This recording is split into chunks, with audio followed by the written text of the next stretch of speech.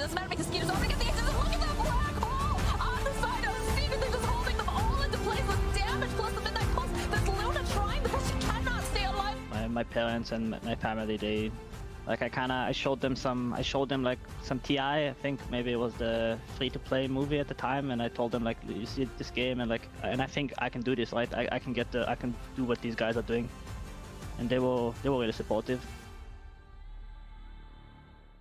Yeah, and that is needed. You need that support. And you hear 33 say it. They're trying to make it work with this team, and they are trying really hard. Tundra actually has them on bootcamp at the moment as well. So they have all the ingredients. Do you think they have what it takes here today, Brian? I think they've lost several of their games so far due to botching the first like 8 minutes. Okay. I know that sounds brutal to say, but I think that's actually a part of the game, and a boot camp setting can be easily fixed. It's just going through the motions where it gets to tier 1 team. If you make a couple lane swaps or little rotations early that fail, they'll just carry the momentum into a victory. And if they can get that part down, I think this is an impressive roster. And like we talked about, they have a lot of upward potential. Yeah. And I don't know if they'll have it by the end of this season, but I'm confident it's possible. Yeah, and when we're talking about gelling with, for example, snaking as well, Owen, being on bootcamp definitely would help with that, right? No, absolutely. No, I really like sort of the composure they have in terms of players on the team. You know, for me, it's the squad that you look at, and you can imagine that 33 and Fata are, you know, these are two players that have just got like excellent ideas about the game. You know, I think that a lot of Dota 2 players would love to, at some point in their career, be on a squad with one of these two guys. As they're just such great talkers and people that can really, you know, just let out everything that's going on in their mind. And so players like Nine, Skeeter, and Snaking, I think they're going to listen, they're going to learn. And, you know, as Brian said, maybe not by the end of the season, but who knows? Maybe they do shoot up in trajectory a lot quicker than we do, and maybe today's the day. Maybe today's the day, and against OG, this would be the time to do it. You get a victory here against OG with Ana, you're going to be feeling pretty darn good for the rest of your season. Yeah, they are definitely capable of maybe being a little bit of the tiebreaker forcers, because if they win this game, I mean, then both of the teams are going to be 2-2 on the scores, and I mean, that middle pack in Europe is looking very, very scary. Of course, nobody wants to be in the bottom two, but I mean, the goal is the major, the goal is TI, the goal is the points. Tundra definitely have a shot here, but they're the underdogs, yes?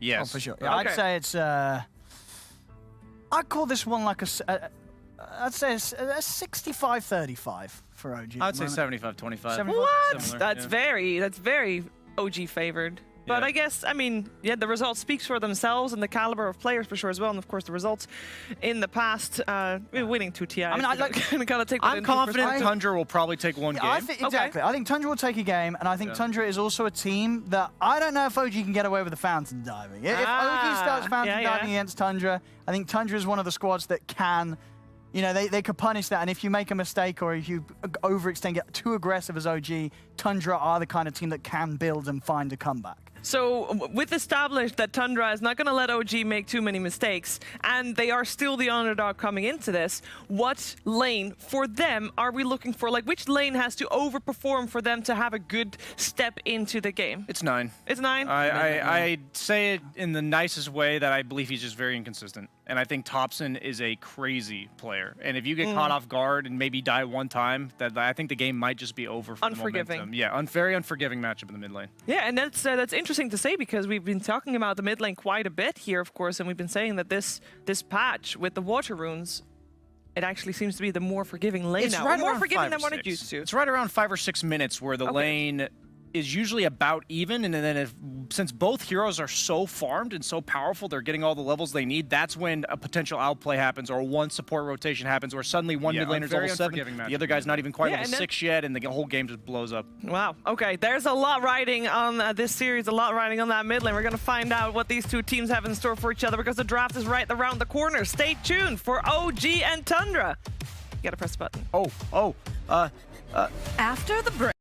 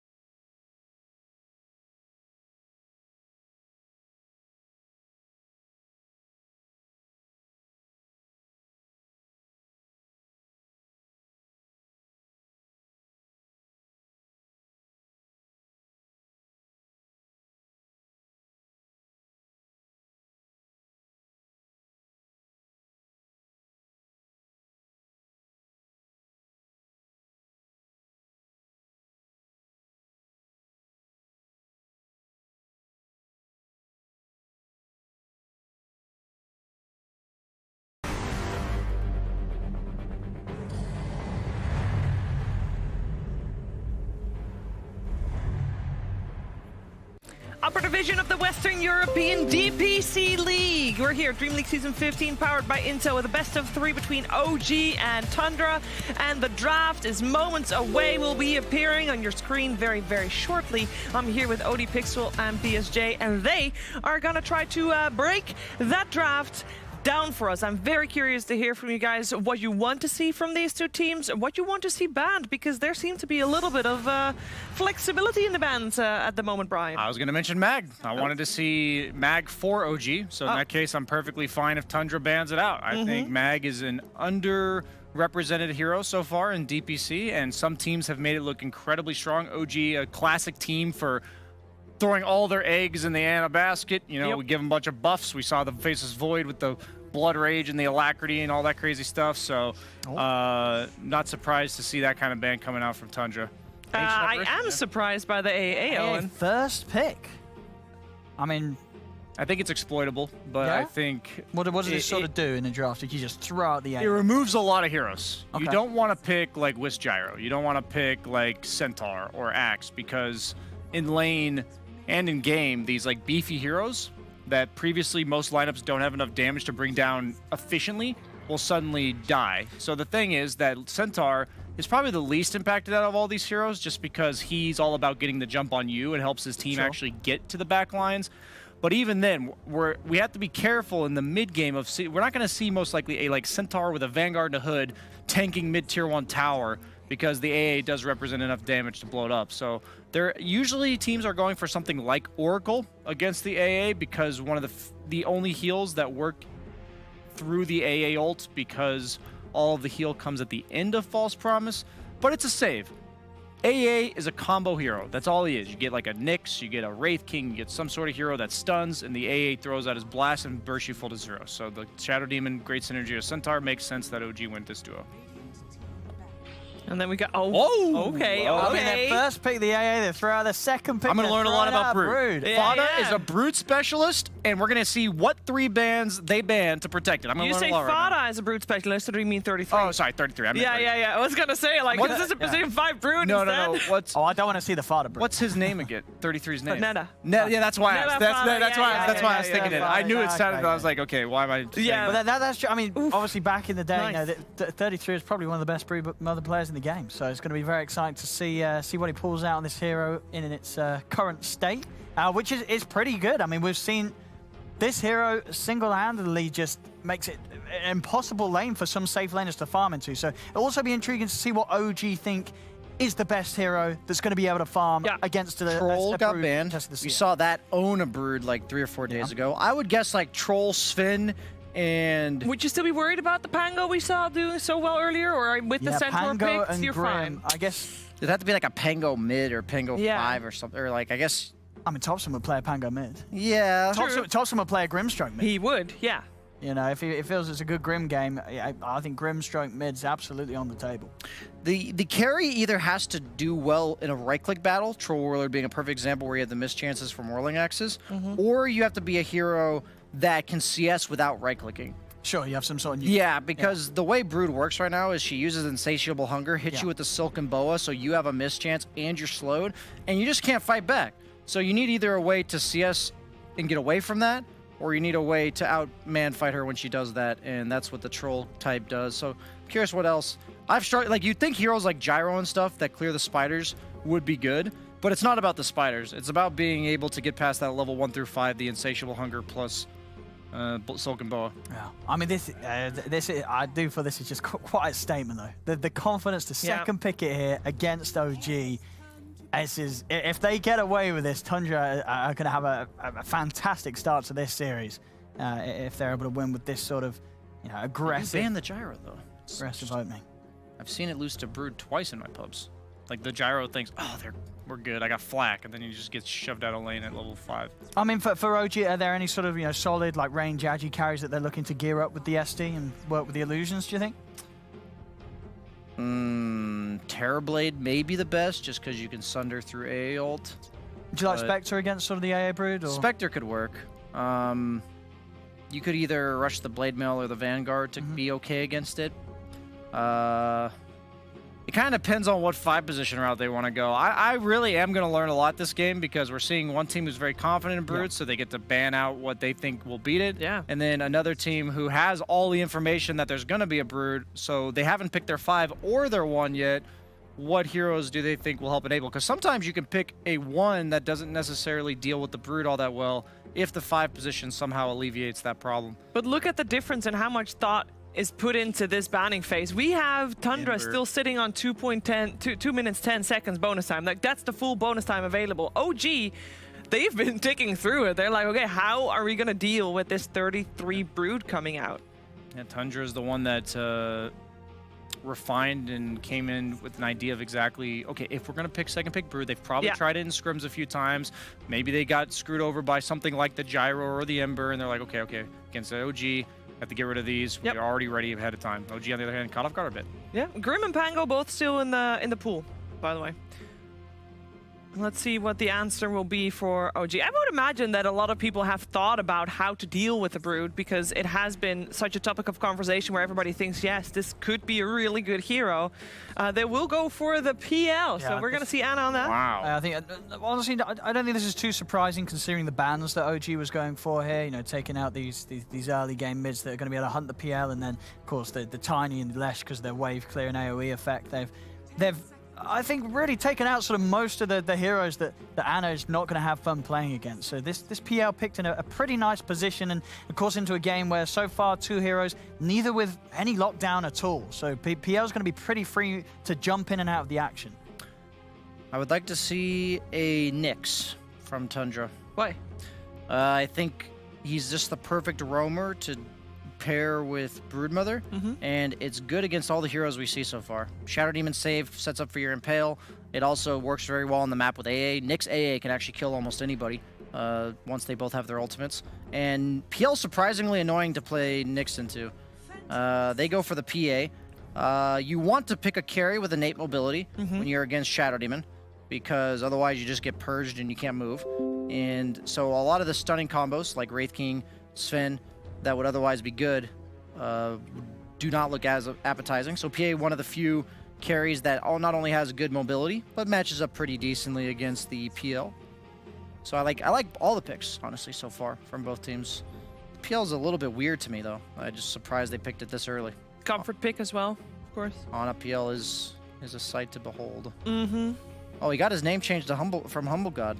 Oh, he did. He's no longer Humble God. He actually got it changed. I'm honestly That is happy. some special treatment coming out there for a 2-time TI winner. No, I think the viewers will be happy as well. Yeah, you know, every time we're saying, and Humble God, they're like, he's not called Humble God, he's called Anna. Well, it says his name, but now he's got it changed, so we're all on the same page again. Yeah. Anna's back, ladies and gentlemen. And we did end up getting a message from the team saying, hey, he wants to be called Anna, please. Oh, he did say that? Oh, so it was a case of maybe accidentally registering? Accidentally. It was like a meme that they didn't recognize the and repercussions. Yeah, he didn't know that he was not going to have the this will chance be to a turn great it back. joke. Oh, I can't change it. Oh, no. You know, like we're getting that regretful tattoo, you know. Yeah, exactly. I thought it was erasable. No. Dude, Snake King, man, you want to carry this game as Nyx. You want it, dude. This is such a good Nyx game. Yeah, especially against the Willow as well, you're right. They'll go for the Mars, So they like first. to prioritize the mid lane. Yeah, that's a 9 Mars. This is a 9 Mars. Yeah. Yes. That is so strange to me because PL is one of the best carries against Mars. You like are really good at kiting him with the Diffusal and the Lance, and also Spear only hits 1 target. And if that's an illusion, that's an illusion. You know, it'll do damage to all the PLs, but it only spears one of them. So that's a little peculiar to me. Wait, doesn't it only latch onto the real PL? No, it latches illusions. Oh, well, there you go. It'll latch the thing that hits first. So if there's 8 illusions in a PL, you have a 1 out of 9 shot based on proximity, which one it's going to hit. All right, and I guess God's Rebuke just never ends up being enough burst to really. It's nice in lane, but it's not laning right now, right? They as we expect at least, it's a Broodmother against the Phantom Lancer in lane. So the God's Rebuke does end up becoming relatively underwhelming later. So at the moment, it looks like the Ancient Apparition will be the 5, right? So we're searching for a offlaner that works together with the Brood? The 4 position. The 4, that's what I mean, yeah. They banned out the Enigma. What's going on here? What are they expecting? Is this like a 4 Mars? Like, what's going on? Like, they're not banning out a 4 Enigma, are they? I guess they think maybe it could be like a they you know could be. deny a creeper Snake to a has jungle. played Enigma They could 4 be. when they Okay. played up against Secret. That was actually the game that they ended up winning as well. We've seen Oh, yeah, Snake that's also play Winter Wyvern, Tiny Lion, Spirit Breaker, Snapfire, and Claw. I guess that's why Nyx isn't getting picked. He hasn't played it yet. You want a hero that easily sets up for AA. You know, if that hero plus AA smokes and Yeah. all 3 cores are showing, I'm still scared to farm on any of the cores on OG. That's like what I'm thinking. Yeah, Lion's a good ban. Well, like what about Lion- one of the old school classics then, the Earthshaker, or is that hero just? It's not- just too greedy, I think. Like, you want it to be both level 6. That guy's going to die if you find them, and Earthshaker needs to get on top of them to do it. I think that hero just got... Like, he got minor nerfs where, like, Enchant Totem no longer has True Strike, and so many other heroes got crazy good shards and, like, little buffs here and there, and Earthshaker just feels underwhelming. I don't think we've seen it at all. I don't remember seeing any Earthshakers. No, we haven't really. It's You do our dead spirits, hero. but the root from Willow can be kind of annoying. They don't have any instant stuns on OG. That's why I think Nyx is so good. But maybe, you know, maybe I'm missing something. Usually you worry about not being able to carapace anything. They picked the Grimstroke themselves. I'm very... Maybe also a little bit of a deny pick, so Thompson can't play at mid. Works well with PA, double dagger. Thompson gonna go. I'm hoping for a bit of a curveball, something crazy here from And Thompson. it's just Void Spirit, I think. This is such a great Void Spirit game. You want any of the spirits. You want a hero that doesn't die to Arena. Will be a Oh, there you go. We talked about the Pangos. Yeah, we the did. Brood Killer. The Pango's Spider very Killer. good against Mars as well. It's not the best lane. Okay, Yeah. Mars should win the lane, but because you have Rolling Thunder, BKB, or Magic Immunity, doesn't care about the arena. So as long as you're not the one that got speared and dies to the arena, you counter-initiate the Mars really well. And we saw last series what happens when Pango's on the map against Brood. You Was it, what was it at the end of the game? It was 1,000 about, CS or something. I think in that sort of 6-minute Yeah. game, he'd made about 6,000 gold. From Yeah, just it killing was spiders.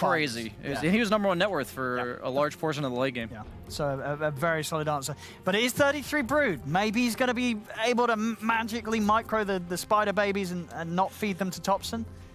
I just think the Mars pick and Grimstroke pick are so underwhelming for 4th, 5th picks. It's like they're okay. They kind of go with your lineup. They have some team fight, but they don't hard counter or like a shut down the win condition for OG. I think Ana's going to get space, and then he's going to be the most powerful hero in the game. Yeah, I think OG covered the Ana PL pick really nicely, and I got to agree. I don't know how they catch this PL, and I love that they came out with like an early Brood. That they're that confident in it. I can't wait to see 33 play it. Yeah. But I've got to believe that OG with this draft here have responded suitably, and I think OG's the draft win is there for them here. Is there any sort of timing that you're looking for, like where the Brood should be doing good or when he should be ahead? Like, I think Greaves are insanely valuable this game because of the diffusal mana burn. So I think it's like the Greaves into like one medallion or solar from somebody, and they take that early Roche, and I think that's like around 15-20 minutes that we want to see that because PL is not ready to fight by then. okay, so gotta beat the PL timing, and Exactly. if the game goes late, it's an OG Yeah, victory. PA gets Aegis. Suddenly the PL timing is underwhelming when he eventually gets there. PA can actually kill PL ahead in items, so.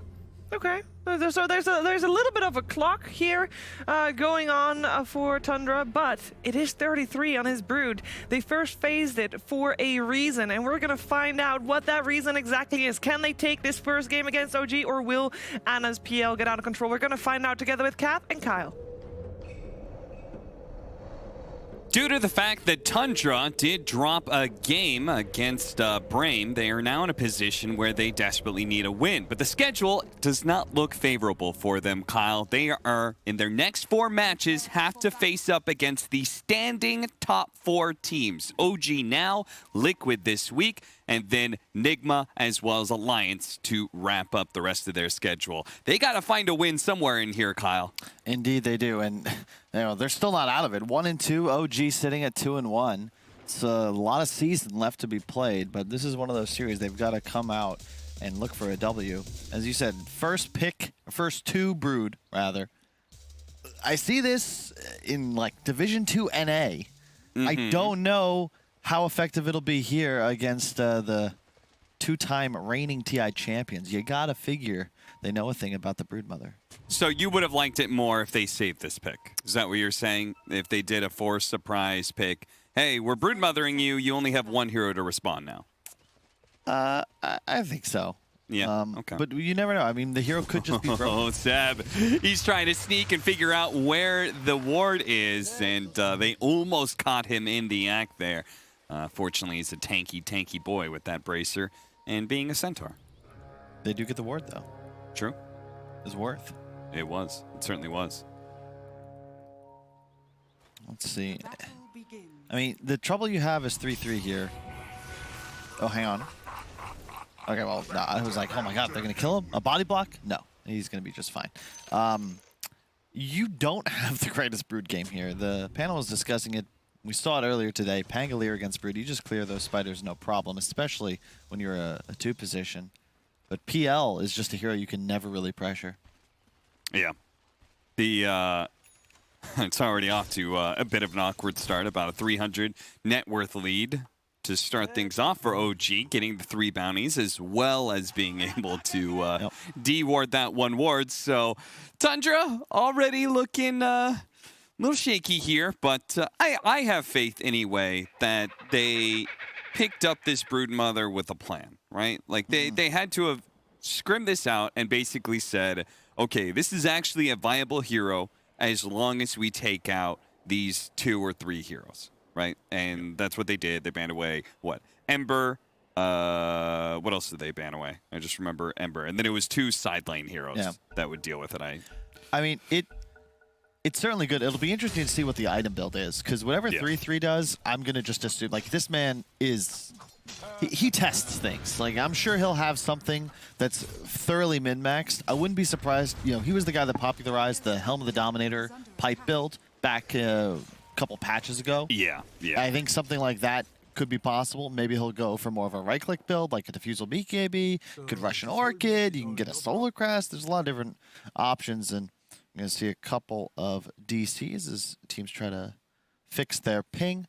I like the way that OG dealt with the Broodmother pick, because they didn't actually, out of their side lane, get some sort of big AoE clear. No. Right? You traditionally think of Broodmother and like, oh, I need a way to kill the spiders. But laning phase, that's not the case. He actually doesn't have spiders at all. What they dealt with was the Broodmother wants to charge at you and right-click you, and they got a Phantom Lancer who can doppelgang. And they've got a Dark Willow who can Shadow Realm. So they're going to Inkswell, and this Broodmother's going to run at him and look to lifesteal, but won't be able to hit anything. Yep, and that's what we've seen very effective against the Brood pre-Spiders. We Troll yesterday in the VP, or 2 days ago in the VP Navi series, Razor earlier today. Until Spiders, the hero is just a weak laner if you're not able to trade effectively. And as you said, you cannot do it against these heroes. Shadow Demon even, later on in the game, you just throw out a quick Disrupt, no big deal. Also, Fog told me something about the Willow was that OG see this as an open pick. Apparently, Thompson's been playing it a lot mid, going this Midas Ags rush. So maybe not ideal in this game, but it was definitely something that they considered an option. Something to look out for in the future. Here they pick up and they're like, okay, we need a Pango because we still should have an answer to the spiders themselves. More of a mid-game answer, and obviously Pango is easily one of the best heroes. It's really good against PA as well. Yeah. You get the potential disarm procs, buy a bunch of armor items, most likely, the disarm. You've got some answers to Mars. If you get the shard, instant magic immunity, you can roll through the arena, and you can also hop over the arena with shield crash. So a lot of different tools there available to you. You can toss people out of arena, right? Yeah. Can you leap out of Brooding us first game like this, not cool, Fada. No manners, SMH. A little bit of a cute all chat there from Saxa. Somebody I don't normally see all chatting a whole lot. Our admin, we don't have a Phantom Assassin in the game yet, so we can't start just yet. And yeah, I mean, OG, they got a right to be a little peeved, you know? First 2 Brood. It's like, come on, guys. It's like first 2 Omni Knight Huskar. It's like, oh, that's the kind of game we're gonna play? You don't want to play Dota today? Yeah, that's how you view it. These cheesy heroes, they're not really Dota.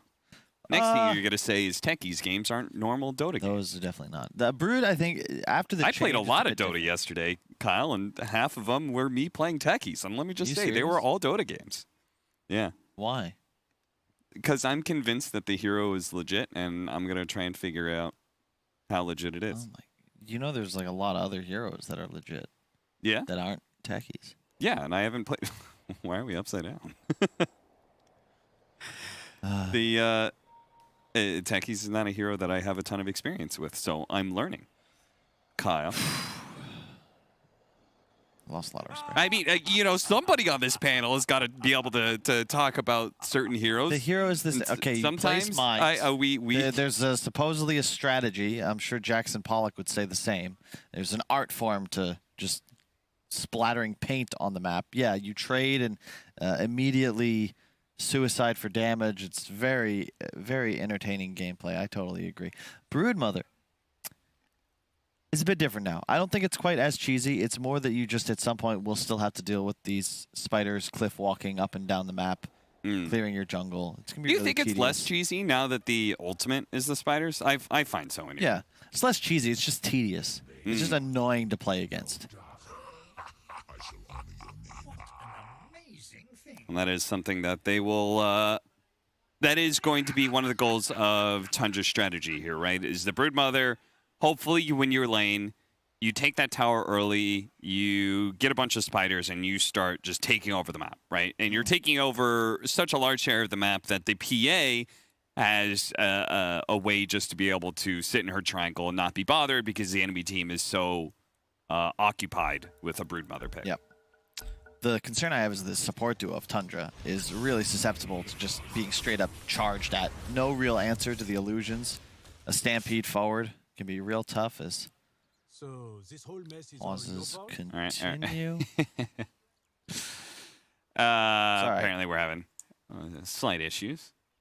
It's all right. OG, Snake. as you can see, Snaking does indeed not have a webcam on. Was that the Curiosity on Mars? Just like an orange plane behind him. All right. Just leave the camera off. It's all good. Although 9, I don't think you were lagging. But we'll keep. You know the hack I've seen some players do is the using their phone to connect. So that their phone is doing some vertical camera into Discord. We still get something to see. They don't have to worry about potential lag, though. I don't know. I feel like Discord webcam. Yeah, I was about to say, take up that 2021. Much, We're what kind of computers we got here? Yeah, seriously. That's a Do any of these guys the chip stream? shortage, perhaps. Like, I feel like streaming takes up a lot of resources too. I think Snaking traveled to the EU, so who knows what machine he's on over there. True.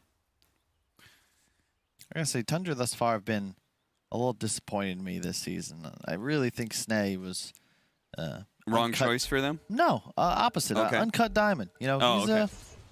He's been a very solid player for a long time. Thought it was stuck. But they just haven't found too much success. We'll see. I think a lot of their games kind of ride or die with Skeeter's performance. Somebody's about to get mad.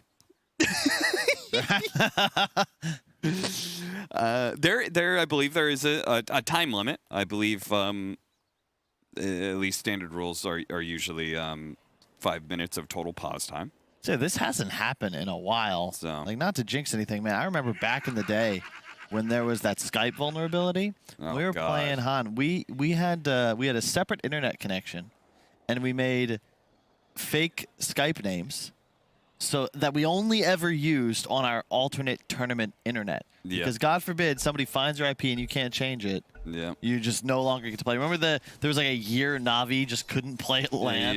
Yeah.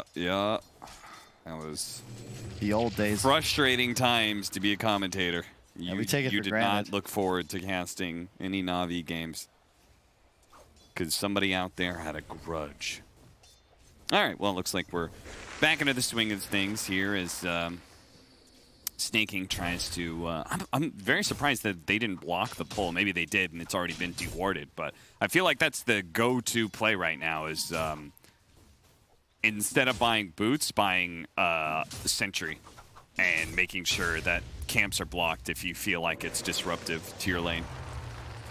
And I would argue this is probably a lane that you want the enemy team to be stuck in the lane fighting you, rather than being able to do pulling shenanigans.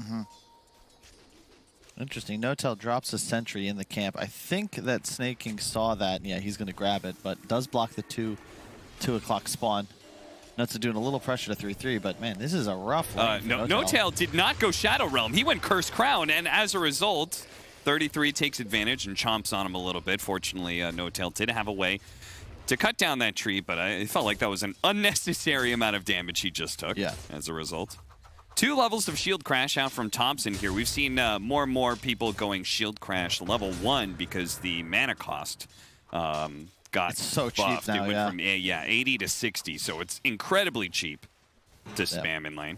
They buffed the damage reduction as well on earlier levels, so that 1 or 2 points is really efficient. And especially mid now, with all the bottle, with the runes available, it's just always value to be able to push waves out. Real quick, top lane. Tried to jump at him. Unfortunately, the Brambles got in his way. He couldn't get off the stun. Snake King's definitely dead here. That's going to be your first blood. Wow. Notail picks up that one. See if Notail can actually get out here. It's not looking so hot for him, so he will get traded out most likely. Oh, healing salve, and he's actually fine. 33 doesn't want to dive into the tower and ruin his own game there, so well done. Yeah, definitely a different style of Brood coming out, though. He's getting the early Orb of Corruption. I think that's the right choice, right? Because you just have to be trading. We saw a Soul Ring rush in the previous series. A nice bottle refill from Snake King. Does die, but helps out his mid player. They're trying to make the best of the situation, I suppose. And it also doesn't seem like they're... Like, this duo... Maybe they can survive a Broodmother lane, but they certainly can't pressure a Broodmother. At least, not the way I see it. It's starting not to look like the greatest counter pick, to be quite honest. You're getting, out CS. Yeah, I don't think it really gets any better. He's 12-1? Yeah. Oh, dear. That's not so hot. We'll see how it plays out. I mean, bottom lane, Skeeter is just straight up free farming. Yeah, and, maybe got winning the kill earlier. And yeah, it's a last pick Pango. I think that's mostly for the anti-Brood and mid-game team fighting, but as a matchup against Mars mid, it is not ideal for Thompson. Yeah. I like that the Soul Ring build from 9, so he's just going to continuously spam both spells. And Thompson will do the same, but Mars just packs more of a punch. Yeah. Pango's stats are certainly not the most amazing in the world.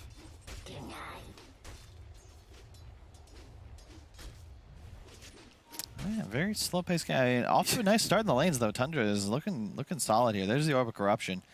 I don't know if this lane ever gets any better for Ana. Like, you can't trade with Brood. And he's getting so much passive health regen as well just by sitting in a web. Oh, whoa, Thompson? Yeah, he's going to go for it. He hit his level 6 nice and early. 9, he's going to get this kill on Thompson, unless Thompson can somehow stop this. He kills a creep to get level 6, to get the Rolling Thunder off, and now 9, he's going to be the one potentially dying here as Thompson. Looking for a potential angle here. He is not going to hit him with the last one, but he does have to swashbuckle, times it up, and the shield crash finishes him off. Unbelievable play from Thompson. The situational awareness there. Really well done. He's 100% dead, I think, if he doesn't get the ult off. The W from Mars was coming up in just a moment, but rolls and the TP from Notail to get the turnaround kill. That changes the entire dynamic of this mid wave. Ana is going to take some pressure up top while this goes down, but yeah, we can check this out. He's 1 creep away. Does he actually get the last hit on it? I believe, yeah, he runs over. Yeah, he sees the melee creeps low. 1 hit. Swerve. Pops Rolling Thunder. I'm a little bit surprised he didn't roll straight at him right away, but I guess he was a little bit scared there. Nah, if he catches the W, he's dead. So waits out the God's Rebuke. Gets close to him as the Cursed Crown hits. Just solid Dota play right there from Thompson. It's, who was it that did an interview talking about laning against Thompson? I think, it wasn't 9. Ana, he used his doppelganger, so he's having to keep his distance now. I missed that interview, to be honest. I think it was Stormer who's discussing how Limp was a beast and that he had never beaten Thompson in lane, because it's like you always try to kill him and somehow he's like done the math and lives with 30 HP. But like in this case, he's 6, so you're like, I had him, but yeah, I was like, he's dead. He's dead. And then all of a sudden, he's always playing on the edge. There's 1 creep that's 1 HP and he hits it and gets level 6. Crazy stuff. Still all good. I mean, Thompson's top net worth, but so far so good. I mean, Skeeter is huge, and They can actually get this kill on Ana, which he's going to be forced to doppelganger, and the Inkswell will find the real one here. Kill him. Thompson, he makes an entrance here, but it's not going to do much. 33 is certainly fast enough to deal with the rolling boulder. They're going to go for snaking instead. Silenced up for a second here, and that is enough that, yeah, doesn't feel like he can go for it anymore. it is, this is kind of Tundra's bread and butter. Like, yes, Seb is pretty annoying now. He'll just cut the wave, farm jungle in the meantime, but Skeeter is free farming, and he's going to have a Battle Fury real quick. I do not believe this is a PL favored matchup anymore. And if I'm not mistaken, the shard on PA is also very effective because you'll break, not only do you do the AoE damage to the illusions, but you break him, so there's no juxtapose proc or charge available. And 3-4 items in, I think you just go toe-to-toe quite easily. The diffusal timing for Ana is going to be what it's all about. Snaking. He will try and juke this one out. That was a nice idea, but Ana spots him.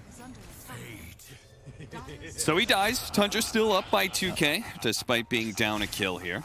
This will be where the Brood is put to the test, though, because now Centaur with the Vanguard's TP'd into the lane. Can you still pressure the tower? I don't think so, but maybe you can out-farm. You can take over the map a little bit. Holy cow, that's a lot of stacks. That's OG evening out the net worth if they can get all this.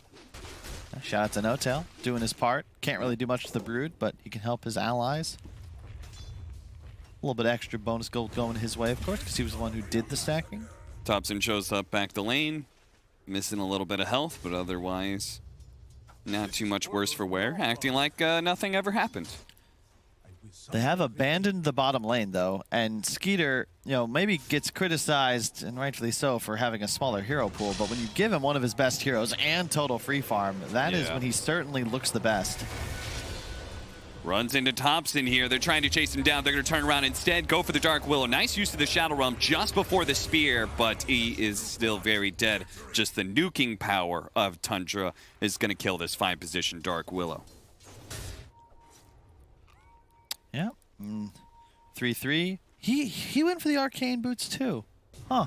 That's what we saw in the Division 2 game just before this as well. Soul Ring and Arcane Ring, so really feeling like you actually do need the and it kind of makes sense now that you have like a third spell that you're casting regularly. Like, yeah, maybe you're not using webs all that much like normal, but Silken Bola is just another spell that's going to be taxing your mana pool. What did he break apart the arcane boots? Nope. Okay, we'll see if he does something like that. Maybe they even go some team fight items. Nice Washbuckle, hits 2.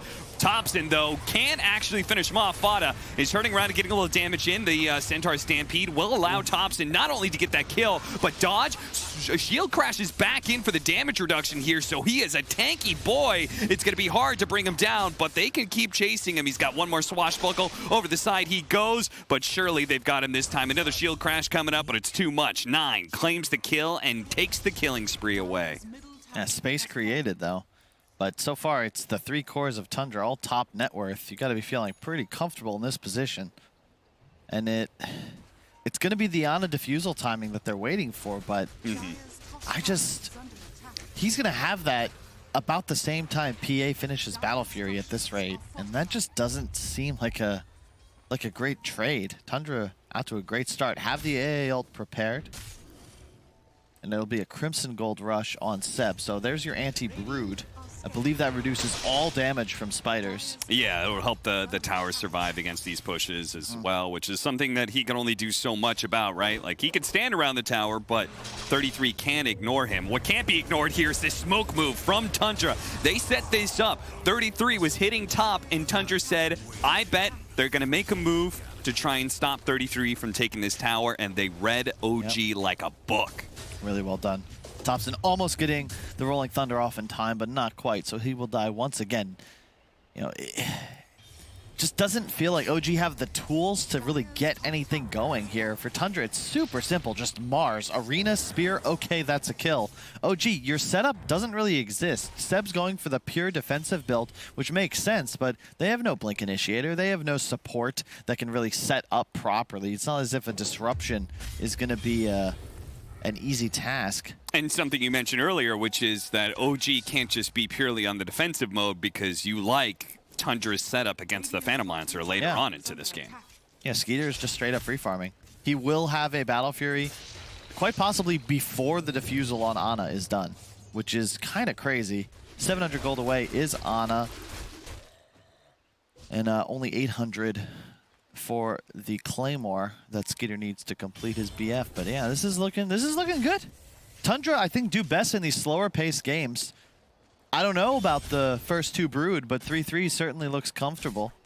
They're going to try and go for him here. They're going to kill all of his spiders, set up the disruption into the Rolling Thunder, then the Stomp, and he is certainly, is he? He's dead, right? He's dead. They're going to chase after him. The shield crash, that'll catch up to him. 33 finally does go down. Meanwhile, they're going on the other side of things in mid. They're going to try and kill this Dark Willow, who actually managed to get out of the arena instead of staying next to the wall. Fears up 9 and does manage to TP out. That shouldn't work. Did he? So he was in the river, and he was basically he was at a position where he was in between the wall and the shield that pushes you back.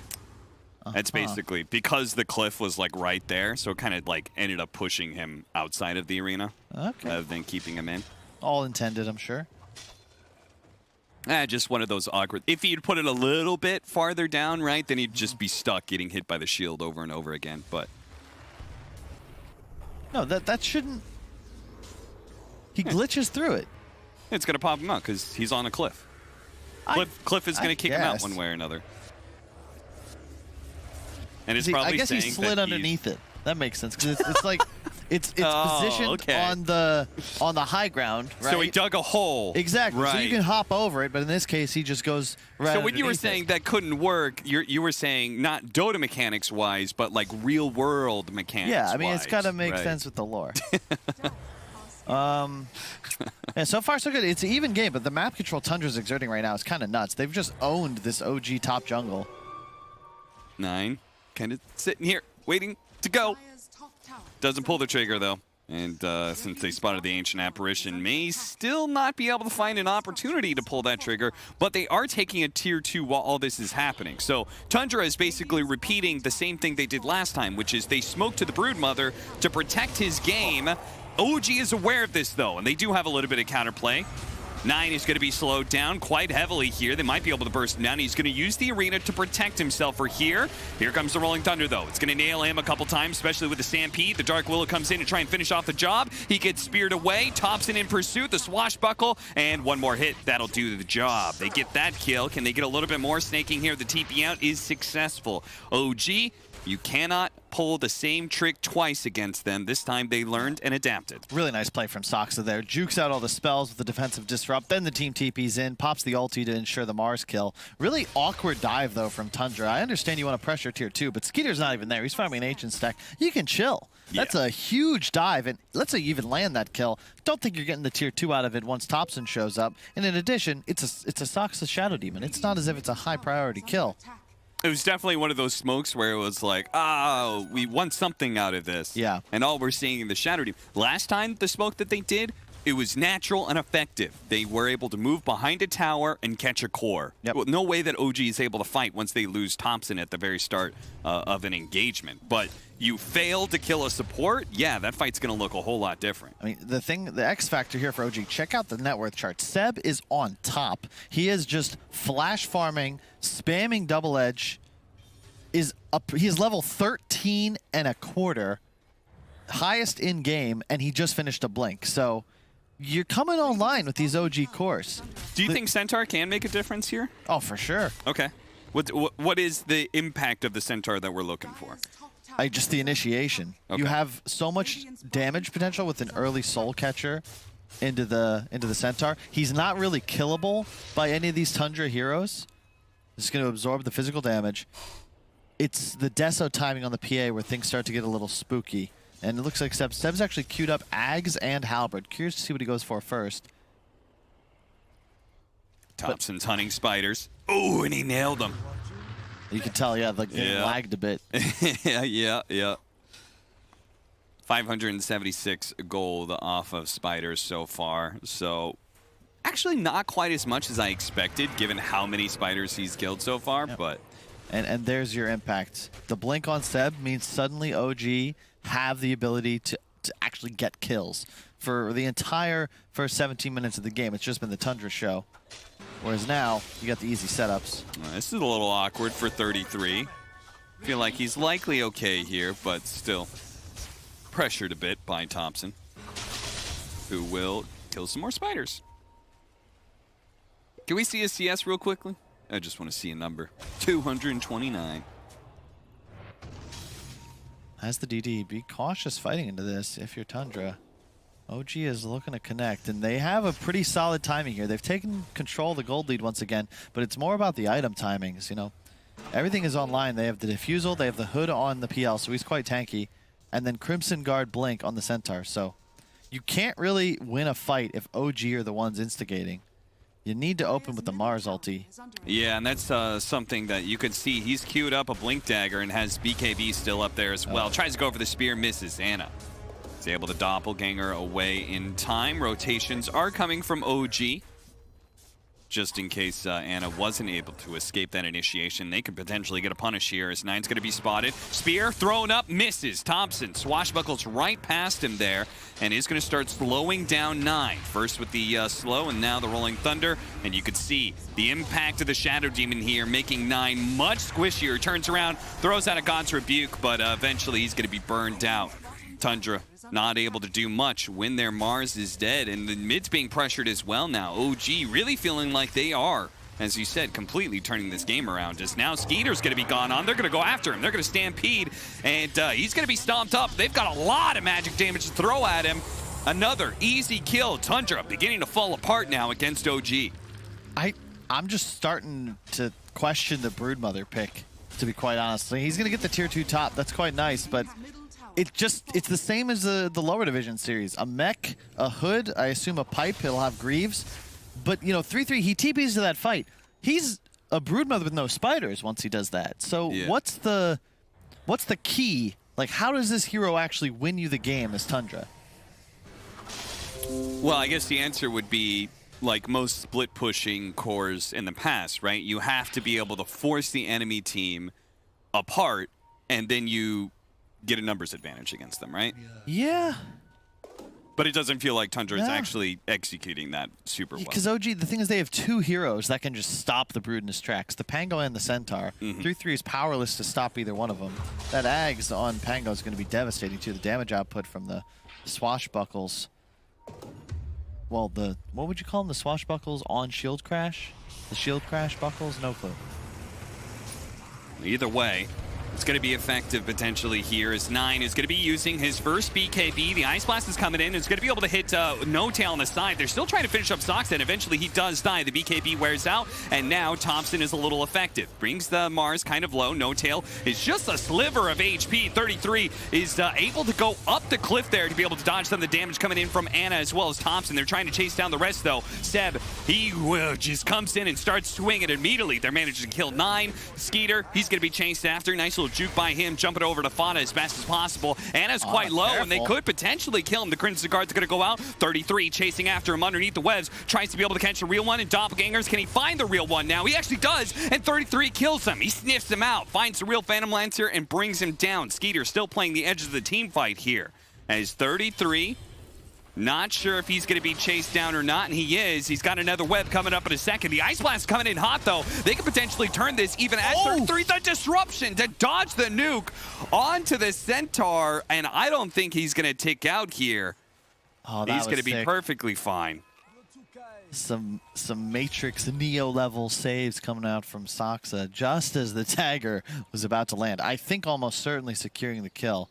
No Deso on the PA. He will be rushing the BKB. Oh, was the dagger coming out as well? Oh, yeah. Because I saw Spawn spot. Oh, then he was 100% dead. He was going to take like 400 damage there.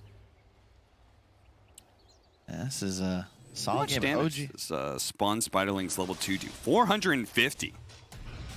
Yeah, So you we'll gotta watch this watch one the again. juice. He's going to turn around point blank. The dagger's coming. The Spawn Spiderlings at the same time. Both are dodged by the disruption. Just nasty. Just in time there. OG just doing a great job playing the map. You know, the 4K gold lead is mostly just because they're shoving lanes faster.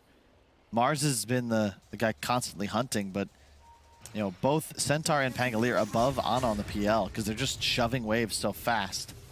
I've seen Seb use double edge at least 100 times so far this game, just farming everywhere. Has the Solar Crest finished. Really like that decision over a rushed Ags.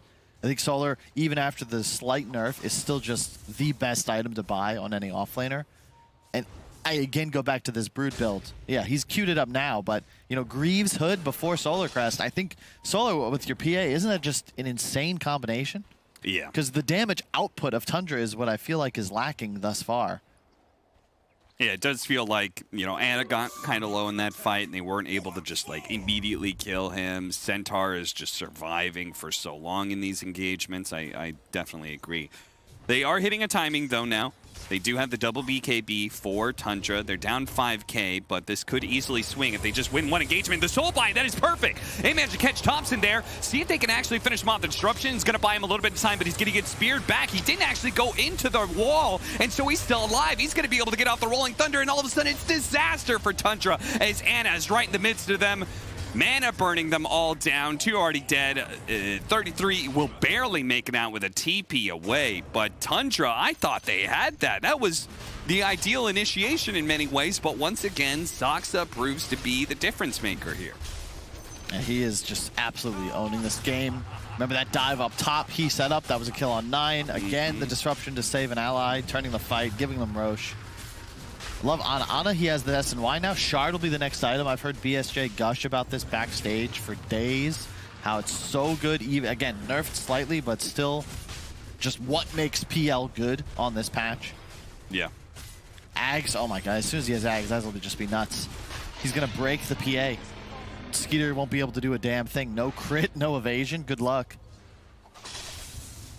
Yeah, this is getting nasty for sure, Tops, and you could see Man, I just another SD shards. just counters PA like really, really hard. Yeah. You know, he wants to initiate, you just disrupt the guy he goes for. That removes the attack speed bonus timing from the blink in. And then late game, this is a 4-position SD. That Ags just renders him like it's just a worthless hero. Yep. Absolutely.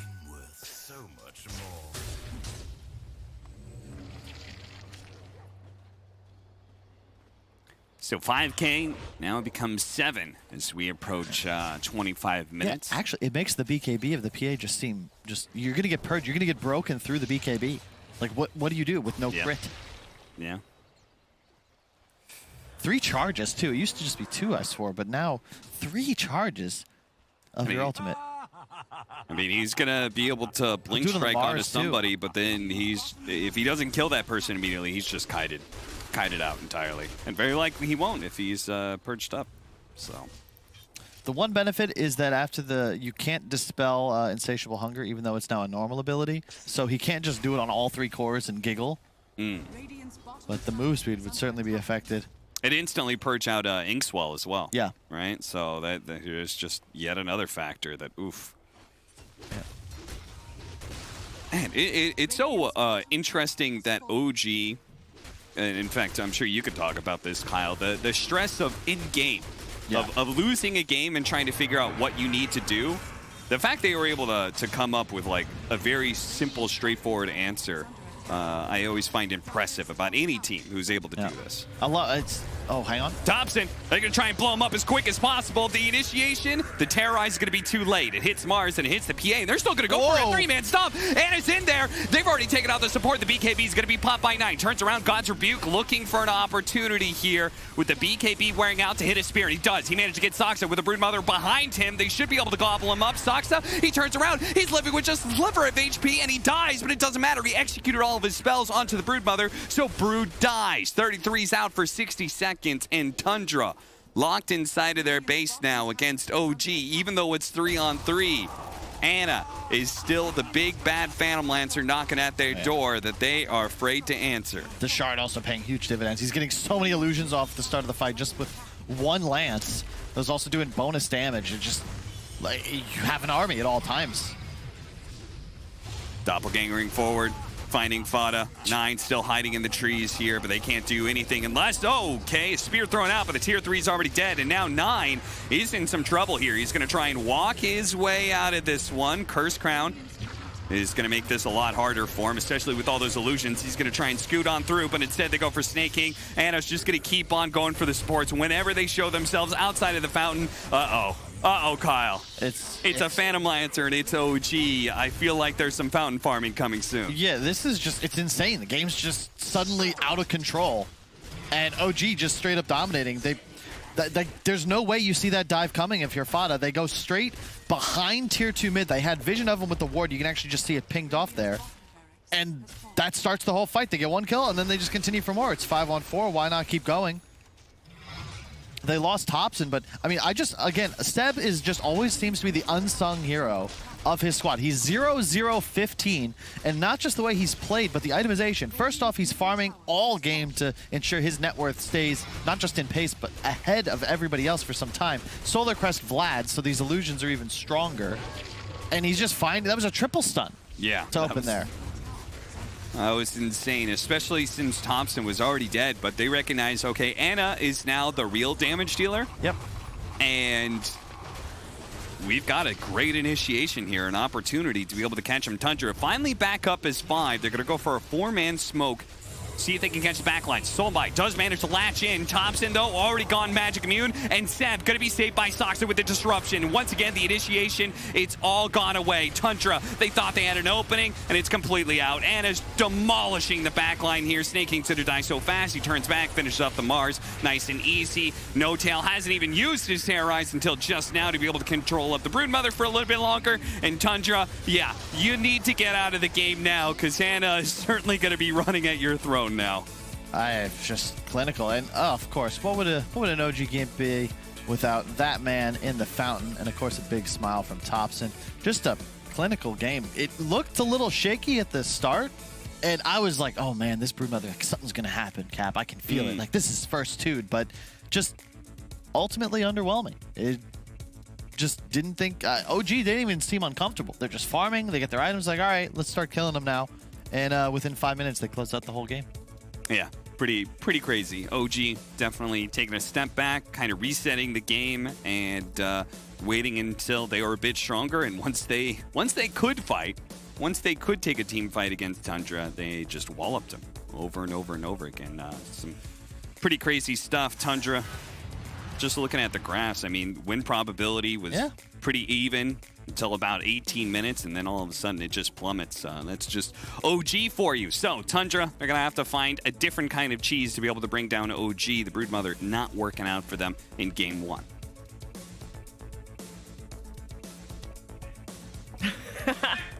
Thank you. Yeah, the Brood did not work out, and the Phantom Lancer, yeah, we've seen Anna do before. Definitely very, very good stuff. We're going to talk all about it and prepare for game 2. After the break.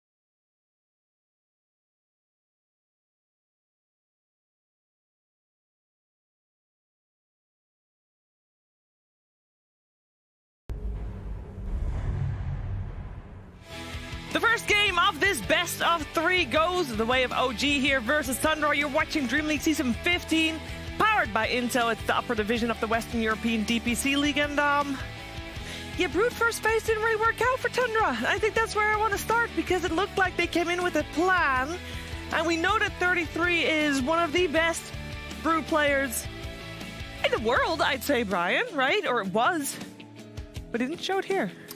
Yeah, I talked about in the draft their final 2 picks. I think the Brood itself is fine. What happens with the Brood is that you get an early lead almost every single game. You're going to take that tower, you're going to take over that part of the map, but the problem is you have an off-laner that ain't going to do anything in terms of the game. He's going to buy some more items. Maybe we were talking about maybe the build should have been like a BKB plus an aggressive item because Pangolier kills all the spiders.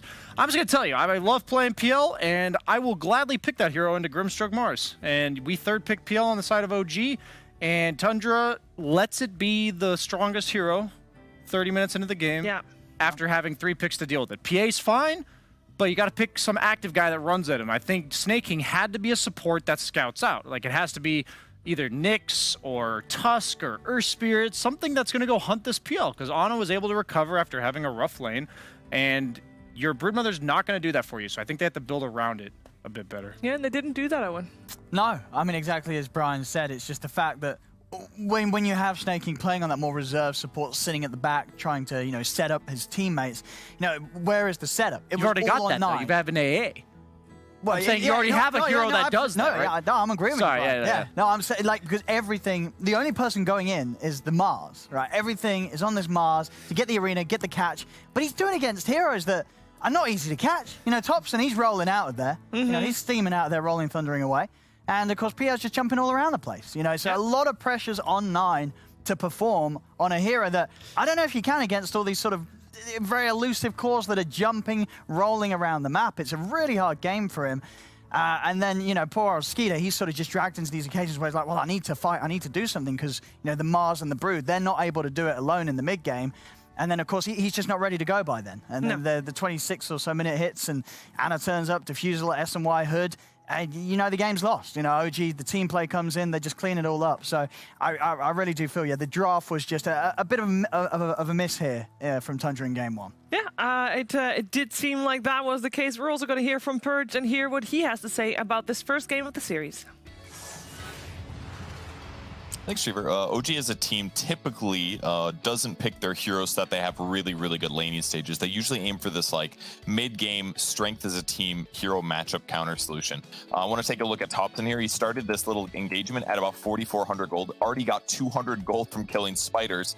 So despite him being behind in the laning stage, as was PL and some other members of his team, by ganking Brood here in the mid-game, using Shadow Demon and the Centaur, he gets almost 600 gold from this first game. And then because Tundra still has good map advantage, I mean, if we take a look at the map, they still have all of their tier 1 towers, and OG has lost their first 2 crucial towers. So they're just trying to get kills right here.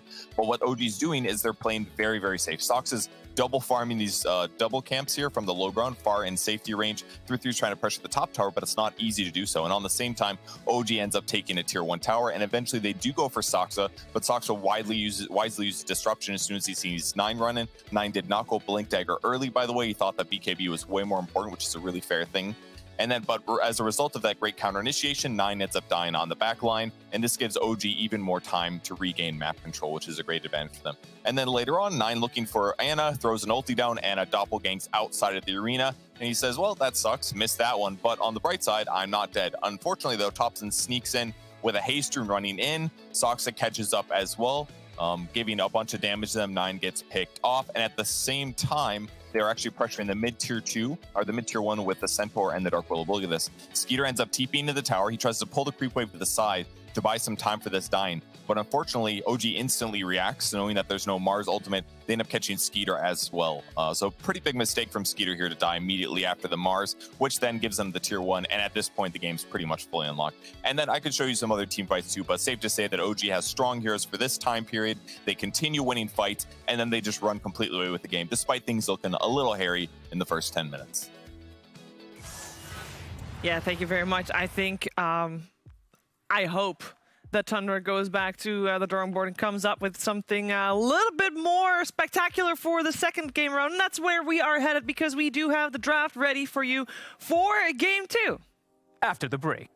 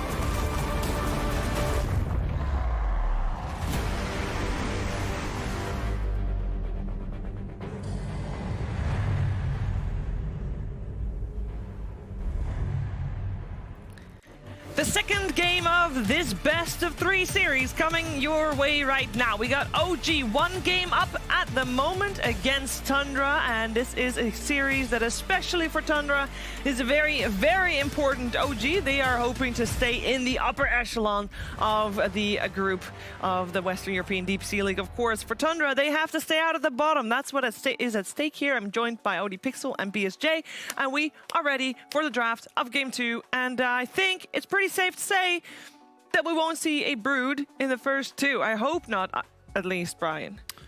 Yeah, so I was actually thinking about that last draft from OG, and Purge made a good point that they really never draft for the lanes, and they always draft for these like late game situation counters based on how heroes like to play. Yeah. And every support, like say they pick a Chin, you're going to know that the opponent's going to try to get like early towers, early momentum, and turn that into like auras and Rosh and all that kind of stuff. When you see an AA, they're going to pick combos, and they're going to try to combo you guys down. So what does OG pick? They pick Centaur, who can eventually build Ags. They pick Shadow Demon, who can disrupt the combo. And they pick Willow, who can break the combo. It's just so, like, expertly dissecting what the opponent's draft has to do. Otherwise, if AA is not like bursting somebody with his blast, he's just a useless hero. And having a 5 position that does absolutely nothing in the game, it's not his fault really. It shows in the draft, right? I was gonna say that's very telegraphing of your draft, right? If you're starting with the AA Brood, it's like, hey, this is what we're gonna do. Good luck they're facing something against it, and Owen, that's like a taunt that you can't do against OG. No, I mean, I've got to believe that they kind of knew that themselves coming in. Is this Tundra? And maybe they just wanted to sort of try to catch OG off guard with something a little bit different in Game 1's draft. It didn't work. I do think, though, that we did see, though, from the laning and the play, Tundra, I think if they can nail the drafting against OG, which is not going to be easy, they absolutely do have a solid shot against them. Like, they were playing very well in the early game. Sure, as you say, that you could attribute that to the fact that they did draft heroes themselves that would have strong lanes, but it definitely goes to show, they weren't getting steamrolled from minute 0. They sort out the draft, get something a little better in terms of being able to scale up and match OG in that mid-game fight that's going to be inevitable. Tundra can absolutely have a shot at taking the game back against them. Yeah. Yeah, you have Willow, Shadow Demon supports. Where's your Orchid buyer? Where's your carry's not going to be the guy that jumps the back line and kills them. Like, that was the problem I had with the Mars. OG's presenting all these things that make it difficult to combo the guy down, and instead you pick a hero that feeds into the combo, all-inning like a 3-second portion of the fight. That's what Mars does as well. So I mentioned this a bunch because it seems on paper not that big of a deal. Like, oh, it's Mars. Like, he's a stun. It goes with AA, but these top-tier teams like OG, they're not going to let you get away with, like, the comfort picks or something you've tried before. It's like, they're experimenting in these games, too. I know they have. Like, yeah, they've scrimmed. Maybe they've played these heroes every now and then. But do you think they've played that exact lineup? No. Do you think anyone's open to AA first pick? No. But they come up with an idea of how they can construct to beat it, and it's cool. Yeah, we are a little delayed, in case you were wondering why the draft's not on your stream yet. We have a little bit of an internet reset on the Tundra side, so hopefully they'll get themselves into the lobby fairly quickly. And I hope also that they're using this time to prepare for their next draft, because I would imagine that with a little bit of delay, they might have a little bit of a drafting penalty, but we'll of course see that when we get into the game. Before the previous game, we said that one of the lanes that we were going to look at for this matchup specifically was the 9 versus Thompson matchup, because that is the lane where it's okay to not win it, but it's not okay to lose it, right? To be fair to 9, that was a pretty sick play from Thompson. You see the level 5 Pango, and Thompson has this like peace of mind to hit the 5 HP creep when he's at 100 HP just to get his ult off, and then he knew that the God's Rebuke would kill him, so he waited for 9 to use that God's Rebuke. That's just like, damn, I just got owned. Yeah, it's one of those moves that you can't really be mad at yourself for not seeing come. Yeah. So, okay, you got me. Yeah. Yeah. So kudos to Thompson. Yeah. That's what I was concerned about, though, right? Is like that's but Thompson if that happens, that's what he is. Yeah, that's why you gotta have a hero that is okay with getting outplayed every once in a while. Maybe take a little bit of pressure off. A little more that, forgiving, maybe. Yeah, off of that Mars to be able to set the tempo. They don't have a drafting penalty, by the way, so we're gonna see what we got. Okay. We got an Abaddon in the first. So you're not a huge fan of Abaddon? A lot of the analysts backstage, we are not happy with what teams are doing with this. So you know what you could do with it? What can you do? 0-minute tower, Brian. 0-minute tower? Oh, they're not. No. If we see a Snapfire, they're second doing pick. It then if they, I mean, Snapfire has been like, it's a legit pick. Snapfire. You have to pick Snap to do it. Yeah, so like that is those are Abaddon and Snap are 100% required. I would love to see it, because then I would love to see, Tundra has to know. They have to read Reddit. They're not going to do AA Brood again, are they? No. I mean, Are you sure, Brian? If they pick Brood, they're gonna pick like Troll or some lane like Gyro, and they're just gonna. Like, even there's no way you open AA Brood again. No. How many subs are you gonna give? I will give a sub to Kyle. Sub to Kyle. If they pick Brood right here. That's 5 subs to Kyle. Okay, Shiraz. 5 gifted community subs. That would require you to stream, though, because it gives them to your random viewers. Well, he probably wants you to pay for the subs that he lost. Yeah, exactly. They're taking their time, though, so this is something that normally you can. Don't do it, Tundra. What? What's 10 sub to months? you. His sub to you. Your sub to me? Yeah. Oh, Kyle's unsubbing to me. Very sad. He's got to pay for those subs somehow. That's fair. We got Okay. center this time around. I mean, this is much better. I mean, Yeah. I'd say a lot better than what we saw. Well, this helps is you a jump the back sensible lines. opening. Yeah. Helps you jump Yeah. multiple targets at the same time. Centaur obviously broken, but like last game we saw the AAA and you want to jump the back lines. Abaddon's kind of the same idea. Ooh, So this is just so weird to me, man. You think most teams should not be able to get away with opening Abaddon PL? Like, Yeah. most I don't think would most just- teams should be able to get away with picking PL other than like 9th, 10th. Yeah, like yeah. in your you look at this and you feel Tundra, they've got so much to work with in terms of what they know OG's doing. It's like, would OG have won with PL if Thompson doesn't make the plays he does and they don't make the perfect kills to like kill that Brood and like shut down her momentum early, right? This is like an OG special where they have the superior late game option and they stall you out long enough to eventually run you over. And I feel like if you're Tundra, you got to consider the heroes that OG banned last game before they picked the PL in the second They phase, banned right? It was Storm. Lesh, and Tiny. Yes. So which one are you sort of maybe wanting to go for here? Tundra also banned Ember themselves, which kind of, that's I think, enough. screwed them a little bit too. So you want either the Spirits or Spirits. or Tiny or Lesh. You prefer the Spirits over The way I Lesh? look at the PL matchups are that if a hero walks in my lane at 6 minutes, what do I do about it? And if it's like one of the Spirits, you just get dove. If it's Lesh, he literally walks at you and you can't Lesh do anything ban. about it. So Yeah, these Lesh are ban, yeah. it's just like last game when you see a Mars come to your lane. You don't even have to leave necessarily because he's going to try to arena you and you just doppel. Yeah, so that's why when we say it's like, yeah, it's okay, but it doesn't really deal with the PL. There's nothing you can do about it 8 minutes into the game. Abaddon's going to be like level 4. PL can't defend himself that early. He's only got like 700, 800 HP. Well, let's see which of the ones OG feels is the biggest threat. So you say Storm, Storm to Ember, me. or Tiny. One of those is going to get banned out here. I would almost certainly love by to see a OG. Storm ban right now. Either Storm ban or picked. I don't know. So, okay, Tundra has the first Yeah, pick. that's Okay, the- you have to ban Storm. It's unplayable pretty much. I tried it because there's a really perfect PL game other than Storm, and the Storm player at EU, like, man, in NA, they're going to farm until they get that Orchid. That guy ran at me for the first 5 minutes, like, from 5 to 10 minutes, I had a Storm in my face. I was like, dude, this is unplayable, man. Screw this. That's why it's good. And that's why it's banned. Yeah, get it out of it. And Abaddon doesn't do anything to Storm, right? So the reason why they also banned Anti-Mage is it's a decent carry-to-carry matchup against PL, and Abaddon is also very hard countered by Anti-Mage, so they have to get rid of that. It makes sense. All And the then- other carry matchups are away. And in order for OG to go for a minute 0 tower, it needs to be Snapfire and another hero that has summon, right? But I don't think it's PL gonna has be Doppel. We got As- this. as- We got this. You're doppling it Yeah, down. Doppel and tank it. I don't know. I don't think we're. That's 8 seconds of tanking, man. That PL, that'll I be mean, fun. OG. I'd still be happy to. I think Snap's very likely. You know, Snap's still. There's multiple players on the team that play Nature's Prophet. They can easily do multiple that. people on the team that play Snap. You know, That's top- true, top too. plays Nature's the mid Prophet Snap. lanes very well against AA. That's true. Where did Prophet just get nerfed out of existence? I feel like we never see it. We see it a lot in Southeast Asia. We Okay, got they still- yeah. not Southeast, sorry, South America. We South just America, got yeah. a report from Moxie We earlier haven't seen it here today. at all. I don't. We know. But this region is like, yeah, it's dead. Yeah, they nerfed a lot of his early game. He's actually stronger later. The trees do more damage, and since you get the greater treants, like they do way more damage because it's like 2.5 times the amount of damage. But the early game, the treants hit for like 18 instead of 23. It adds up a lot when it comes to CSing. Troll. pretty nice against PL, or you It's don't. not nice. For You don't like against Dude, PL. I mean, you get Maelstrom. You got the Axis spinning around. It is a double fit. matchup that for 20 minutes feels great, Okay. and then once PL gets defusal one item, you can't kill him anymore, and then he just lances you, and you run out of mana because you have one int growth. I mean, that's true. Actually, your mana pool is so abysmal. Yeah, a few hits and it's gone. It's a matchup that in theory seems nice.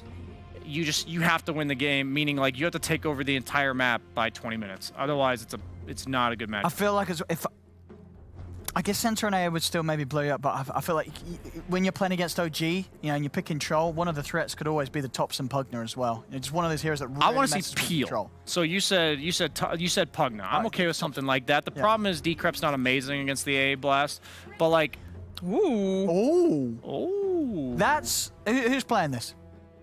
Because OG, probably it could be Saxa. any of them, but you Probably think Saxa. it'll be It's Saxa. probably Saxa. I mean, for definitely the role that we're seeing it in the most. So Why have we not seen Hoodwig before, and what makes her good now? The Bushwhack nerfs were really impactful. Her max level, it used to clear the range creep, so when you used your QW combo, you'd get pretty much all the creeps, but now you like farm creep waves, but you don't actually get the farm half the time, which on any support, it's like, okay, I got all this XP, but I got no gold from it. Just feels pretty underwhelming. All right, so we're getting that Enigma. Now, this was something that OG did respect, because last game, they banned this away from Tundra. They did. Dude, they're screwed. I'm sorry. This is know- like this is like don't the, like- this is the perfect Batrider game, dude. What are you supposed to pick? Abaddon's already picked. You're not gonna pick like Oracle mid. You know, Legion Commander mid? yeah, they might just ban Legion mid. You might actually just ban that. They need to ban like Omni and Legion mid. Yeah, like if you just ban those heroes, they have no way to deal with bat. They could also opt to ban mobile heroes that catch the bat. Okay. Something like Ember, Queen of Pain. This is a set bat. Yeah. Against Troll, until he has to go Ags. He actually has to go Ags now, because otherwise the only way to play Troll into bat is with a Dispel built into your team. You know, Okay. you have one of those save supports. But the sticky Napalm, the way to deal with Troll is to kite him. We talked about with the PL, and they've also got the sticky Napalm at this point. And so they actually banned Kunkka, a hero I always forget about, but it's been significantly buffed recently. Yeah, great Very buff. good against both Bat and PL because of the X catching them both. They're very both movement-based heroes, and X quite good against those types of cores. Is there a chance that Hootwink is for Thompson? Because that's a hero we otherwise are still looking for, right? I don't think the I hero is good refuse. enough to be played No? mid. No, with the nerfs, I think it's got to be Saxa. Dude, they picked no stuns on Tundra. Just Thompson, go nuts, man. Whatever you want, man. He's been apparently spamming Willow in his pubs mid. You know what? Do it, man. Do it. Do it. Ricky. It's actually a really nice Ricky game. Last game, we did have Tundra ban out Invoker and Ricky. they so really? it They wouldn't- last banned Ricky last game. Oh, they banned it last. I thought you Yeah. meant this game. I was No, like, last- No, wait, no, they- last game, last game. It's a nice Ricky game. All the more reason to ban it. Yeah, it's nice against the support. I mean, what did Tundra get here for 9? He's been doing really well on the puck, but it's banned, of course. He's been playing quite a bit of Earth Spirit mid sometimes. How is PL having a good game again when they pick it second? I'm annoyed. Death Prophet is the last ban coming out from OG, so let's see if Tundra still ban out the Ricky again against Thompson, just in case. To be clear to the viewers at home, 2 patches ago, PL was very bad against Enigma. Because eventually you'd have to Phantom Rush in to do any relevant amount of damage, and then the Enigma would just black hole you and all your illusions, and you'd die full to 0. But now, you just never go in. You just literally never go in. If you catch the Enigma with 1 Lance, his blink gets canceled for like the entire fight, and sometimes he'll just die. That Lance illusion does a lot of damage. So the matchup is just not good anymore for Enigma. So you have like this be-all, end-all team fight black hole, but who are you black holing?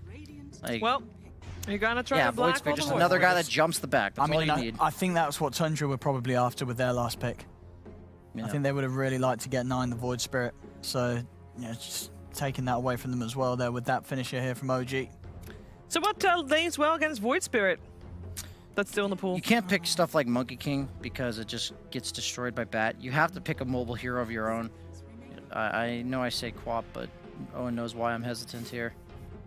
Something like that. I think a lot of your viewers know why you're hesitant here. lane dominator that can catch the What bat. on earth As to of get now, there? fire flying bat is unkillable. Like he's just Yeah. gonna run around doing whatever he wants, and you have to punish that. You How have do to you be able to catch him? catch him. You have to be able to with this last pick. If this last pick does not catch bat, Then- they might as well just GG to Seb right now. There are no spirits left in the pool. We got Earth Spirit also, of course, banned out What does early 9 on. play that's got good catch? I mean, so many have been banned out. All the sort of answers.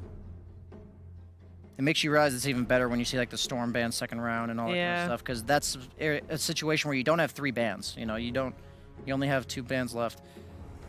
They'll go for the Pango. A 9 Okay. did get a lot of recognition for his Pango play. It's nice against PL too. Can jump back lines. It Sort can of. potentially kill Bat with a blink. Yeah, I think it's nice on paper. It gives them the tools they need eventually. But I am so concerned for this troll lane. Maybe it does better since Batrider is such a mediocre laner nowadays. But you have pressure in the Batrider lane, like he's going to be pressuring the troll. Pango's not a strong laner. And then Enigma's like a very passive laner as well. I think OG, all they want to do is run at you and make space for Ana, and you've kind of let them do that. So I think OG's just going to do exactly that. What do you make of it, Owen? Follow me up here, buddy. I mean, I think it's better than the last game for Tundra. I do actually think it's better than the last game. Okay. I I'm excited to see what Snaking's able to do on the Enigma. As we said, we saw last game, last draft, it was something that OG banned out. They're obviously, they feel that it is good in the hands of Snaking. They've got a good team fight. They are going to be able to turn up, Pango, AA, Enigma to follow up. A lot of heroes on OG's lineup that want to be in the front, jumping in. A good black hole could deal with that. I think it's better. I'll go with Tundra on this one. I think, sure, I like it. on paper it might not look like they've answered the PL, but I've got to believe that they know what they're doing. They feel that they've got the team fight and the ability to blow up Anna very early in the game. So I'm going to go with That's a level Tundra. 27 bat, though, for Seb. I'm sure he also knows what he's doing. And if BSJ says that's a free bat game, I think that Tundra has got something to worry about. We're going to find out how this game 2 is going to play itself out, though. We're heading over to Cap and Kyle for game 2. Yeah, I think it's very bold of Owen to say that Tundra, they've got to know what they're doing, because I feel like that is in some ways the way we opened up our cast of Game 1, Kyle. I said this Broodmother, they picked it for a plan. They obviously have scrimmed out with it. They figured out what heroes they needed to be banned, and it still wasn't a game-winning hero for them. It may have won the lane, it might have gotten that early tower, but it didn't win the game for them. No, it did not. And it's a more stable draft for sure. I think it's a lot easier to execute. Previous game was talking with Fog backstage. He's like, who does anything? You have 2 supports, Grimstroke AA. Your offlaner's a Brood. I guess saw 9 getting some flame on socials, but I don't know what he's supposed to do. He's the only person that can actually kill enemies. In this game, you have a couple more tools. Thank God for the Centaur, one of the best heroes for sure in the patch. I believe first time we've seen Hoodwink in the upper division of the DPC EU. Yeah, I believe so as well. For EU, for sure. I think across the upper division, maybe there has been... picked in South America, I'm certain. Yeah, okay. But we'll see. We'll see how it plays out. I think BSJ was onto it, though. It's all about the Bat Rider. Can you deal with it as Tundra? And once again, Ana on the PL. Something that really only OG has felt this comfortable picking up. But curious, though, so this isn't a core. Yeah. So how will they play it is the question. I think this actually makes the most sense. If they're going to bring their Troll AA top and have Enigma sort of play here as like a pseudo support until eventually rotating into the jungle. But I love what OG have done. They've warded up the high ground, so they'll have an eye on this top Radiant jungle. Do you think that as they're going to see this triangle move, do you think they are going to keep musical lanes going? Because obviously Tundra's responding. They're going, okay, we don't want the Centaur against Bat Rider. Troll can actually kind of deal with him in lane. Yeah. We're going to rotate. Do you think OG's going to keep it up? Are they going to keep the music going? Oh, man. Sorry, I got distracted. We can't see the chat right now, but Seb is approaching North American levels of salt.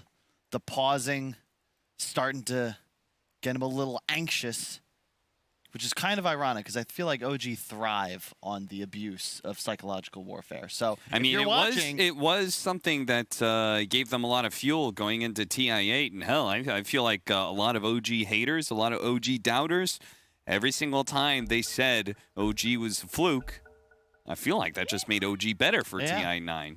I think if anything, if you are a fan of, for some reason, you really want a team to fail, I won't judge you for it.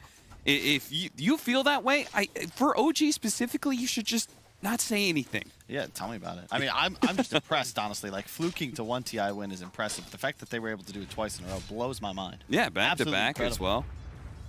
It's almost a pattern. Yeah, it's like one time I flipped a coin, 7 times in a row, came up heads. OG basically did that, but 15 times. Crazy. Anyway, you're correct in that they definitely want the Troll top. He starts with the stick, so it's to be expected. And this is just a full-on jungle Enigma. You don't see this very often. Yeah, jungling is kind of the hot new thing that people are toying around with. Obviously, the most notorious one that we saw last season was, of course, Virtus Pro and their Huskar 4 position. But I have seen a lot of people toying around with jungling, and feels like it's kind of making its way back. And hey, if you're an Enigma, especially, you're one of the more acceptable heroes because he can just kind of like every once in a while duck down, kill a lane creep, use those Eidolons to farm the jungle, and that'll keep the Centaur close to his safe lane tower, so the lane is very short, therefore he's able to play it a lot better. Yep. It's a cool build too. He's just rushing Medallion, it appears. Double Sage's Mask with a Blightstone to start. I probably should watch the actual game, but I end up just staring at the jungler for the first 5 minutes, just, you know, nitpicking over his rotations. The top lane is really the one to watch. Hoodwink Bat versus AA Troll. Good job by No-Tail scooping up the courier. Yeah, and 33 kind of needs that because he's going to need more regen. No doubt. Yeah, bottom lane is pretty much a wash. I think the Centaur should do just fine, but Ana should free farm. Can't really pressure a PL with a bad nearby, just spamming shield on him. Man, any stun or slow is so annoying with Ancient Apparition. It used to be that a single stun or slow was never enough to make Cold Feet actually proc, and then they just kept on buffing it, and the range got bigger and bigger.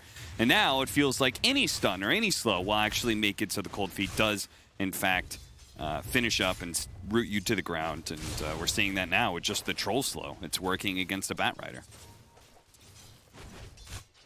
Yeah. It's one of those lanes. We saw it in the VP Na'Vi series. That was actually how VP dominated the Broodmother of Ramses. Just literally spam spells with the AA Troll and couldn't lane. Mid, pretty even, I'd say. Thompson should be fine if he's able to just control runes. Certainly a matchup he knows well. He's just played the Pangolier. Yeah, I was going to talk about that. Kyle, you're always somebody who has philosophies about drafting and such. Do you feel like just straight up taking a core duo from the enemy team and playing it the next game, do you feel like that's a good idea or a bad idea is what I'm going to guess? It really depends on the status of the meta and whether or not it's like a pride thing or if you just think it's strong in general. Okay.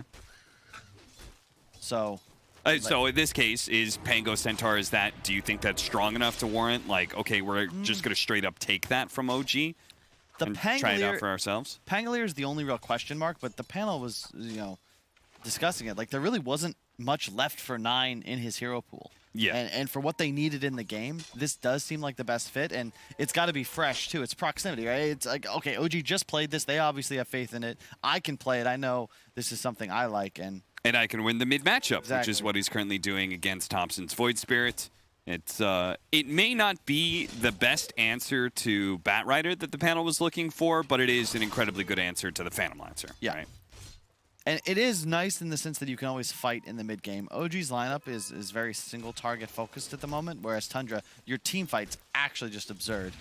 And top lane, they were doing quite well, man. I'm telling you, the AA, we're going to see more of it if it can continue to dominate lane so hard. I did not expect Bat versus Troll should, in theory, be Bat favored. Now, his laning phase was nerfed, and obviously Troll's was buffed, but still, this is pretty dominant coming out from Skeeter.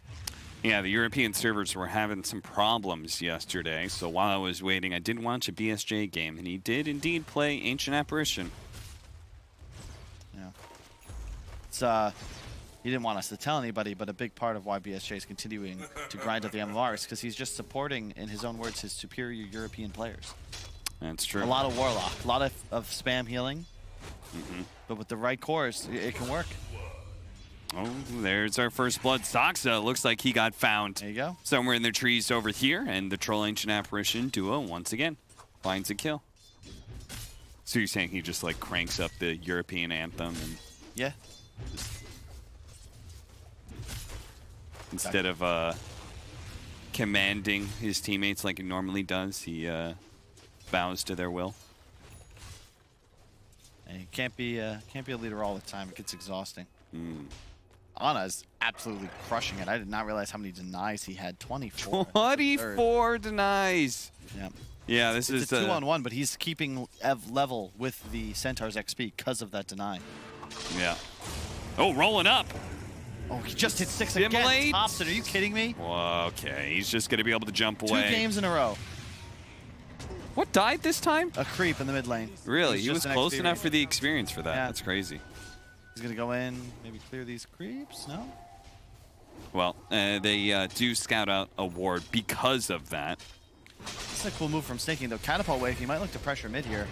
They're going to try and force Thompson to Use a couple more of his mobility spells. Didn't expect him to be stunned up as he comes out of the dissimilate. Looks like he just timed it slightly wrong there. Now going to try and chase No Tail here. They slow him again, and he just barely gets out of range here. No, 9 is in deep right now, and he doesn't actually have shield crash. He's using the procs here to be able to keep Thompson at bay. He's going to be fed a healing salve to be able to stay alive here a bit longer. There's a bit of a back and forth close call, but the Siege Wagon does stay alive. They're going to continue this pressure. Another dissimilate, another jump away. Thompson, he'll be fine. Everyone's mid now to try and deal with this catapult push. I think that was a Sal from Soxa, if I'm not mistaken. Talk about supporting your mid player. Thompson also knowing his limits. Really spooky. Almost dies to the cold feet coming out of dissimilate a bit early, but well done. No Tail, No Tail's running back to base with like 30 HP, absolutely 0 mana, did everything in his power to keep his Void Spirit on map and in game. Now grabbing an Arcane Ring, that is the dream for Thompson. So while Anna has done a very good job with all these denies, Centaur is the lowest core in the game. Enigma is 2600, right there between the Batrider and Anna has a Midas. All right. What do you think that says about this game? I think it's more about what Ana thinks about how he'll win the game. It's a very dead hoodwink, yeah. Because in the previous game, it was all about the timing with the hood and the diffusal hang on 9 and some trouble. He'll just probably ult and get away. Yeah, he'll be okay. And he managed to grab a regen rune there, 9. He guessed correctly, went to the right side, and uses his Rolling Thunder perfectly timed to be ensuring the power rune. Okay, so previous game, it was the diffusal, timing, the hood, it was a Sanjin Yasha into the shard, and then it was like, okay, Ana's just killing everything. But this is a troll, so the Battle Fury at some point kind of comes online and really starts to deal with your illusions. And I think this just kind of guarantees that hyper late game PL where all of a sudden the illusions just straight up don't die. Okay. Because if you consider it's a troll and a Pangolier and a Centaur, plus then the black hole potential as well. Like you're really never fighting Tundra in the mid game. It's not possible. So this puts your game, your win condition way back after like 30 minutes plus. So if that's the state of the game, then you might as well just buy a Midas. It's also just Ana. Like he just does these things. You think experience is a factor? I was looking through his talents. He does have the 15 talent, the 16% evasion. I guess the other big one would be obviously level 25, where you get the doppelganger cooldown. I could see both of those being more effective against troll than normal, but I figure, and you also, because his other two cores are Bat and Void Spirit. They are very much hunter killers. This is really not a game OG are ever going to be trying to fight in a 5-on-5 walk-at-you battle. Tundra have just such an incredible teamfight lineup that they're going to be playing split map no matter what. I expect Seb, he's got him queued up. The bots build, probably into a Blink Octarine. Like, they're 100% just going to split the map. Okay, so reminiscent of Liquid TI7, just playing corners, making it annoying for Tundra to get anything done. So in order to exploit this, we want to see Tundra start taking some towers and actually taking some map control away from OG to punish them for what is a very farm-heavy build so far. Yeah, for sure. It's tough, though. I mean, No-Tail's doing a great job just kind of hovering between his two lanes and trying to see Soxa here is trying to keep these towers alive. The Ice Blast, they need a little bit more damage.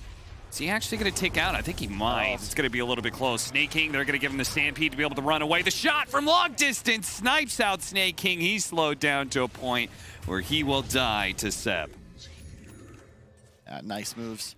It's, again, Tundra just... We saw this in the first game, too. They get a little over-eager with these tower dives. Again, it's onto Soxa on the 4 position. I feel like there's a pattern here. Yeah. He's constantly the one defending. Then his team just rotates over, and everyone gets away. Look at No Tail. He's trying to pull this creep wave out of the way so that the Siege Wagon will die. He really wants to keep this mid tower alive. Fortunately, there's Soxa to be able to cover his back, but the tower still falls. They don't actually claim the last hit on it, though. No Tail. Ice Blast, it lands on him, but he's got his shield to protect him from the damage after the fact, so he's good. I mean, this OG, it's the Ana show. It's going to be the name of this game. Already 1,400 gold ahead of the pack. Treads, Midas, Diffusal will be the item choice. And I was talking again backstage. Apparently, it is all the rage in China now to just buy defusal first item. PLs, Ursas, even trolls at times. 9. Gonna be pulled back in here. Didn't actually get the grab there. Ow. From the squirrel, but Thompson, he's gonna find himself, even as he kills the enemy mid laner, is traded out thanks to the fact that the troll is right there. The bushwhack not connecting there earlier. That was the ability name. You gotta be careful up top here. Don't want to get too many napalms on you. No-Tail is on the way. Well, Tundra is kind of doing exactly what you wanted, Kyle. They are taking towers early, mid, now top. Have center ulti. Gotta be careful here. Firefly's gonna run out, and OG, they're not gonna go for this anymore. Oh, look at that. A arcane rune gonna be saved by Fada for 9. In fact, he smokes up 9. Where are they going, though? Do they have wards? They have wards to place. I guess so. But where do you go? Are they really going to try to set up on Ana? That's really their only play. They have Stampede. They've got a lot of spells they can blow. Yeah, Enigma's going to TP in. I love this.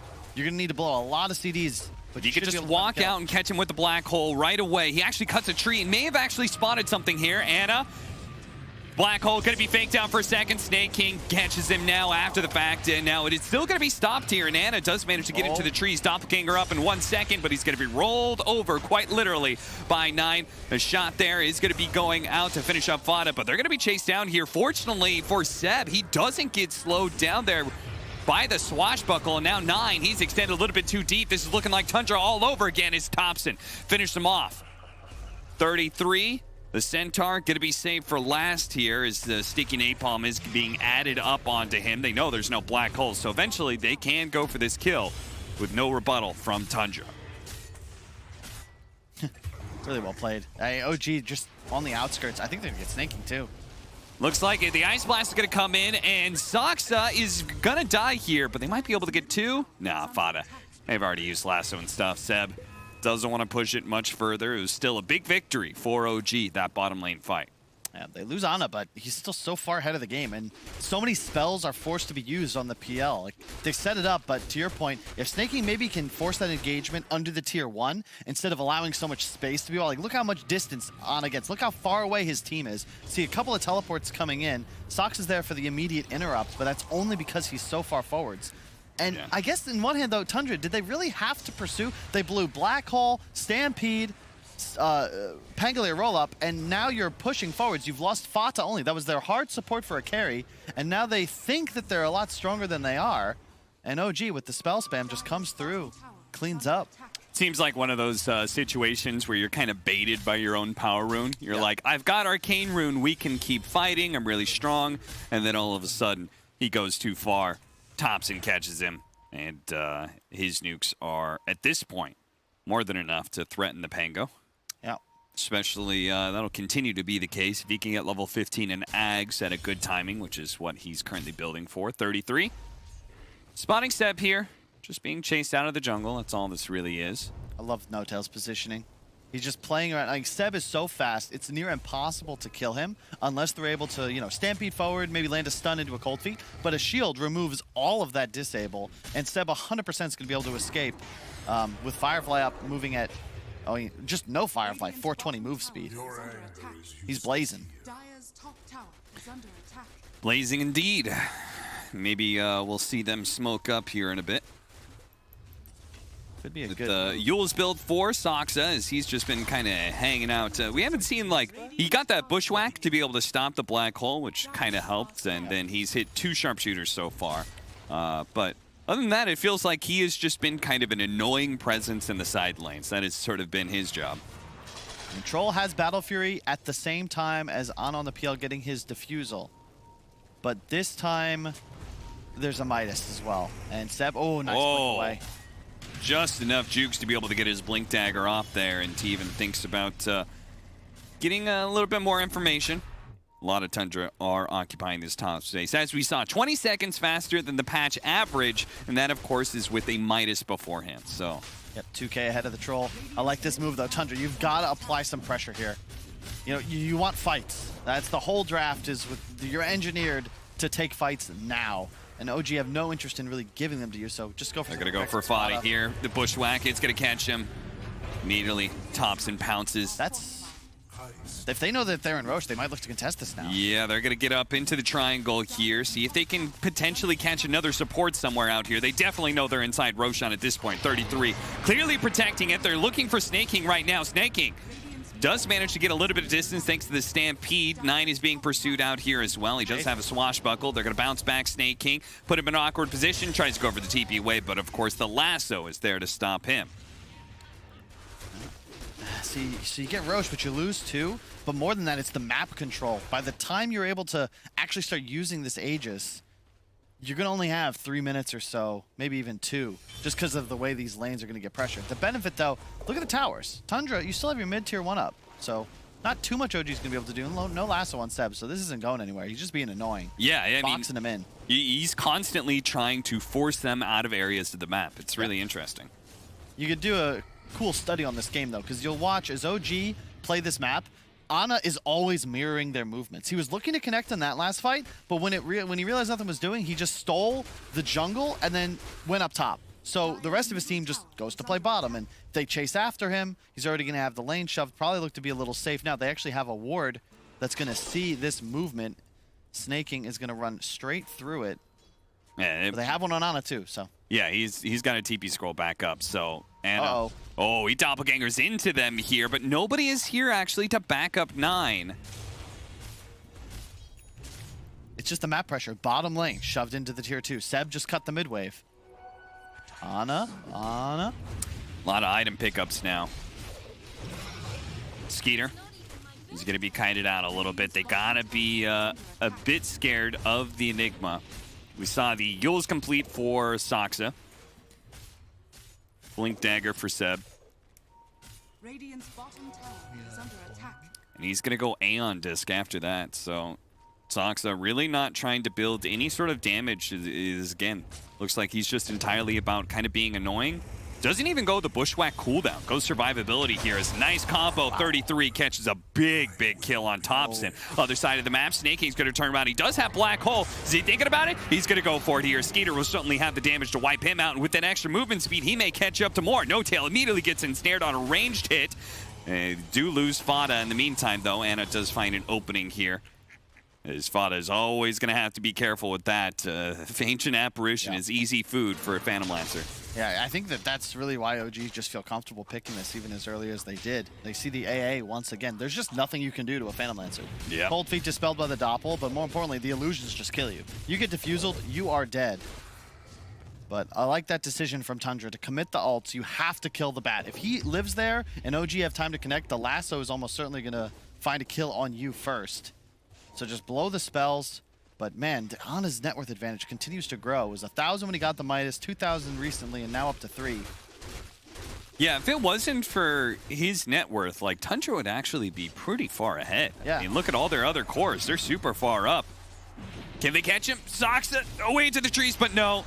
Yule Scepter up for a second. He's got Bushwhack, but he comes back down. He actually goes into the trees. Bushwhacks 2, and TP's out. They try and catch him out with the courier. Sneaky little play, but of course he's long gone. Thompson so close to Ags. He's trying to buy the tome too. He wants the resonant pulse damage, I'd imagine. Yep. He'll have the 2 charges along with the AoE silence. So Snaking's gonna have to be cautious. Needs the BKB before he's really able to free cast his ultimate. Same goes with the Pango, right? Really easy kill. No, look at that. He saw that Bushwhack coming and he cut down the tree before he could be stopped. Who was that? Was that 33 or Skeeter? Either one. I think both of them, yeah, had an option there to be able to cut down the tree, but they always get a pick off. Wow. But OG is always catching somebody on the side. Saksa with a sharpshooter shot takes 9 out from half health. And 9, he's got to find a way to be able to either never get caught by this Void Spirit +1 or tank up some more, because that's a really easy kill. Saksa is just waiting out here. Bushwhack him back. Pull him in. 33 is very tanky, and he'll survive for a while here. Tries to go for TP out, but of course there's still the Yules from Saksa, and that'll also remove the hood bits, so 33 is very dead here. It is it just feels so hard for Tundra. Like, even though it feels like they're winning, they have the ability to take fights, and yet every time they get something going, it's like they have to immediately retreat back to the sanctuary of their towers. Because the lane bottom is always pushing. Ana's just running in. Catching him almost immediately. A two-man stun into the Ice Blast as well. They have the burst damage. That might just be enough. He should tick out here. Sure enough, Fate. Yeah, he goes down. Thompson, he falls. Skeeter battling it out with Ana right now. But holy crap, that was a lot of damage to the sharpshooter. And immediately his ultimate wears out from there. And Bushwhack will catch 9 as well. Again, it looks like for a second there, Tundra may have found an opening, but OG are always out team fighting them. It doesn't matter game 1 or game 2. It doesn't matter what heroes. OG always seems to have the trump card when it comes to these fights. Oh, for sure. Well, that time they were keeping track of the cooldowns. There was no troll ultimate. He died 3 seconds to spare. Enigma, no ultimate. You can't fight anymore. And, you know, what does Tundra do now? The PL is just straight up out of control. They do not have real answers to him. And OG are just not giving them any opportunity to be the ones initiating. They're just the train, man. Ice Blast just kind of poking. Nobody's really that close. Just snaking on the side here, ready to go with the black hole. Finally, some other Tundra members are going to be approaching soon, but as they start getting close, OG in turn backs up. So. I mean, also, credit to Notel. He's played a really smooth game. You know, pretty unnoticed because he's a fun position to Baden. But no deaths, now carrying the gem. But the way he's positioned on the map, he's constantly safeguarding his cores and typically being the one playing with the hero taking the hard farm, ensuring that someone on his team can pressure the map where it is unsafe. It's just bought so much area for Ana to exploit. Now they're looking to push forwards. Fada's got to be so careful. If he gets jumped by anything, he's just dead. Yeah, and they need that Ice Blast damage, right? To kind of put them over the top, counter the Abaddon to some extent as well. So the smoke is not going to connect here, but Ana is going to have the space to start hitting this tier 2. They're going to know something's up. Ice Blast, kind of scouting where Seb's heading off to, but Tundra not having the heroes in time. It's just so annoying. The Bat Rider playing one corner, Ana playing the other. And the gold advantage isn't totally out of control, but if you look at the XP, Ana's closing in on level 20. Skeeter is at 16.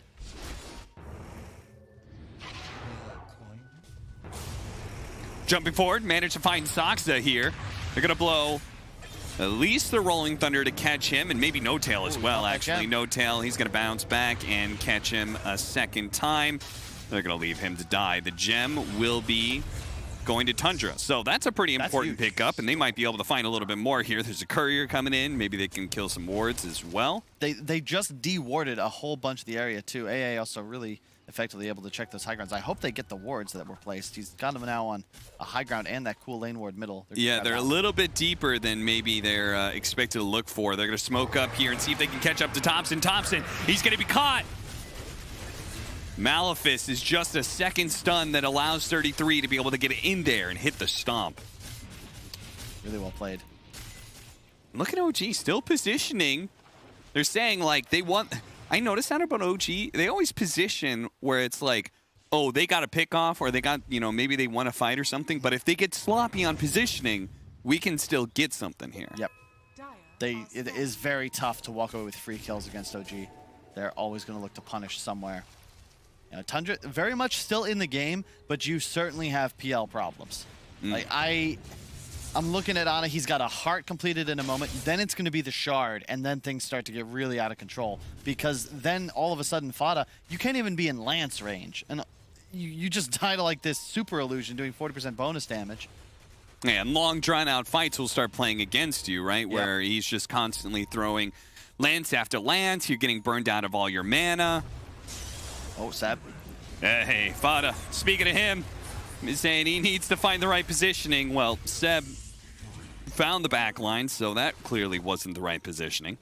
Yep, they have the heart now up on the PL. So it is go time. And they're exploiting the Tundra draft in a way because they don't really have the most offensive firepower. If you look at the way they've itemized, right? Maelstrom, Agzone, Pang, okay, that's not bad. But Centaur, Crimson Guard, Hood, so far, Troll, no BKB, just the Battle Fury. You can't kill the illusions. And at this point, because the Enigma doesn't have BKB either, you don't have that option to just straight up black hole him in the army on top of Midnight Pulse. Even if you were to do so, Lasso with the Aether Lens should have plenty of cast range to be able to interrupt it through. But that's like honestly theory crafting a bit too much. You have PL problems. That's the issue. And Seb also is actually just huge when you consider his laning phase wasn't great. He's equal to Skeeter. Yeah, Seb just continues to like look at find these openings to farm whenever Yeah. he's split pushing. It's just so hard for Tundra. We have the benefit of not having fog. The map is so dark for them, and their side lanes are always hitting tier 2s. So you have to hold hands. You've got to play conservatively. It's just so frustrating. 33. Oh my God! A 4-man up into a 4-man black hole. How did he know? He spots them out, and they just crush OG in a definitive team fight that just might turn this whole game around for them. What the hell was that? They got the little tiny sliver of vision, and 3-3 just makes the play. Oh my God. Did he? Yeah, they saw him. Right? Yeah, they see them, they ping, and Snaky just like, all right. Or 3-3. And then Snaking, and the AA blast. Like, that is absurd. Just how they drew it up, I guess. Watch that one again. That was pretty as a penny right there. Damn. All three of the big AoE spells off of 33's first hoof stomp. As you can see, they're going to be able to get Roshan, so that is a big win for Tundra. They're going to be able to get, so they got the shard on the Centaur's backpack, so I'll be interested to see who that goes to. That's a huge fight, because that's BKB. You now have this window, not just cheese, but double BKB. One on the Troll, one soon to be completed on the Enigma, and then you can look for your next fight once spells are back up. That is just huge. The timing suddenly evened up. Tundra took a gold lead. I actually gave it, I thought it would go to the Pango, but they gave it to Snaking. So now he's got that extra bit of pull radius. Okay. So they're just telling, I mean, that does in some ways make sense when you look at what is their win condition for this game, Kyle. We saw it from that last team fight. It's like they need a really big black hole. That's just, I can't believe that worked. I mean, I guess a 4-man stun typically leads to good things, but that shouldn't happen. You know, OG just caught sleeping a little bit when they didn't have vision. Oh, they're TPing in one by one into this one. Ice Blast coming in on the side here. Nine's going to help out, but he's immediately been lassoed. Malphus, see if they can get him out of this one in time. Nine surviving. He's got the cheese as well. He actually pops it early. Anna's going to be run down. No Tail. He's going to be next. It's a perfectly fine fight for Tundra as they weigh it. Even though they didn't have like black hole or anything, they just said we're strong enough to be able to take this, and they're right. He's learned his lesson. I'm not even going to engage. I just want to hit my Ice Blast. Once he lands it onto Ana, that's all heart regen. That just disappears. He has 70 HPS on this PL. Nothing when affected by Shatter. In addition, the Midnight Pulse. He can't really even walk through it. It's like 300 damage a tick, and that's pure. And they know what the real one is, right? Yeah. Another like little side benefit to the Ice Blast. You doppelgangers, but hey, there's a frosty boy right there. And now they're going to get Shivas for the Pangos. So before, when we were talking about, okay, there is a bit of a damage problem when you just say like, okay, this Troll, but if this Pango does get Shivas, if they keep on landing this Ice Blast, and now that the Troll has his BKB, he can start going back again for damage. They're, just shy. I cannot believe that Saksa did not get his little squirrely tail caught there. Skater does have Aegis and BKB, so OG got to be very careful in how they approach this fight. Seb, he's playing around with the flame breaks, burning away at him constantly, adding up the sticky napalm. Look at how long it's lasting. He's got another one coming in. He's actually going to burn down. He's going to pop his ultimate to try and stay alive here, and he's going to be pulled in deep right onto No Tail. Immediately pops his ultimate. The Ult Scepter going up in the air. Skeeter only having healed for a little bit. Here comes Nine. They've got some reinforcements now, and Skeeter is still going to find himself possibly losing the Aegis, especially if they lose Nine here. A black hole going out, though, catching the two with the Ice Blast over the top. That is going to be the cores of OG. Sep even getting pulled back in. He goes for the lasso and sure grabs the Enigma, but the damage is already done. OG have lost the fight. I think they might have lost the game, Cap. Seb, he was trying to make the play. He's the only one that can interrupt the black hole, but really nice blinking from Snaking. Positions it in between him and the bat. There's no way to cancel it. And as you're in Midnight Pulse, Ana, you get AA blasted, you're 100% dead, done for. And Tundra, like, they just won the game. Yep. It's, I mean, you can't win that many decisive fights and still keep the game alive, really. Like, maybe they won't have to GG out entirely, but they're certainly going to be losing a lane of barracks. They're going to be down a large amount in net worth. So OG, true to OG style, they're not going to call GG or anything, but it is going to be a very tough climb back. I can't believe it. As now, Tundra has the advantage of space and time, quite literally as well, where I was trying to say that they can just kind of like play back to their side of the map, farm up, and then just wait for Black Hole to be back up again. Yeah, OG no longer able to play the sides as they were. You see the net worth, I mean, it was skyrocketing for Ana until those fights. And now that you're in this position where Tundra can actually press base and force OG to fight them head on, it's just getting harder and harder. The shard available now. We saw like the shard on Bat's actually pretty sick. It's doing some work, adding the napalm charges and also then the oh yeah, that was insane. Like he just 100-0'd the troll from a distance. So OG very notorious for being great team fighters. That's why they were able to make so many comebacks at TI8, for example. Looking at the way these fights are going, what do you think OG is identifying and like what needs to change? I mean, in this case, No-Tail's just out of position, right? Like, he can't be exposed. Oh. Stomp, going out, 33. Ana does manage to escape this one. He hops onto the high ground. Not sure where he's going to go for. He's got to get away from 9, but they spotted him. They managed to hit him with the stun. The Ice Blast, and Skeeter rips him apart. No-Tail, he's going to be up next. And now it's just a free-for-all. Grabbing whoever they can. Saksa on the run here. Tries to TP away inside of the trees. No such luck. The Aeon Disc only delays the inevitable as he will be dying in the forest he loves so much. Even Thompson is being chased here as they still have Black Hole. Snake King telling Thompson he's not going to have anything for free here. Throws it out. Thompson is still going to be found. Hoof stomp just in time from 33, and they are going to throw down that Black Hole. They say it's worth it to be able to kill Thompson here. Another dissimulate, jumps over to the side, but the astral step, even if he got it off, would only take him so far here. Tundra, they are on the march to the Dire base. They get the team wipe the hard way. And OG, notorious, they do not GG out, but it is looking grimmer and grimmer by the moment. Tundra just straight up the one four-man stun. Like, that just turned this entire game. Since then, they got Roche. They've taken every single team fight since. And now it's 4 cores against 1.5 because Ana, like, they just have a Gatling gun. They're waiting. They see the PL. They aim everything. He can't survive. He catches any disable. The AA blast comes in. To your point, they know exactly which one's real, and he's done for. So okay. So if OG they have any chance of being able to turn this game around, they gotta make it so Ana's not the first one in these team fights anymore. They need a kind of what it feels like, right? They need to be the ones initiating. They have to somehow find the kill. It's just easier said than done. And if they do lasso someone, that means that the Snake King ultimate is uncounterable. They have absolutely nothing to stop it. Yeah. And then things are spooky because, well, if AA is still alive, like Enigma ulti plus AA blast is enough to do a whole bunch of work. Well, you say if AA is still alive, that's looking more and more likely now that he's got an Aeon Disc on his side. That's very helpful. Don't want to forget the Octarine core that popped up on the screen there from the Enigma as well. He's also going to be going an Aeon Disc. Tundra really just itemizing to make sure their more key team fight supports here are just not going to be burst down if they're caught out of position.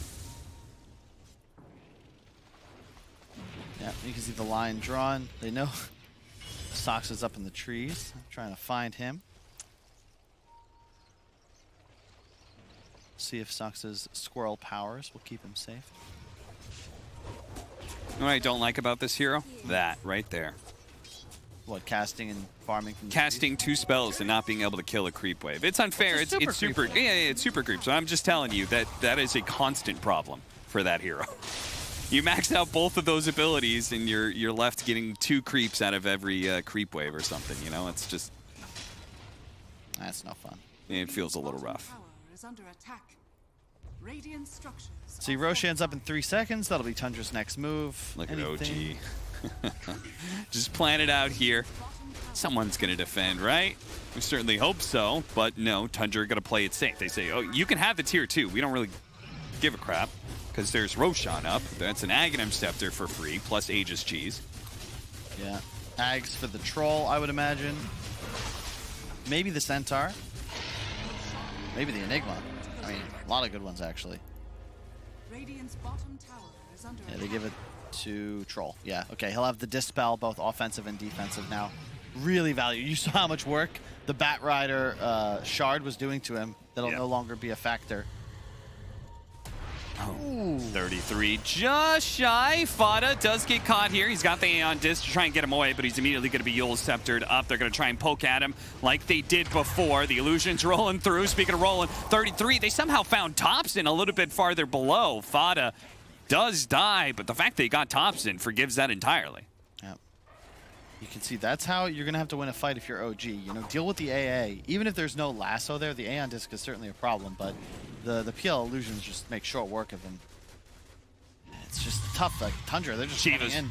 Looking to be able to catch somebody here. 9 doesn't catch Seb before the blink back.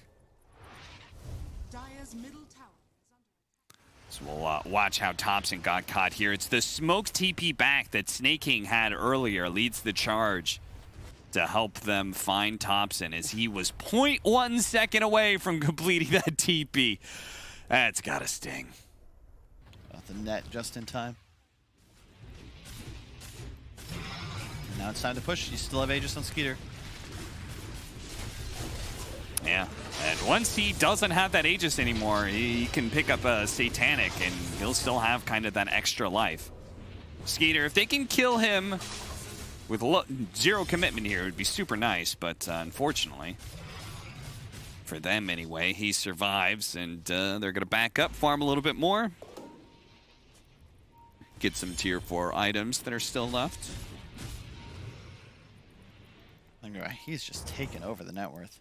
Somebody get this man a source of regen. Lifesteal.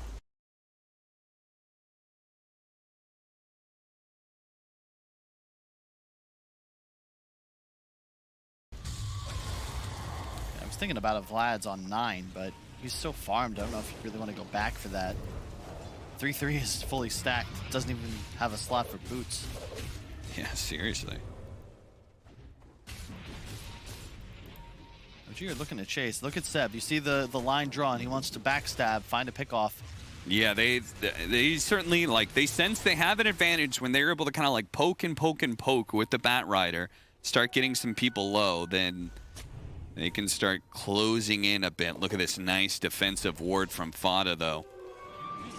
He spots the Bat Rider. He still gets caught, though, in the process. He, again, has the Aeon Disc. He's going to get off the Ice Blast. The Stampede's going to go out, trying to get him out of here. Seb, he's going to stick around for the kill. He's going to go for it. He goes for the kill. Does manage to kill Fada here. The question is, can he TP out? 1 second left to be able to activate it, but now everybody's here. He's stuck, and the gem is given over to Tundra again. That is the second gem, too. That's most unfortunate. Yeah, I was wondering if they had passed it to Fada, but no, 3-3's been holding it all game.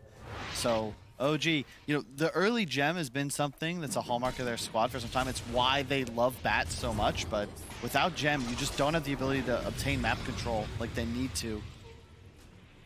And without a vision advantage, you just simply can't find pickoffs. Let's see if everybody gets out here. No Tail trying to protect himself. Sox is good. 9, he really thinks he can catch somebody here. Tries to blink in, doesn't immediately hit anybody. So it's looking a little deep, a little rough right now. They're gonna try and just deal with the Phantom Lancer illusions and back themselves up. A little bit surprised Tundra isn't pushing it right now with the Bat Rider dead. And them still having the Aegis, but... with no AA, I actually think it's a pretty even trade. Yeah. Because that's how you're really able to kill the Phantom Lancer, just to find out which one's actually real. Thompson? The flicker, that wasn't where he wanted to go. Still finds a way out. 33 already uses the stomp. All right, we've got a little space here. Kyle, give it to me straight. What do you think of What do you think of the squirrel? What do you think of Hoodwink? He It hasn't done much, right? It looked okay for the first 20 minutes or so, but I'm looking at the items as well. I'm just thinking, man, like a 4 position that goes Yules, Aeon Disc. Yeah, it's not. If you can't live running through trees, it's a pretty just tough game in general. I think the lack of aura items is kind of hurting. I mean, I have no idea, honestly. I have never played Hoodwink in my life. I've seen it played as a core quite often. As a 4 position, it's just cute. I've also never seen it win as a 4 position in competitive play. I think my brother's team picked it a couple times. That didn't work out so well. Sneaky, sneaky. Thompson back and forth with the astral steps, but now he's been caught. He used both of his mobility spells. Aeon Disc, he gets run over. The flicker, he's really hoping it would blink him the right direction, but he's kind of stuck here. It activates it again, but there is not enough small little blinks in the world to get him away from this troll. No buyback. You're at a point now as Tundra. You can chill and relax, but at some point you got to think, hey guys, we're pretty strong. We can go push. Yeah.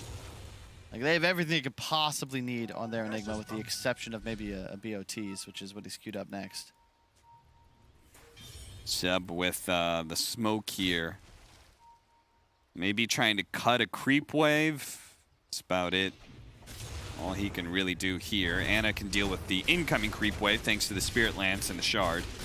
So they will stall Tundra here. There's no other creeps that are coming in anytime soon. 33 immediately tries to jump in.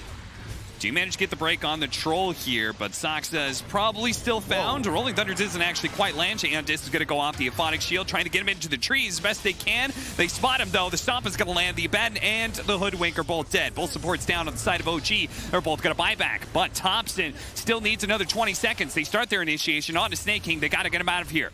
Save the black hole as best as possible. 10 more seconds till Thompson's back up. OG. You may want to chill out for a second here. No Firefly up for a bit from Seb. But then again, he's got the Flame Break. Uh-oh, he's been spotted. They've got a war on the high ground. He's been Malphist up. Ice Blast on its way, but fortunately he was able to get away from that troll. The Bushwhack managed to control him up. Soxa, though, he just bought back, and it looks like the Hoodwink is going to be dying a secondary time here. No-Tail trying to help him out as best as possible. Meanwhile, the Black Hole's being used on the side to be able to control it. The Phantom Lancer got him down to half health. Thompson's right in the middle of things. 9 immediately pops his cheese to make sure he's not going to be bursted down, but Anna, bit by bit, being worked down by 33. Now Skeeter's going to be joining into the mix. They do have another stomp that should be the finish of him. He doppelgangers up to the high ground. They get the Aphotic Shield onto him, but 33 will not let him get away. 9 right on top of him as well, and the AoE damage is enough. And it goes down. Immediate buyback. OG are all in on being able to win this team fight. They finally managed to finish up the Enigma, but he didn't have Black Hole in anyway. Malefice, that'll be enough to catch Seb anyway, and they have to just full out retreat. Another buyback. OG are completely out of buybacks at this point, and Anna is the last hope for him. He's got a doppelganger. He can try and get away to the trees here with no Black Hole and no Ice Blast. Can he actually win the fight? Shard bouncing over. 9. He's going to be caught by the lasso, pulled back into his doom. That's 1 down. Tundra holding out with Skeeter and 33. Anna and Seb on hot pursuit, just keeping their distance, but keeping the damage going. Skeeter using that Dispel and immediately managed to get a bash onto Thompson. The buyback is going to come in from 9 here as he approaches the outpost. He's got a way to be able to join the fight. They're looking now to be able to catch OG, but they're on the retreat. Slowed down just a little bit by the Lucky Shot. He's going to jump to the high ground, but 9 will pursue. Rolling Thunder's in, catch them. 33's right there as well with the Stomp immediately following. Another Rolling Thunder, another one potentially to follow it. Even after that, Skeeter, they're trying to find the real one. Anna trying to be as deceptive as possible, leading Illusion away. That is actually the wrong one. They turn around, realize the real one's somewhere around here, but he's got a fresh doppelganger up. But the Illusions, they just get wiped out almost immediately, as now Anna is going to be dying here unless the doppelganger waits to the side. Can Thompson bail him out? 33 gets the stop, a little bit more damage, and that's it. Dead for 2 minutes. The carry of OG gone. Thompson, immediately the GG is called as Thompson. He'll die as well. Skeeter having a great time as they do manage to bring down OG after what has definitely been a little bit of pre-game tension between these two squads, between the tipping and the all-chatting.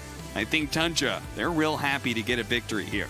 Oh, yeah, for sure. Yeah, that was a hell of a fight, Cap. I was like, I'm just hanging out as a fan. It was like 3 minutes of back and forth. Sucks almost respawned before the end of that engagement. They just didn't have the damage. Yeah. Well played by Tundra. I mean, straight up won the team fights. It all turns with the 1-4-man stun, sure, but they had really nice execution from there on out. They're holding their spells. They didn't get caught with anything on cooldown ever. Just calm, controlled. That needed that much time to be closed out. They didn't just have this unsurmountable advantage. They had to play it slow, make sure they had all their spells up, get all the BKBs, and they take down the TI champs, at least in one game. It's not too often that you can point to just one singular moment in changing a game, but that black hole, that hoof stomp from 33, amazing stuff. And it turns the game to the favor of Tundra. It means we're going to see a game 3. Indeed, we will. Looking forward to that one. Secretly hoping a little bit of Enigma action in that one as well, because that looked fantastic for Tundra. We're going to talk about that and, of course, prepare for Game 3. After the break.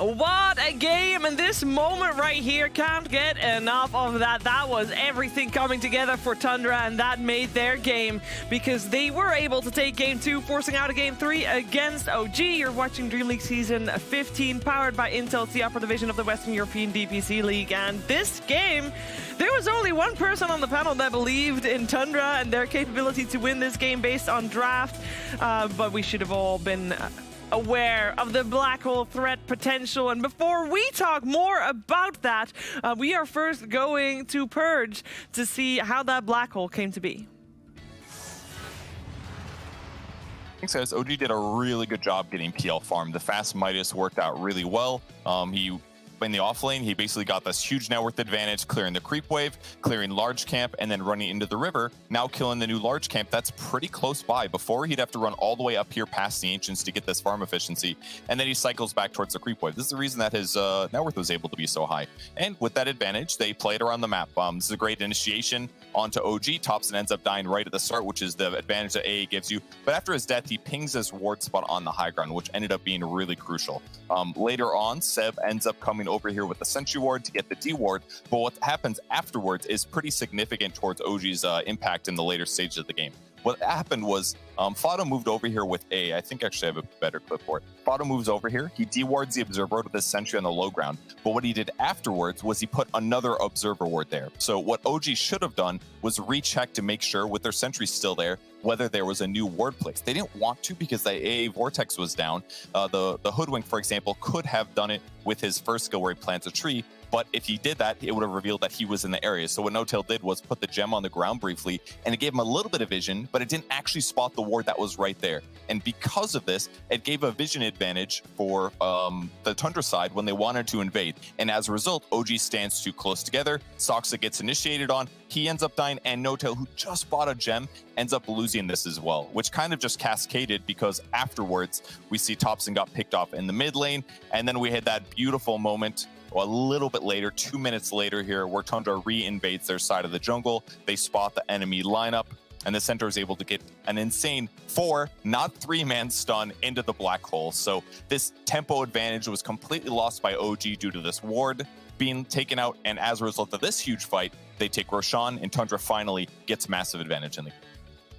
Yeah, they get a massive advantage in the vision game. So important here. I'm here with BSJ and ODPix. And Owen, you believed in Tundra all along, right? This was no surprise to you. Well, yeah. No, but looking at the draft, I really did like what they had here in the second game. I think, and we saw that in practice, now having 33 on such a playmaking hero rather than this sort of AFK utility kind of brood that he struggled to have the impact within game 1, it just looks so much better. And I think we are seeing why in Game 1's draft, OG, they took away the Enigma, because it definitely feels like, this is something that they're practiced, and that Snaking, he knows exactly how to fit in with the team when he's on it. And we saw it with some excellent black holes, excellent follow-ups as well to, of course, those plays by 33 and by 9. The last pick, Pangolier, it was in a situation where a lot of the hot mids were banned out. There wasn't much to go for, but 9, I'm pretty sure he's sort of one of the original mid-Pango spammers. Yeah. And it goes to show that. It's just a million times better from what they brought in Game 1, and some excellent plays, which we know that Tundra can do. They are a team that, it doesn't matter if you're sort of up there at the top of the board, you've got to be prepared, because they'll be able to play up to your level. Yeah, can't snooze on them, Brian. Yeah, I'm going to be a little negative Nancy here because I don't get this opportunity very often. Usually I am just saying, OG, man, their execution is beautiful, and mwah. But no. This might be one of the worst games I've ever seen Thompson play. Okay, just 8 Centaur stomps like it was his dinner. Like, I couldn't believe it. Like, the best thing he's ever eaten. He had a nice steak dinner for Centaur stomps. And then on top of that, like, the whole reason I loved their draft was because of the Batrider Sticky, the poke from that, the mobility from Hoodwink and Void Spirit, the save from Abaddon, and the fact that PL can just lance from a distance. You never have to be close together, and you never have to go in. And they just kept going in with like 2 or 3 heroes at the same time. I'm like, what? Like, the thing about OG is sometimes I look at their draft, and I don't even understand what they're going for, and then I watch the game play out, and I'm like, oh, this is wow, it's beautiful, just watch it play itself, and the beautiful portrait reveals itself in front of me. Not this in game. This game, I'm just like, I actually saw it, and then they're doing something completely opposite, and I'm just sad because I usually don't see it, Shiver. Okay, so you're saying that rather than Tundra winning this game, you kind of feel like OG kind of. What I'm saying is Gave him a Tundra little bit. nailed their lineup, Yes. but OG, like, you know, they gave him the alley-oop and Tundra just dunked it on him. That's what happened there. Well, let's see what's going to happen in the third game of this series. I can't wait to see what the draft's going to be like. We're going to find that out very soon. Press the button. Oh my God. Off to the break!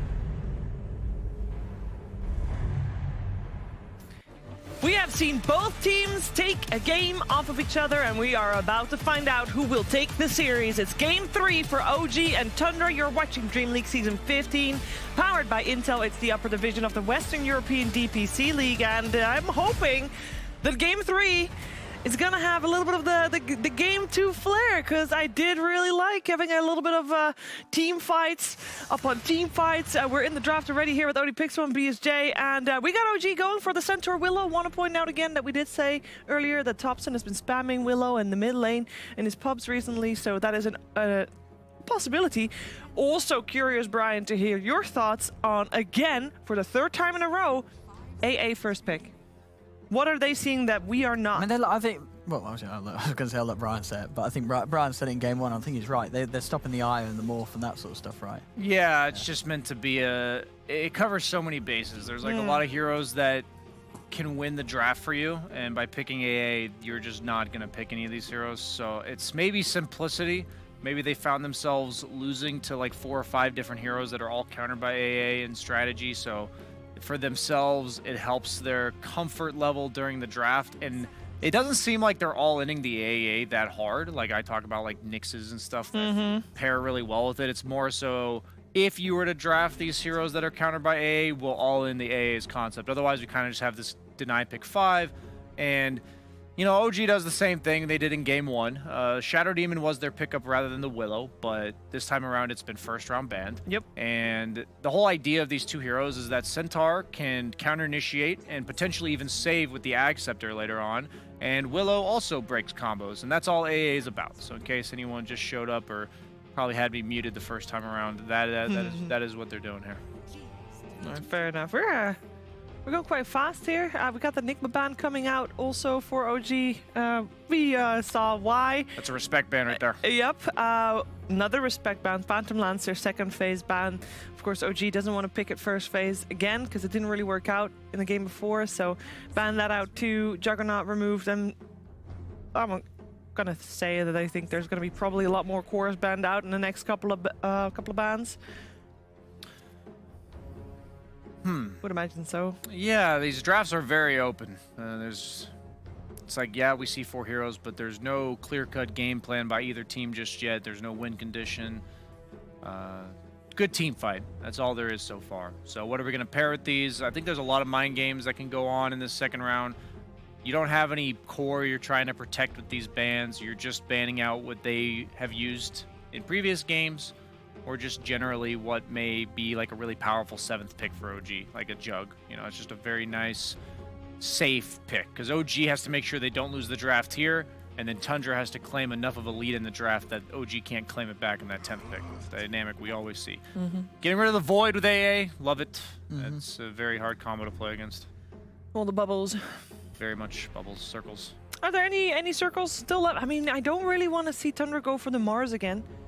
It didn't really work out, and I don't think that. I feel like Mars just kind of does the same as Tide. You know, if you got Tide, you get someone else in your mid for 9. I like Wraith King a lot for Tundra. I know Skeeter, big Wraith King. Oh, yes. Yeah, he goes well with AA, goes good against Centaur Willow. I think he's probably his most played last patch, or last season at least. Last season for sure. He hasn't been able to play it this season yet, but I do believe it's been banned out against Tundra quite a few times. Last game was the first time I've ever seen Centaur Shard. Like, I thought it was always pretty good, but I've never seen it be as good as it was last game, where 33 was able to get 5 or 6, I don't know what the max is, I think it's 5 or 6 full stacks of the strength percent that you get every time you use Double Edge, and it refreshes itself. I think he was at 6,000 or 7,000 health, so that was pretty nutty. I wonder how that interaction works with Ancient Apparition. Like, is it a heal? You know, like to give yourself extra strength? I don't think it would, so I think it would. It would not give you extra health, right? No, but I think it's not a heal, so it would. You would gain your main percentage. Because you gain strength. Because I don't think it would be counted as a heal. Yeah. It's interesting. I mean, stuff like that, I have no idea. Yeah. The magic of Dota, all these little interactions. What have we got for OG? Do you think they'll settle on another Abad in this game against the Tide? You know, pretty much the best support to save yourself and a +1 against the Ravage. I would almost like a. I guess you don't want to do the save supports. Oracle's still okay against AA just because of the false promise interaction, but I'm also fine if they were to go like ET and just punch this guy. Okay. Goes well with their lineup. They already have pretty decent catch, a lot of long range magic damage already. Yeah, ET is very nice with Centaur Willow. The thing is that most of the time when they play ET, it's normally Seb. What? Why do they keep picking Ana's hero here? You know what, man? I respect it because I'm here and thinking. You don't sound like it, Brian. No, when I say respect. Why do they keep picking out? When I say I respect it, it's like PL's a hero. I don't think you should be able to 2-3 and get away with. I mean, is Slark one? Slark against AA, man. It's actually really hard to play Slark because if you get blasted at any point, yes, you're kind of a mobile hero, but you do rely on kiting the fights and regenning, and it's somewhat easy to AA blast you if you ever go in with Pounce. So it's like, it's one of those things where if Slark was being picked into 8 heroes and you saw everyone and you're like, it's just AA, it's a fine thing. But if they have like a setup stun now that's pretty instant, you can get bursted, and that's what Slark has an issue with. So I'm like, okay, nice against Tide, but can't they somehow punish this? Like, I mean, I gotta agree. Playing it into AA is the most miserable thing ever. You're right. There's no excuse for the AA to ever miss the blast. You have You're always going to get the blast on him, and then at that point, if there's, especially if there's any AoE damage, Shadow Dance, it doesn't matter. It's not going to save you. You are going to die. Yeah, we of course have seen Snaking play Lion quite a few times. We saw it banned out previous game or the game before that against him. Still cool this time. Yeah. Yeah, Lion Tide definitely a classic for sure. Lina? They're taking in heavily into their bonus time though. Lina's still in the pool. That'd be more lane centric. Mm-hmm. Shadow Shaman, I think, is reasonable with Tide. Similar idea to Lion. It's like not quite as good at the disable front, but you don't have any tower push from the other 2 heroes. Yeah. And they'll go for the Leshrac. Oh, I love it. Against the Slark, it's just so annoying. It's AoE damage. You're trying to go in on this Lesh. The magic comes out. They'll get one of the saving heroes. You have to pick Oracle here. You actually have to. Otherwise, Slark's just going to die. Yeah. To Lesh AA, you can't enter without Oracle. So, is it enough to like enable Slark? I'm about to find out. Part of me wants them to lose because I'm just like, you can't third pick Slark into an AA in one of the first 2 heroes. No, it looks. It looks hard. It looks really tough. Tundra, definitely so far with the draft advantage. Even though they lost game 2, like I feel like OG still had all the tools they needed to win game 2, despite picking PL second. So it's like I'm impressed by their ability to early pick what I would consider situational carries that you can't just pick into anything. So Lifestealer isn't the best versus Slark, but you don't want to all-in counter the Slark. You know, like you want something that is only going to have its own good game. And as of now, OG legit has no damage to kill Lifestealer with until Slark gets like 20, 30 stacks up. But because you have AA Lesh, you're probably banking on the idea that the fight isn't going to last long enough. Yeah, and I love seeing Lifestealer with these sort of other cores like Lesh. These heroes, Lesh, he needs everything to be able to save him. If they all in on the Lesh, Lifestealer can help out. Yeah, he jumps in, that extra bit of a boost can make all the difference in these team fights when OG's trying to kill this Lesh whilst, the Slark is protected, whilst he's false promised. And certainly if the Lesh is able to live long enough, the Lesh will clean up these fights pre-BKB on these cores. Can you cookie people out of Pounce? No. It used to work, but you cannot do it anymore. It like cookies you, but you like jump up and stay in the same place. Yeah. 5 seconds remaining. I still think they need a stun though on Tundra. Like, yeah, great, you have Split Earth and Ravage. Sure. But any hero that goes first. Okay, I don't even say you need a stun. You need a hero that goes first. I mean, in that case, it was the first game that Tundra played this season with Snaking. He played a Spirit Breaker. It wasn't great. It'll go first. But it will do the thing that you say. I think it has to be, ideally, it has to be a hero that can get the Slark off of him. The Clock, that's why Clock would be okay. Or a ranged hero. Like, you don't want, if you pick Spirit Breaker tied into Slark, you're just going to get Orb of Venom clicked and just lose the lane really hard. So they go, like Nyx and Clock can kind of defend themselves as opposed to a Spear Breaker. It's like I don't hate Spear Breaker for the game plan. You can buy into that, but I also think if you're gonna see a third pick Slark, let's try to punish it a little bit. Let's get that Shadow Shaman up. I think it would own this lane. Gives you a disable against the Willow too. Matters. Yeah, any sort of hex. Void Spirit. So that means Leshrac support or Tide support? Lesh 3. Tide 4? Tide 4? Well, I mean, Fada has played Tide 5 in the previous patch. Nah, it has to be for Lesh, I think. Yeah, because I would imagine that yeah, such a good game for the Lesh. Yeah. And a Bloodseeker coming out. Do we like this?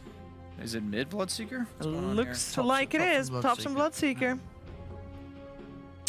I like what Tundra's got. I like Tundra's draft way better, man. I feel like usually when I say that about OG, they just stomp because their draft makes no sense to me, and then they win. I think this is a hard Slark game. Yeah, I love the pick. You know, it's going to be so 33, and yeah, Snaking's going to show us his Tide. I mean, Snake, he's played a lot of Tide, right? He used to be one of his main heroes when he's back on the offlane. So we'll see what he can do with it from the 4 position. But it looks like another good game for the AA opening. You know, even heroes like Thompson on the Bloodseeker, he gets caught out by Ravage Blast and a combo from the Lesh and the Void Spirit. I like it. I think Tundra played well last game. And I think OG, again, taking some chances here with the 3rd pick, Slark. And Slark's not an easy hero. And Tundra, I don't think they're going to be too scared of the Slark this game. I think they're going to blow him up. Brian, you said that normally when you think that OG is outdrafted, they come up with some miraculous plan and pull it out anyway. What needs to happen for them to have a good game here? Oh, it's just surviving like the first 15 seconds of the fight. And if you get a rupture on a crucial target, Slark gets 10, 15 stacks up. Suddenly you disengage and reset. Yeah. The ults, like the Tide Ravage and the Infest, these things all matter to their surviving, or like their initial burst, the AA, the whole combo. So Slark will prevail 30 seconds plus fights, so that's what they need to get to. All right, long fights. Well, I like that. I know our commentators have enough breath for that as well. I know that they are excited for this 3rd game. Let's head over to Cap and Kyle. Yeah, I think we're looking forward to this game, especially since Tundra, a little bit of a repeat formula for them. Kyle, they said, hey, that big team fight, it won us the game 2, so let's just get some more team fight. Yeah, they once again have just such a huge damage advantage. Their AoE is absolutely nuts, and of course will be boosted up by the Ice Vortex. Fada is going to litter all over the battleground. And I do like that they pushed Snaking to the 4 position Tide. Traditionally an offlaner, he's got a lot of experience. And in a way, he's sort of playing the Enigma role, right? He doesn't have to initiate with the Ravage, he's just going to hold it. And that top lane, Lesh Tide, is pretty damn strong, I would think. Yeah, I mean, one of the reasons that they drafted the Slark, I presume OG thought this was going to be a 3-position Tide Hunter, and they said, what's the best hero to beat that lane? Slark is definitely one of those. Yeah, the question is Centaur OP? It's won both games so far this series, one for each side. Once again, it'll be Seb, Bracer first. And, yeah, I kind of got to agree with the panel. Like, you look at the OG lineup, it's a lot of single targets, specifically their 2 cores, right? Bloodseeker, Slark, they need a lot of time in these fights, whereas Tundra, they just spew damage all over the place. XP-based damage, my favorite on this patch. Why is that? Why do you like experience-based? Games are ending faster. Do you feel like you don't have the time to farm? Is that why? Pretty much. And I think the games also are moving a lot faster. You know, 25, 30 minutes of Dota, you feel like you've seen everything. Okay. Roches occur quicker, and especially Leshrac, it leads to tower pressure, whereas OG, it's basically Centaur with the Vanguard. That's your tower pressure, and you might lose your tier 1s real quick if that's your only method of split pushing. But we'll see. I wouldn't be surprised to see Ana just grab another Midas and play for the super late game. And Diffusal Rush also would make some sense. It's what we've been seeing a lot in China. But first they got to win this top lane. It's easier said than done. Expect a Gush level 1, 2 mangoes from Snaking. Yeah, especially since they already know Ana has the Essence Shift. Yep.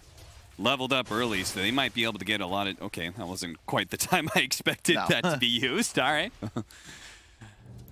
Just wait for some hero to be a little out of position, hit the Gush, follow up with the stun, lots of right-click damage, but Snaking is a man on a mission right now, and that mission is to block the easy camp. Courier baiting it a little bit before it backs into the tower. I keep on making this complaint. Very boring when you're playing 4 position. You and the enemy 5 just trade positions. You both body block each other's camps. Like, all right, very fun. It's tedious, right? It's like getting ahead or behind the lane is more about like little miscues, or it's not about outplaying the enemy. It's like, ha, you didn't block your camp. Yeah. Gotcha. Did you do your checklist? Did you do all those things you were supposed to be doing? Did you body block the camp and stack up for your core? And I'm so over the creep pulling. That's the only mechanic I'm not a huge fan of nowadays. You saw it bottom, and you're going to see it top most likely. There's just nothing you can really do about it in a 2-1-2 meta. You can see No Tail. He's going to try and punish Snaking as much as possible for blocking the camp, but ultimately there's not much he can do about that. And this is Snake King's happy with this because Lesh against the Slark in lane, if it's just a 1v1, he's going to be happy, right? Oh, mid. Pulling it back in to simulate, dodges the nuke, and gets a little bit more damage onto Thompson. It's that dangerous game you play as a Bloodseeker, right? Just trying to stay in lane, and if you get enough CS, then you'll be healthy again. 9 constantly trying to make him uncomfortable to a point he can't stay in lane any longer, but it looks like Thompson's going to be good now. Yeah. 9 did a really cool thing, though. He's just messing with the creeps. Yeah, he loses the top water rune, but it was all about the XP because his wave was pushing. So he got all the CS, and then he went to make a play for the rune. But he's doing quite well middle. No-Tail's also got this habit. I don't know if I've seen this on many other supports, but he brings so much regen to his lane. Yeah. It's like 2 salves, Yeah. 2 mangoes, and he brings more. Another factor of these side lanes. Did you bring enough regen? Are you ferrying more regen coming in? Well, can we talk about the draft a little bit? Did you think the Slark pick, third pick Slark, Early.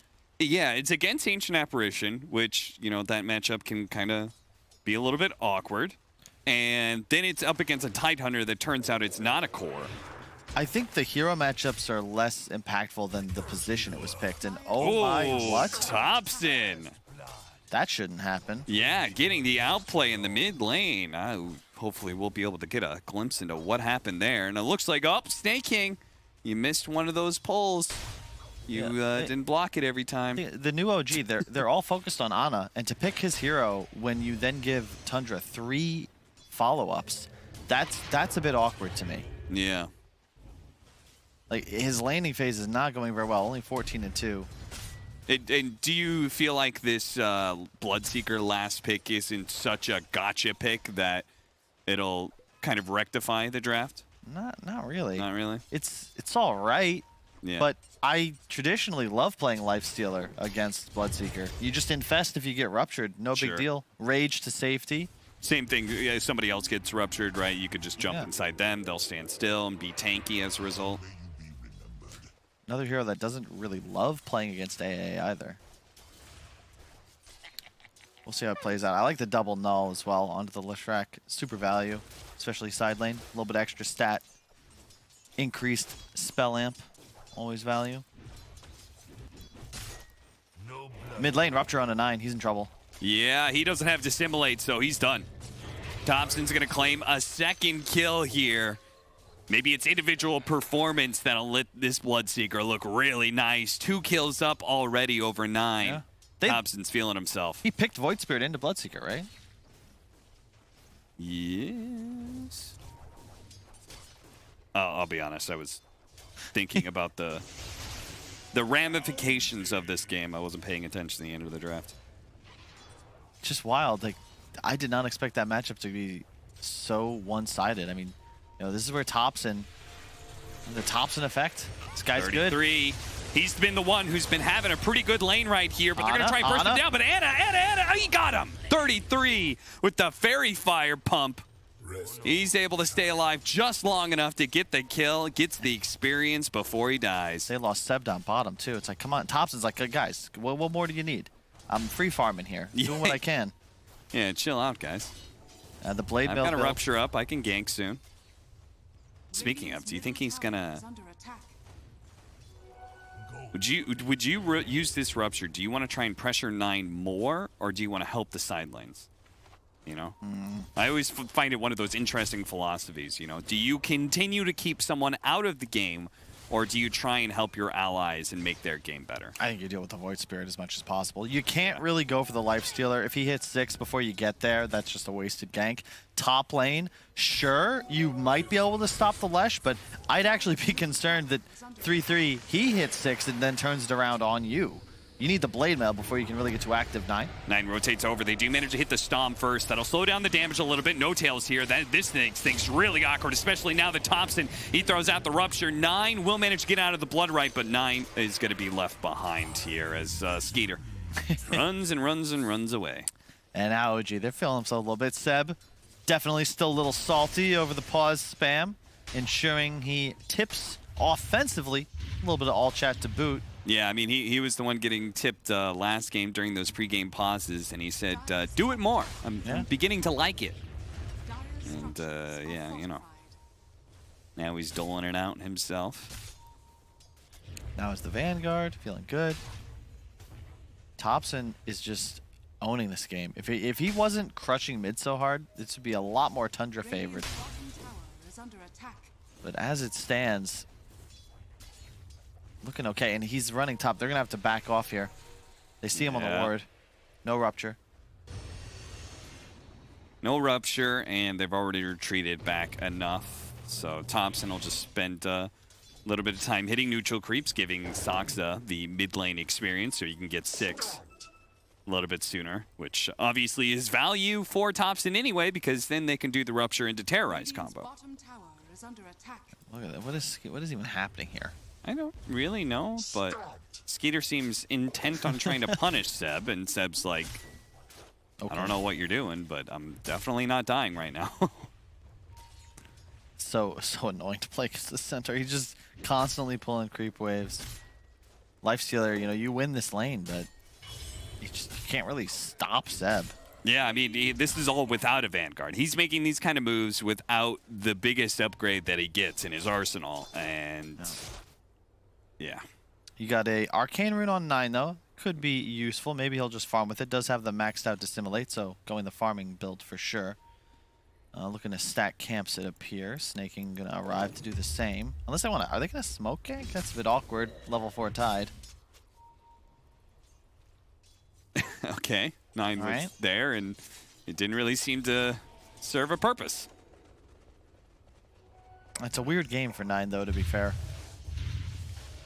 Why? Because you feel like you can't gank the sidelines, or? Yeah, well, first he's 0-3. That doesn't help. Okay, sure. 80 second, game's awkward then, yeah. Yeah, who does he gank with? Like, you could theoretically go top, but, you know, when you fall behind on a hero like Void Spirit, Thompson's off map, you're just afraid because, you know, you show up top, you get ruptured. Like, that's just it. Your gank's dead, you're probably dead too. It's just a weird game to play.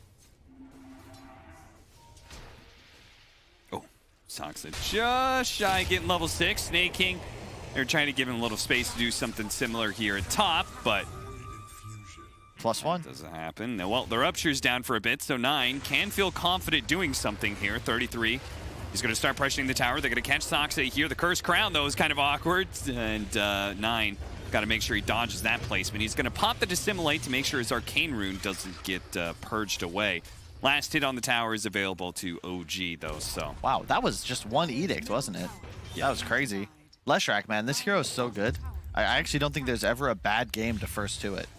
Just because of the max edict. Like, there's a level 7 Lesh who does basically a full Death Prophet exorcism worth of damage, but in 1/3 the time.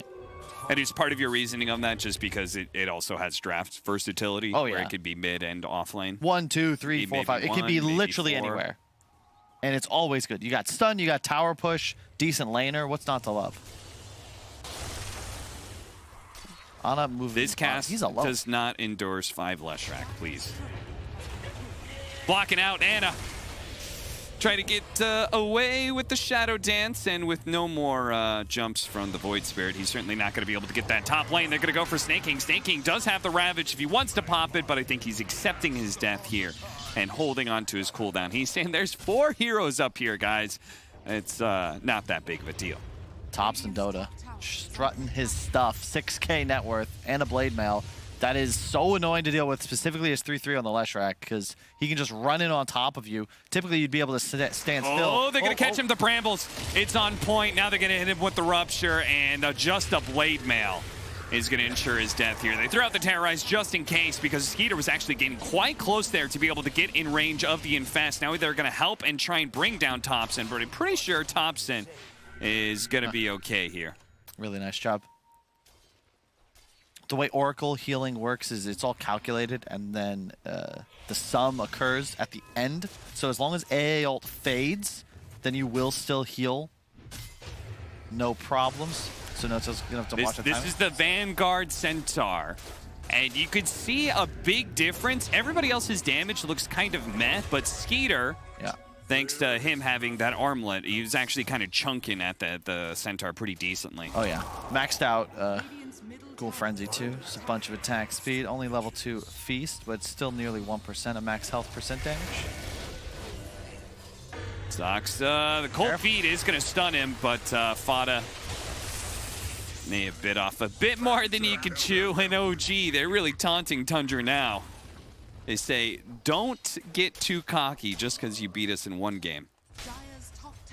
And the real trick is beating us in a series. Tundra is doing a good job putting pressure on the other side of the map. They'll probably take this side lane tower.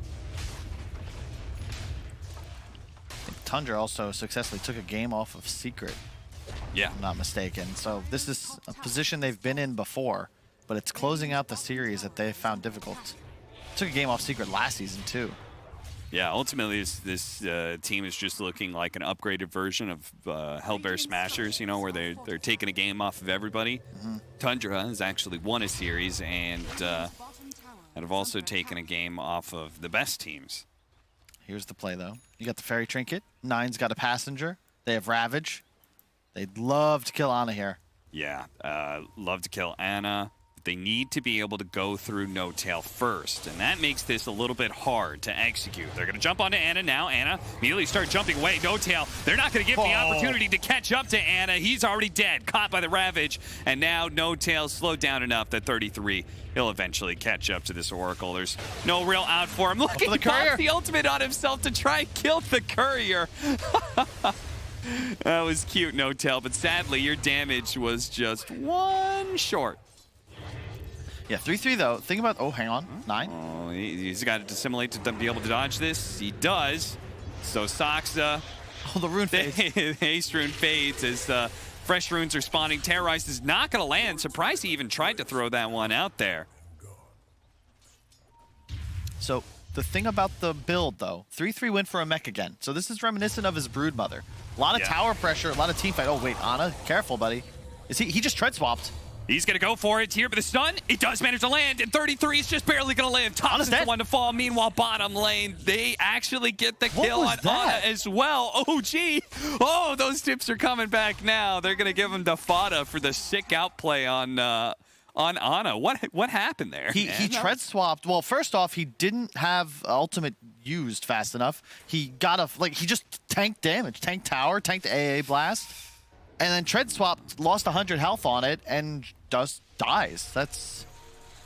Man, Slark into AA, you know, Brian was talking about it. This is not the easiest of matchups, and we're going to see the replay here real quick. Gets the defusal, but, like, that's under an Ice Vortex. He takes all that damage. Still uses ulti, but it's a bit late. Yeah, he hit him with all that damage before the ultimate. Still gets a couple of shots. He tread swapped from strength to agility at the start when he went in, and lost health because he had already been hit by AA Blast. Oh dear, OG. Can't do it. Can't do it now. They've lost their net worth lead. And Tundra is beginning to get some map control, and that's particularly concerning. Especially if they're getting some momentum off of it. This Leshrac, who is already an answer to the Slark, is also amped up by the fact that he can be infested by a lifestealer. So even the Blade Mail from the Bloodseeker may not be an answer to this hero. Yeah, it's just, hang on, more Jumping over to the low ground, making sure the Invis isn't going to be picked up. Thompson, the Bloodseeker's in trouble. They're going to throw out the Ravage to ensure he dies here. Ana did manage to get off the Dark Pact as the stun was landing, so he's going to be okay there. And it looks like Soxa will manage to TP out in time. So it is just Thompson, but... Yeah. And the Ravage used, and you're like, oh wow, huge spell, but that's just the 4 position, right? True. It's 2 minutes, whatever, but you get in the kill in the core, you force TPs, control your area of the map still defending this mid tower. Even game, 9-9. Anything could happen here, but it really feels like if OG are going to take this, it's going to be on the backs of 7 Thompson, which is not something you would typically say. You know, Ana almost always is on their win condition, but ineffective thus far. I love the pipe pickup by Seb, fully completing it. It's so good here against Lesh AA. Yeah. Just fully absorbing the Ice Blast if necessary. And the 3-3 items are the awkward ones, because Mech Force, it's good. You can get rid of the leap, you know, force whoever's caught out of it, helps escape if you get defused as well. But he will not be scaling as hard as he would have had he gone for the more core style, you know, early Kaya, Bloodstone perhaps, even a Yules. AO. It's going to land on Thompson. They're going to gush him as well. No Tails there to protect him against the magic damage, though. They're going to go for the Snake King. They have to dive in pretty deep to be able to get this. He's already back into his triangle. Meanwhile, Thompson is at half health. So No Tail, keeping a close eye on him. Oh, bottom, Fada. Starts administering some heals. Fada is going to be caught by Ana here. Ana, they're going to go for the stun. It does land, being able to keep Fada alive here. They're going to throw out the Stampede, but Ana's going to be chased down twice now. Ana is gone for a kill on Fada and thrown away his life. Where's the tip, though? Come on, Fada. You're a legend, old school gamer. Maybe he's just saying, you know, the best response is silence, but I would have tipped there. 100%. Second time. Maybe the third, but, you know, Ana's not playing this game like he's a carry Slark. He's very much a playmaker at this point, and I just don't know if it's what he wants to be doing. Yeah, because the Bloodseeker's not going to carry this game, right? Yeah, he went Blade Mail first. 33, they see him here. They're going to find their opening. He doesn't have a mech either, so he's in a bit of trouble. Force stabs forward. He's going to be able to get him out of the blood right. Oh, no, Seb's going to keep on running forward. The Terrorize, see if he can run it out, and he does. It puts him over the edge. Seb is pretty far forward here, though. I'm not sure if they really want to go on a Centaur this tanky. He's got an Essence Ring as well. No way. So that's why I'm confused. Like, the Force is good, don't get me wrong, but... And obviously, Yules can be purged by the Oracle Q, but Yules into Bloodseeker just seems like such a value item. If you can juke the silence, then stand still. No, absolutely. I do agree with you. Curse Crown. Yeah. Dealing with Blood Right. There's a lot of options. The problem is that OG's lineup is still going to outscale. Like, you have the Oracle, you have 2 cores that are going to start doing some serious damage. You know, Skeeter on Lifestar, I don't want to understate. He can carry this game. But if you give him and Slark full item set, you're going to take the Slark. Maybe the AA change things. You know, it's anybody's game. Let's just leave it at that. It's even. It is. 10 to 10. Quite very literally even on net worth. So they're going to be able to find Thompson onto the low ground here. The Ravage immediately used it. A caught No Tail. He's still going to be able to get off at least the Fate's Edict to be able to stop away some of the magic damage. He's actually getting away with all that movement speed. Skeeter, he can't possibly keep up. Nine's going to be silenced, so Soxa goes in for the kill here. Oh. Last bit of damage. He TP's out. Extra style points for Soxa. He managed to get away there. 33 in trouble. Anna looking to be able to chase him down. The burn damage bit by bit. Oh, No Tail. He finished them off with the Purifying Flames. Now Snake King, he's going to be caught by the Purge as well. That is Fortune so does sick. not end well here for Tundra. Man, the cast animation from the Lesh Stun, I think finishes Ana there, but No Tail zaps him down just in time. And yeah, that's who I was looking at too. The damage output from this Centaur is unreal. Absurd, some would say. Truly absurd indeed. SNY, I mean, he did half his team's damage in that fight. How many double edges did he get off? And this is going to get spooky. Ana and Thompson will both have BKB up soon. I think Skeeter just getting kited a little bit in that fight. Didn't really have a place. Thompson escaped, and then he was kind of pressured back into the mid lane. Ravage was nice, but you didn't kill the core. Yeah, they were so split in that fight, right? They didn't have the Leshrac around, so they inevitably just ran out of damage trying to go for this Bloodseeker. Ooh, it looked good initially because they caught No Tail, but then it was just Skeeter. That was it. Fada again. All right, the smoke's going to break. He knows he's here. He doesn't quite catch him on the blink, but it'll catch him on the Stampede. He managed to run him over, but the rest are TPing in here. They're all going to be spotted in this blood right. It's really awkward for 33, as he's already at half health, and he's just going to be taken out by Thompson almost instantly. Now, No Tail's going to be spotted, but he does manage to get off that false promise, saving himself, but he can't save the others. Thompson may need it right now as he's getting a little bit low. The Dissimulate, he actually gets silenced there. Blood right going down. Thompson looking for the finish, but he's quite low, and he will actually get burned out. The rest of OG on the retreat here. They only lost Thompson for this. So if they get out freely and Anna's allowed to farm top, this isn't too bad. No, you take those. Forced to buy back on Fada as well. Seb, not the ideal initiations there. Missed both hoof stomps to start the fight. Oh, well, I guess he did get the one on Fada, but not as he planned. And a good buyback, but you really would have loved to be able to turn that around more. But unfortunately, Ravage coming up to 1 now. Had they had it for that fight, it would be different. But OG, yeah, they lost last game, but they did the exact same sort of plays. They have timers. You know they have timers, and they're only making these sorts of aggressive plays because they know they have that window. The next timer for OG, they've got, you've got Ravage back up, and now they've got the BKB on the Slark. That is going to make things very awkward because their biggest threat to this Slark is the Leshrac and the Void Spirit's AoE damage, all that magic damage. And that's my problem with 3. Like, look at 3-3's gold right now. Like, he was having such an insanely good game, but I almost feel like he sacrificed too much here. Like, it's not about how strong he is now. He's going to fall off this game. He's not a real core anymore. He's truly playing from as an offlaner, but I think that was kind of where 9 was looking after his rough laning phase. 3-3 had the opportunity to take more of a farm priority, but Smoke gets onto the high ground. It breaks. Can't go Anna for it. and Snake King, the Fish Boys, they spot each other. No one makes a real move here. Tundra still playing into their triangle right now. OG looking for somebody out of position here. 9 immediately pops the Dissimulate as soon as his smoke breaks. He is not taking any chances. Being spotted, potentially caught by the Stomp, the Rupture.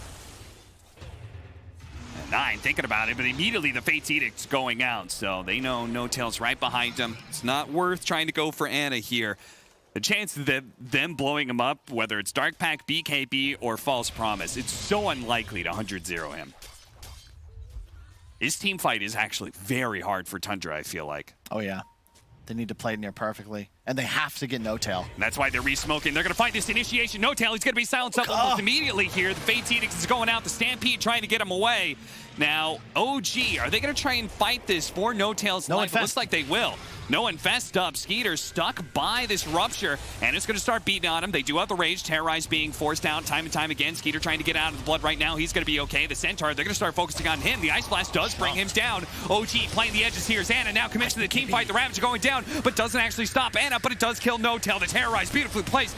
They do have nice brambles. Dual Scepter's going to go off. Does he have a Dissimulate? 9. He's going to throw out a little bit of a stun onto Anna, but they're chasing, and Anna's building up that damage bit by bit. Thompson, he needs to be able to play in and out constantly, but Soxa doesn't have that luxury. It looks like Thompson's still going for it, but it looks like maybe he read it. He misread it again. He thought he could go for the kill on 9, but he's just about 100 damage short.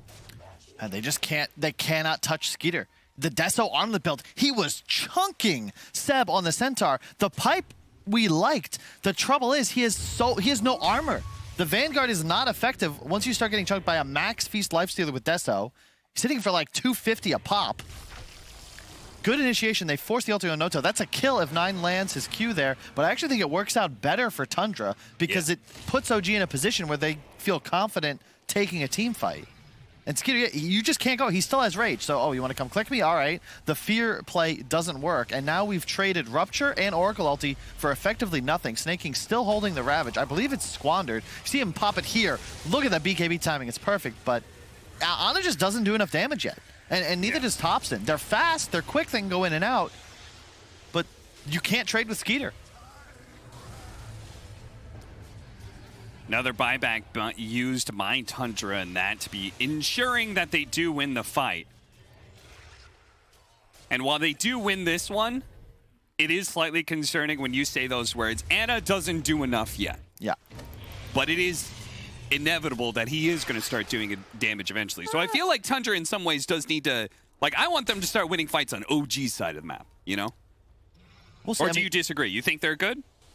You think they can just chill? If you look at Ana's talents, you can see the way he sees this game going. Strength over agility, lifesteal over attack speed. It's all about the long, sustained fights. Slark inevitably counters lifestealer when you're actually able to trade. And you need a bunch of stacks for that. That'll be a couple items out. But, you know, at this rate, you got to be a little concerned because Skeeter, this man is very strong. Sanjin Yasser just completed the Deso. He's not ready to fight Slark necessarily, but he will be able to go toe-to-toe with the Bloodseeker and the Centaur very easily. Love to see Willow a little more involved. It doesn't feel like we've seen a ton of impact from Soxa, but it's tough. He can't really approach the fight. If he catches a Ravage or even just is in range of the Leshrac, he straight up dies to magical AoE. Yeah, Really tough especially game. since they're very reliant on that terrorize. As Thompson is going to be jumped on here. Done. No tail once again right behind him. That's why the Dissimulate went backwards. They're a little bit afraid of what's on the other side of this river. Skeeter immediately goes ahead and rages TP's out. He's going to be okay, but it does mean that Snaking is left behind here. The trap. That's huge. That's the Snapshot. one hero with no buyback cap. No buyback here and he's gone for 70 seconds, so they've got a minute here to try and do Roche. And I believe that's, they're going to bring out, I mean, Paladin Sword for Ana might come out, but he's got a Nether Shawl. That's actually so sick this game. We were talking about it on the ride over. It's just a free magic resist, 25%. They know they're inside the Roshan pit right now. They know what's happening. They got the scan. The Ice Blast is going to come in. Oh. Hits 2.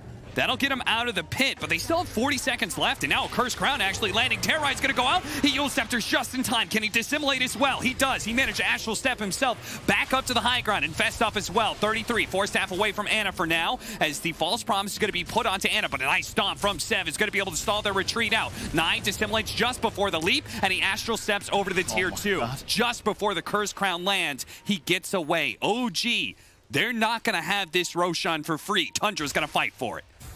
It's now Seb, 4 staffing. He actually goes in a little bit here. The Infest on out now. Skeeter, you can see his objective. They're playing so well. Tundra just kiting. Snaking needs to be alive. He's up now. They have Ravage. They defend the Roche. They are a little bit low on resources. 30-3 could use some mana here, but they certainly have prevented OG from immediately taking Roshan. They're going to have to be a bit cautious about this one. They're going to play just outside the pit. They get some vision. Ana spotted. There goes the Rupture onto Skeeter. Skeeter, who does not have he actually has to TP out. Yeah. Maybe this is an opportunity? It's coming straight back, though. He's going to run as quick as he can. He's going to have Infest up in 14 seconds. They managed to get away from the Ice Blast. Seb sees this as an opportunity. They want to be able to fight into this triangle right now, but Skeeter is just about to join them. Seb, he spots him. Seb, not going to be able to get the Blink initiation. 9, sets it up. Nice, AoE silence. He immediately goes for No Tail. Meanwhile, Sox is already dead. He immediately buys back. A beautiful Ravage onto 4. They're gunning for No Tail. No Tail's down first. They turn around, start banging onto Ana. Ana pops his BKB's Shadow Dance. He wants to be able to finish off 9. A 4 staff gets him away. He's actually good for now. They turn around. They see Thompson. Yule Scepter into the chain stun. Thompson's definitely dead here as the Terrorize is not going to be enough to save him unless... No, Thompson's gone. 9 will finish him off with a jump forward. And now it's Tundra who are sitting on the precipice here, being able to do Roshan. I'm not sure if OG can defend. I mean, win or lose, this is the best I've seen Tundra play all season. They are on fire right now. The way they're pushing and prodding, that they have no business being able to take that fight, but they just bled 40 seconds to get their Tidehunter back alive. Insane initiation from 9. Look at this. 3-man silence into a 4-man silence, 3-person Astral Step, and then Snaking just like, all right, bro, I appreciate that. Blink Ravage on 4. Ana does get the Q off, but he's just not doing enough damage yet. Ana is not quite a threat with his itemization. They might even actually just walk into the pit. They weren't able to get Roche off of this, and now there's no Ravage for 87 seconds. So you need a lot of time as Tundra before you're ready to fight. Once again, OG, they kind of approached the pit at some point. The Ice Blast went down, chased him away. I'm gonna bring last time, Cap. I'm scared about the damage output of Tundra as this game continues. 3-3 win for an Aeon disc. He has Mech, Force, Aeon. None of these items help him scale. His net worth is gonna stay low. Like, he's sub 10K still, 30 minutes into the game. It really seems like Tundra are banking on drawn-out fights against a Slark. Yeah. Which, in some way, they do have a Lifestealer, who's another one of those kings of drawn-out fights, no doubt. It's just, it feels like both teams are banking that they are the superior team at fights that go long. It's a lot of pressure on Skeeter to perform. Like, he has to eat people alive. He's played well so far, 5-0-6, but it feels like it's one of those games where if Lifestealer ever dies, you've just lost the fight. Maybe even the game. He has Paladin Sword, went for the evasion talent level 20, so he's deceptively tanky. Skeeter, his 5th most played hero. The Lifestealer, 54% win rate in pubs, but it hasn't been good for Tundra in the DPC. Nevertheless, it seemed confident. Step, he finds a 2-man initiation. Immediately, it's going to be shrugged off by Snaking. 4 staff inside of the pit as Ana looks to be able to hunt, but No Tail's already dead, and it looks like Soxa could be caught by 9 as well. Yule Scepter into the brambles. He'll be controlled up. Ana, careful, he's Ana. going to go for Skeeter. Skeeter, 1 hit, and Ana actually takes a lot of damage there. The Curse Crown into the Terrorize. That's going to chain up the stuns into the silence as well. A 4 staff gets him a little bit of distance, but the silence is going to last so long, but they can't go for it. Thompson doesn't do the damage. He's going to TP out. It's fine. Anna, he may still be caught here. Pounce, he goes up onto the trees. He's okay for now. 9 can't quite pursue, especially gets caught by the brambles. But Seb is in the river here, and 33 is going to keep him slowed. Fortunately, a 4-staff gets him away from that stun. Can Tundra do Roshan now?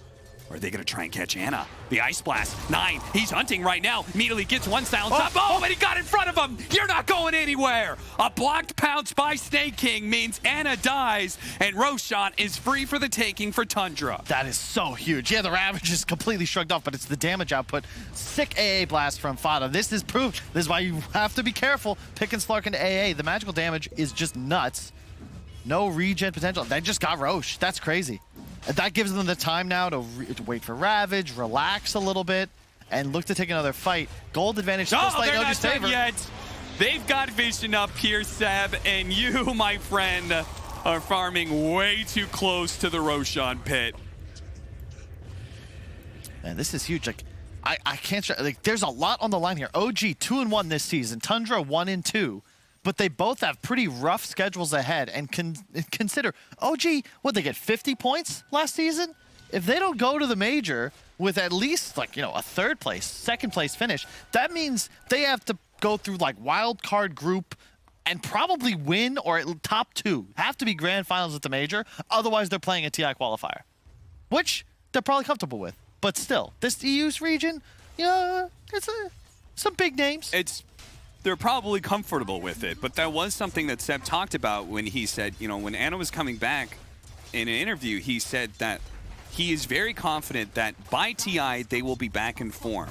But it's going to take them time to get there. And what happens if you're not ready and you have to go through TI qualifiers instead of being able to wait until TI itself? Indeed, because that's an extra month and a half of practice. That's a big deal for somebody who took a 1.5-year vacation. It's also a big deal for a team that is known to be able to thrive under the pressure of TI. But I can tell you, there's 17 other teams in the world that are going to be very happy if the final European representative is not OG. Trying to get away, but 9, he's not letting him go nowhere. Huge. Completely even game, but it does certainly feel like Tundra have all the momentum now. They're playing on the other side of the map. They just saw 2 heroes down there, so OG immediately try and get aggressive. They run into Skeeter, but Skeeter's got an Aegis. This was ill-advised just at the get-go. So a lot of spells. The BKB charge used, Oracle ulti, and now, Seb, gotta be careful. He's trying to TP. TPing out 33. He gets the stun. Seb is caught. And the rest of the team soon to follow, especially since he doesn't have a Stampede. No way out of this one. In fact, you could see 9. He actually turned around with the infested Lifestealer still inside of him. Ooh. He immediately ran back to mid after they realized that Seb was dead and started looking for another kill. Oh, that Fada with the scouting AA blast. Thinking about helping his team get aggressive. Bots finished on 3-3, so they'll have some more map pressure. AC, the next item on Skeeter. Love that choice. Scotty for Ana, but man, this Slark just still doesn't do any damage. And 9 is set up. I mean, Tundra have done this time and time again. They're going to get in front of Anna here. The sound's not quite working. But the Dual Scepter into this will definitely catch him. The Ravage going to be blown because they know if they kill Anna, OG can't fight back. That is so sick. And they don't mind either because they still have Aegis. So it's not as if you can really fight into Tundra here as OG. And in general, their team fight's just lacking. They have 2 cores that basically just run in and hit people, but they don't do enough damage yet. I mean, Kyle, can we talk about how persistent Tundra has been in Game 2 and Game 3 at fighting over those Tier 2 towers? They are not giving this room up for free. They are always hunting right now. They are almost feels like they're turning OG style back around on them and just saying like, hey, you know, if you guys always want to fight, how do you feel when the shoe's on the other foot? How do you like being hunted? Yeah, it's just the gold lead, the XP even more pronounced. Look at that. That is the graph that counts here. Yeah. Experience-based damage, you called it? Yeah. That kind of advantage is huge. Talents online. Level 21 on the Tide. He actually does not die. Ooh, okay, they saw No Tail to the left-hand side here, which is still a very big kill. Seb blinks in to give him the pipe. A risky move. Saksa He's got Yules in Shadow Realm, but if he's spotted, he's by 9. He's probably still dead. He can't get out. He's trying to get out of this tree area. And look at that. Immediately, like, they show top, and then the other 3 are immediately making sure this bottom lane isn't pushed in. This is a fight that OG are actually maybe going to set up for a little bit. I saw some TPs behind Anna, but apparently not. They actually... Okay. How did he know Thompson was here? He's going to force out the BKB TP. Do they have a... No, he killed the courier. He killed the courier, and they knew that he was in the vicinity. So he just went hunting. Okay. He's like, kill my courier. Punish you for that. Nice, another tier 2. AC complete and backpacked. That's how you know you're a little scared. If a Lifestealer has more than enough slots, Sox is done for. Yeah. This Dark Willow just not having a great time in this game. Wasn't great for No Tail last game, and it's not great for Soxa this one. Yeah, okay, Age is gone though, so suddenly OG, you have a bit of breathing room. And look, 3-3's played a hell of a game, but his net worth is still not quite at a point where he's a real threat to a hero like Slark. The trouble is that 9 and Skeeter just smell blood. They are all over the place. And forced to BKB. Shadow Dance, Anna. No TP just yet. Oh, whoa. He's going to TP right now, but they're spotted. Any stuns? They don't have anything. So that was spooky. Yeah. If only he could have gotten that bash, but not the case here. And again, TPing to the other side of the map almost immediately. There is vision from OG, so they see this. They're going to see the bots in of the Leshrac as well. Now, I'm waiting for OG to try and punish this because Tundra, as a result, are playing very split. It's always 2 and 3 kind of setup. Yeah, But I don't think 3 is enough to punish. I don't think they could take a 3-on-3. No, I don't either. Especially if Skeeter's the one there, you know? Oh, geez, they seem to agree, but somehow Seb! Oh, no. He pings that high ground because he's like, they have vision up on the up on the trees somehow, but no. They saw the Stormcrafter proc too that Lesh is carrying. Oh, all right. Like, what is OG's just getting caught everywhere? Like, guys, you can't push lanes by yourself. I mean, Sox is certainly making sure of that. Oh, the robes aura, yeah, but they saw him. Robe, the aura. Interesting. Scotty now for the Slark, but that is not a big damage switch up. No. That isn't all of a sudden going to threaten Skeeter. No, it's end of the day. OG need long fights. They need Ana smacking somebody for 20 seconds, backing off, resetting, and doing it again. But they're not getting that opportunity. Buyback forced. But yeah, Tundra's just, okay, cool. We'll run away now. Yeah. Roshan is up in 47 seconds to 3 minutes and a half. They still have Abyssal Blade they can build up for the Slark. Wait for that third Roshan. They're going to have E-Blade soon on their Tidehunter. I mean, they have so many tools to escape damage. And OG legit don't have stuns other than a Blink Centaur. And that just isn't reliable against multiple Yules, multiple BKBs. Gets bashed, false promise. Anna looks to be able to chase after him with the Scotty. Slows down Skeeter a little bit, but it's not quite feeling that great. Especially Snaking now represents a threat. They managed to grab him mid-stampede. The Ravage going down, but he just managed to get off the Shadow Dance. Is he still stuck? He pounces over the other side, but there's 9, and there's 33. They hit him with the stun ever so barely. He's saved by the Fate's Edict, but here comes an Ice Blast. He has to move over to the right-hand side, not be hit by the Rift, and Thompson does manage to get the kill onto 9, but a 2-for-1 trade so far. 33 is Aeontis is going to be able to bail him out here, purged away. Anna and Seb trying to make their escape here. Anna building up a little bit of stats here. It's the kind of fight you want if you're OG. If you can get your spells back up. No Tail has ulti ready in 10 seconds. BKB in 30 for Ana. But yeah, to your point, like, it's the lack of damage items on the Slark. Basher's next, but still, like, these items are meant to help him stick in the fights. He's not really a threat until you get to those 20, 30 agility stacks. And you just can't trade with Skeeter. He's being chunked so hard. And it's interesting because when the damage is slow, it means the Bloodseeker is also hurt by that fact, right? He's not getting those big thirst stacks when everyone's sitting 80, 90% HP. Yeah, I mean, Thompson doesn't even really count as a carry anymore because, again, his items are purely defensive. Blade Mail to start, Sanjay BKB Basher, but he just doesn't touch anybody. Skeeter has the evasion talent, so that's 16% of these hits that aren't even landing. He's got AC Aura. He has the increased rage duration, plus Paladin Sword. Like, he does not die. It's the second round that'll get them the win, but that won't even be enough. Aegis going to be picked up. Who's going to grab the shard? Is Leshrac. Yeah, I love that. Leshrac. It's so effective against a hero like Slark. You know, if he catches, maybe he'll miss the first stun, he'll queue it off, but it's a pretty damn big AoE that'll just constantly get larger and larger as it And in a stuns way, from the Tundra ground. want to play in a ball, right? Yeah. They want to play kind of in the same area, around each other.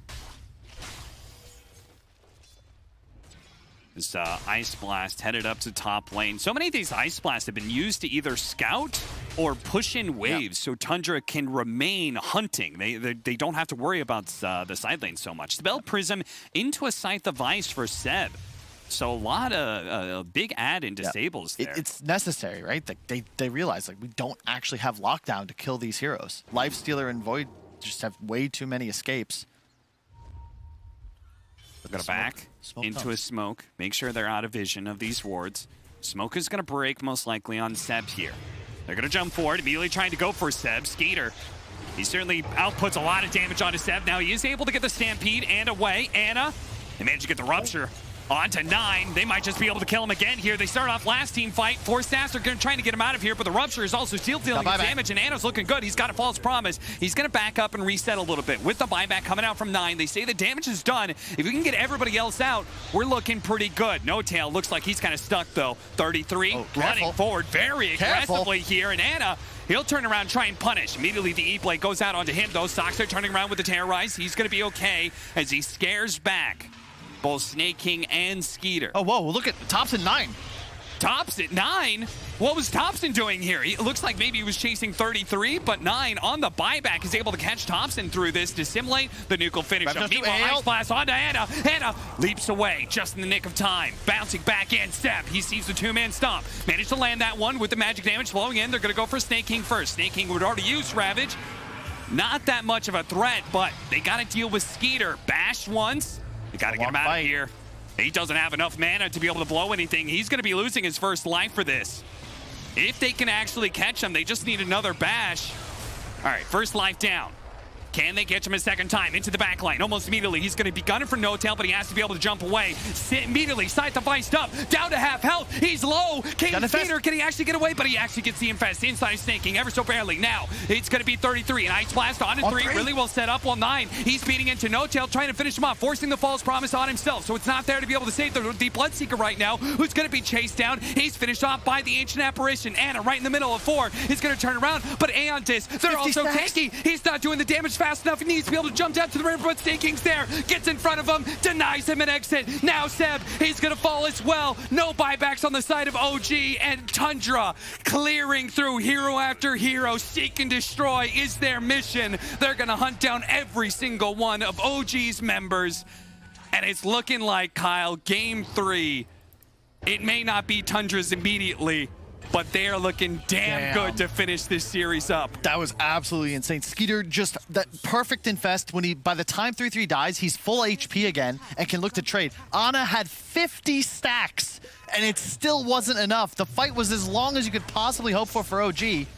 But as you said, great pounce block by Snake King. He has been on point. That buyback was once again crucial. I mean, the support's buying back. What are you guys going to do? They're going for throne. Yeah, go for the W here. Yeah, go for the W. And immediately Soxa tries to show himself to kill a creep wave. He has no buyback. Tundra say, no. We know exactly what you need to do to stall this game out. You need backdoor protection to go back up. No way in hell we're going to allow that. Skeeter, meanwhile, focuses on the objectives for them as the building hitter. A tier 4 left, but that's it. No Tail calls it OG. They will drop down here in this game 3. Tundra, a huge victory for them.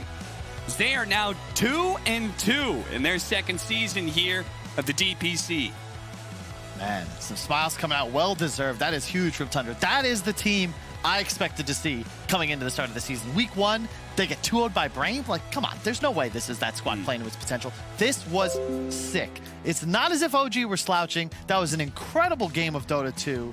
Great buyback usage. The way they hunted and swept the map, vision control, doing all the little things right. Just, that's good. That's entertainment. They kept the discipline and the fast pace together, right? They didn't overextend themselves in their movements around the map, but they were always hunting. They never gave OG that opportunity, that window back into the game. Tundra, they secure a second win for them here in the second season, the DPC, and they bring down OG.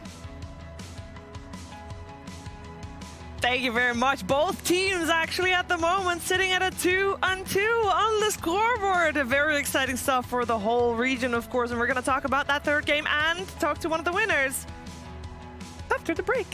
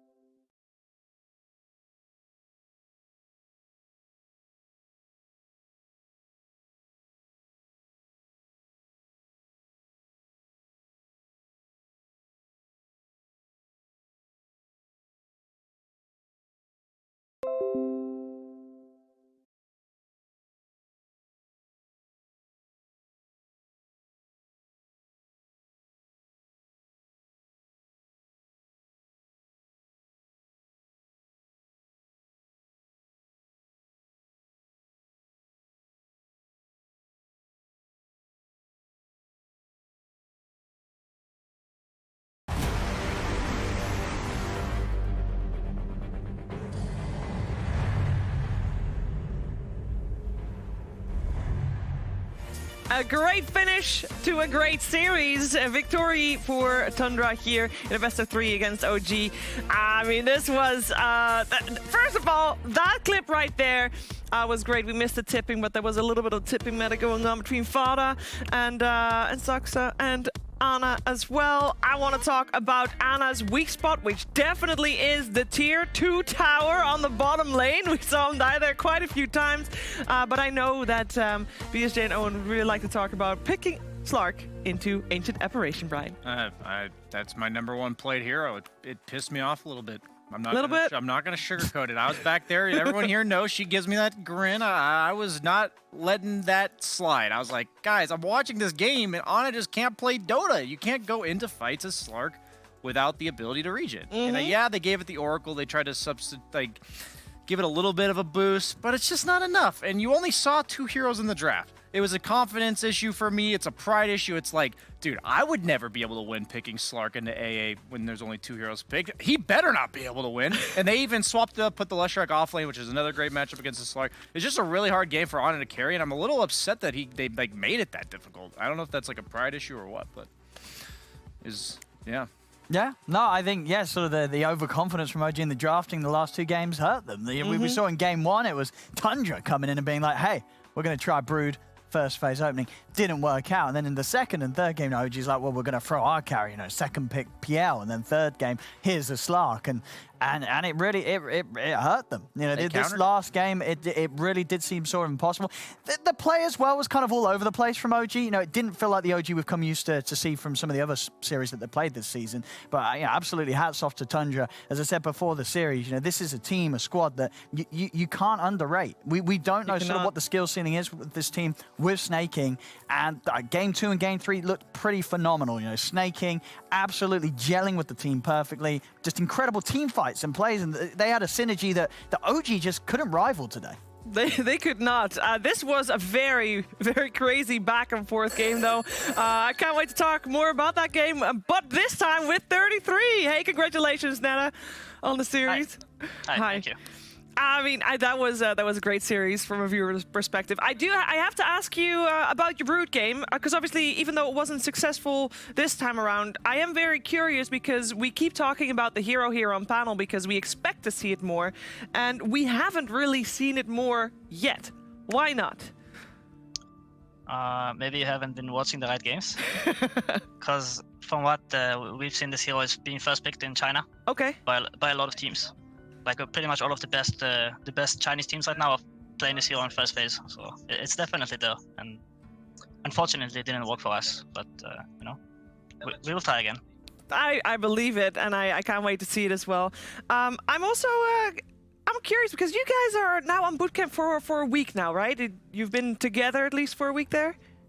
Correct? Yeah, we've been here for longer. I think. Probably like 2 weeks now, but okay. We were in quarantine at first, so everyone was just playing from the hotel room. But this is the first series we are playing together. Okay, well, talk to me. How do you feel? Like, what's the difference? What's the difference with playing with this 5 squad that you have at the moment?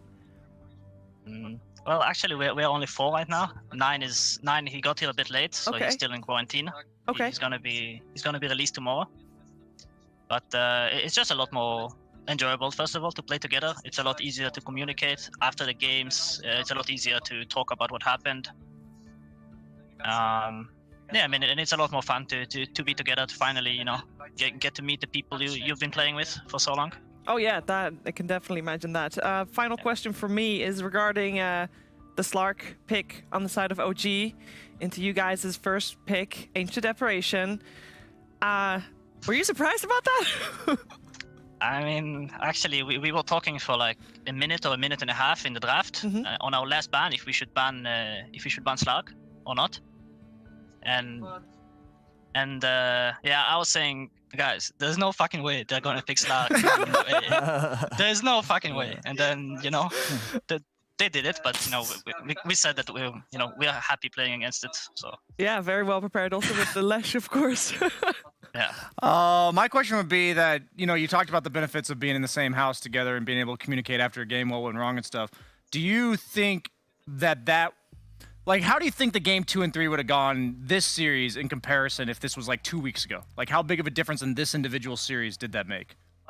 I think it made a difference. It's not so much the playing in the same room, because once you're already in the game, I don't think there's much of a big difference. But we've made a lot of progress over the last week that we've been together. It's just watching replays together, watching games together, talking. We've made a lot of progress outside of the game, and then even if we went up to our rooms and played far away from each other, I think it would be the same. But you're now more on the same page, is what you're saying, just in terms of how the game should be played. Yeah, exactly. We got a lot of good practice together. We worked on our synergy, and it that's shows. it. Yeah, and talking about synergy, particularly having Snaking coming in and being the more recent member of the squad, how's he sort of gelling, and is he sort of bringing a lot of his own ideas to the table, or is it very much a case of you guys knowing what works best for him and then finding how to still play the games in your own Tundra style that he can slide into? No. Snare, of course, he's a very vocal player. As I'm sure you know, or the people who played with him know. So you can't really expect, like, when we asked him to join, we knew what kind of player he's going to be. Yeah. You can't ask a player like that to join your team and then tell him to just listen and play, right? So of course we are trying to enable him to make his calls and to control the game the way he likes to do. And of course it's a bit hard when a lot of people want to talk all the time. So for me, I've been trying to talk a lot less in the team so far. I'm just kind of trying to focus on my game and just listen, because Fada talks a lot and Snake talks a lot, and Skida, when he's having a good game, he yells a lot. So I have to try to kind of calm down a bit and just listen. But it's nice. It's more relaxing to play that way. And I would imagine that being on bootcamp together helps you with that synergy as well. Like, obviously you talk outside the game and gives you a bit more balance inside the game perhaps as well. Yeah, of course. Well, it has been fantastic watching you play here tonight. Nada, we're going to let you go, but thank you for taking the time to talk to me and us, the panel, and we'll see you again soon. Thank you. And I mean, Tundra is on a run here. We could take a quick look at the standings. Can we do that still? I know we have to go to the next series, but I want to see this because look at this. I mean, there's just so much still to play for. Four teams 2-2. It is so scary. Like, all these teams. Which ones would you not want to see at the major? All 6 teams I'd want to be able to see play. I want to see all 8. I like Brame and Elbez as well. Yeah, sure. All 8. All 8. Let's go. We did so well last time. 8 teams, EU teams in the major. I know that Europe didn't look too hot, but I want to have a second chance. And I don't know yet which one of these teams will give us the best shot at, getting the first place title at the major. But it's looking pretty exciting regardless for the region on itself. And guess what? One of the teams is definitely looking a little bit hotter than the others. I'm talking about Alliance, and that is the team that we're going to watch play next. Their opponent for this series will be Brame. We'll be right back.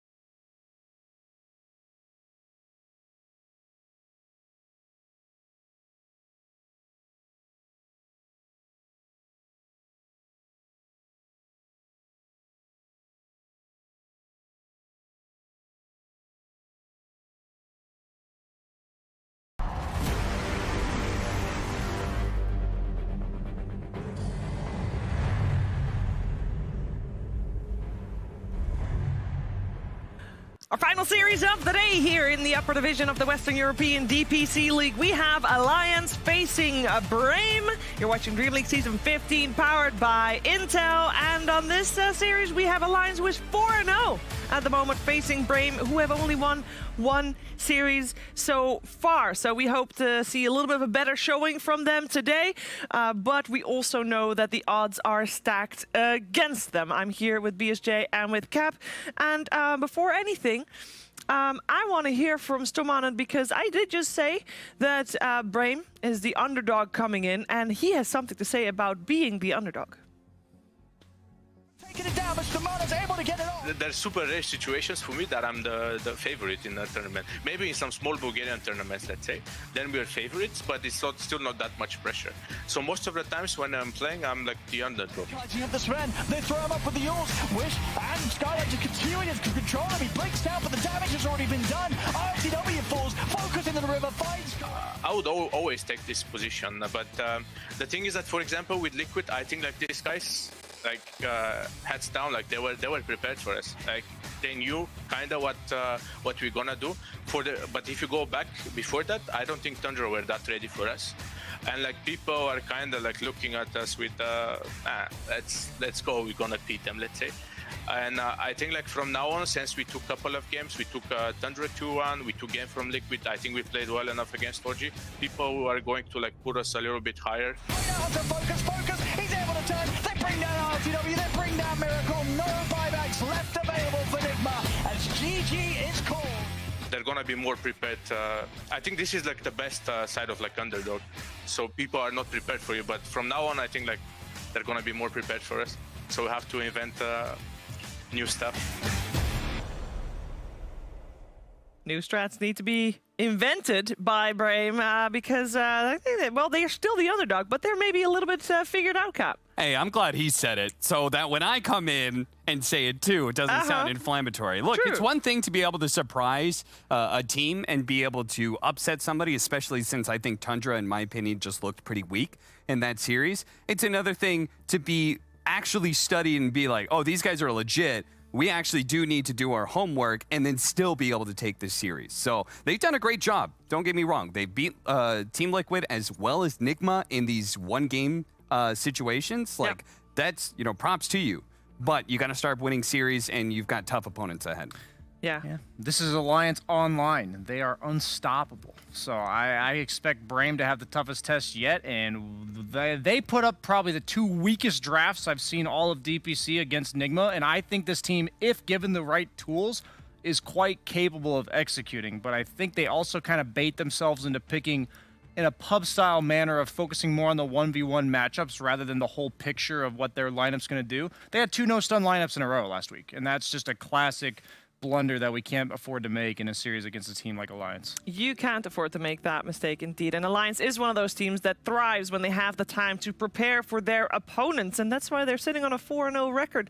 They are looking very good. You'd think that they'd be a step ahead of everybody else, but we have FNG talking about how even the playing field is this season.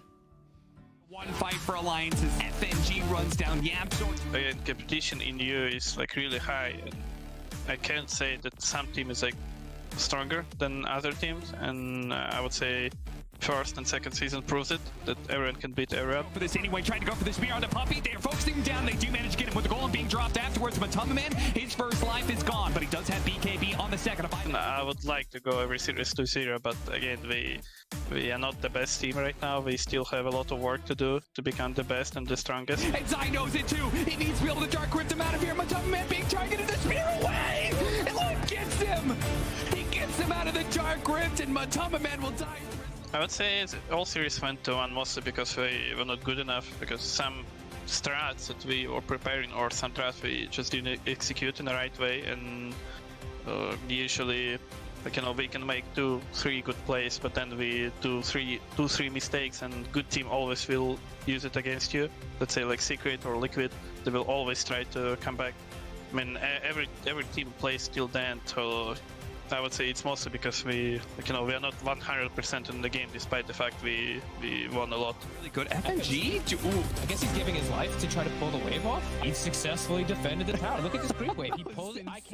Very humble from FNG. I mean, everybody can beat everybody, sure, but at the same time, it is Alliance beating everybody. That's why they sit on a 4-0 record here. We're gonna find out if they can do the same to Brame here in this best of 3. And we actually do have the draft already coming to your screens in any second now. And I'm curious to hear from you guys what we think needs to be picked, because we've seen a lot of Alliance already. 'Cause, I mean, every series they've had so far, Brian, has gone the full 3 games, so there is a lot of data on them. But is there enough on how to beat them?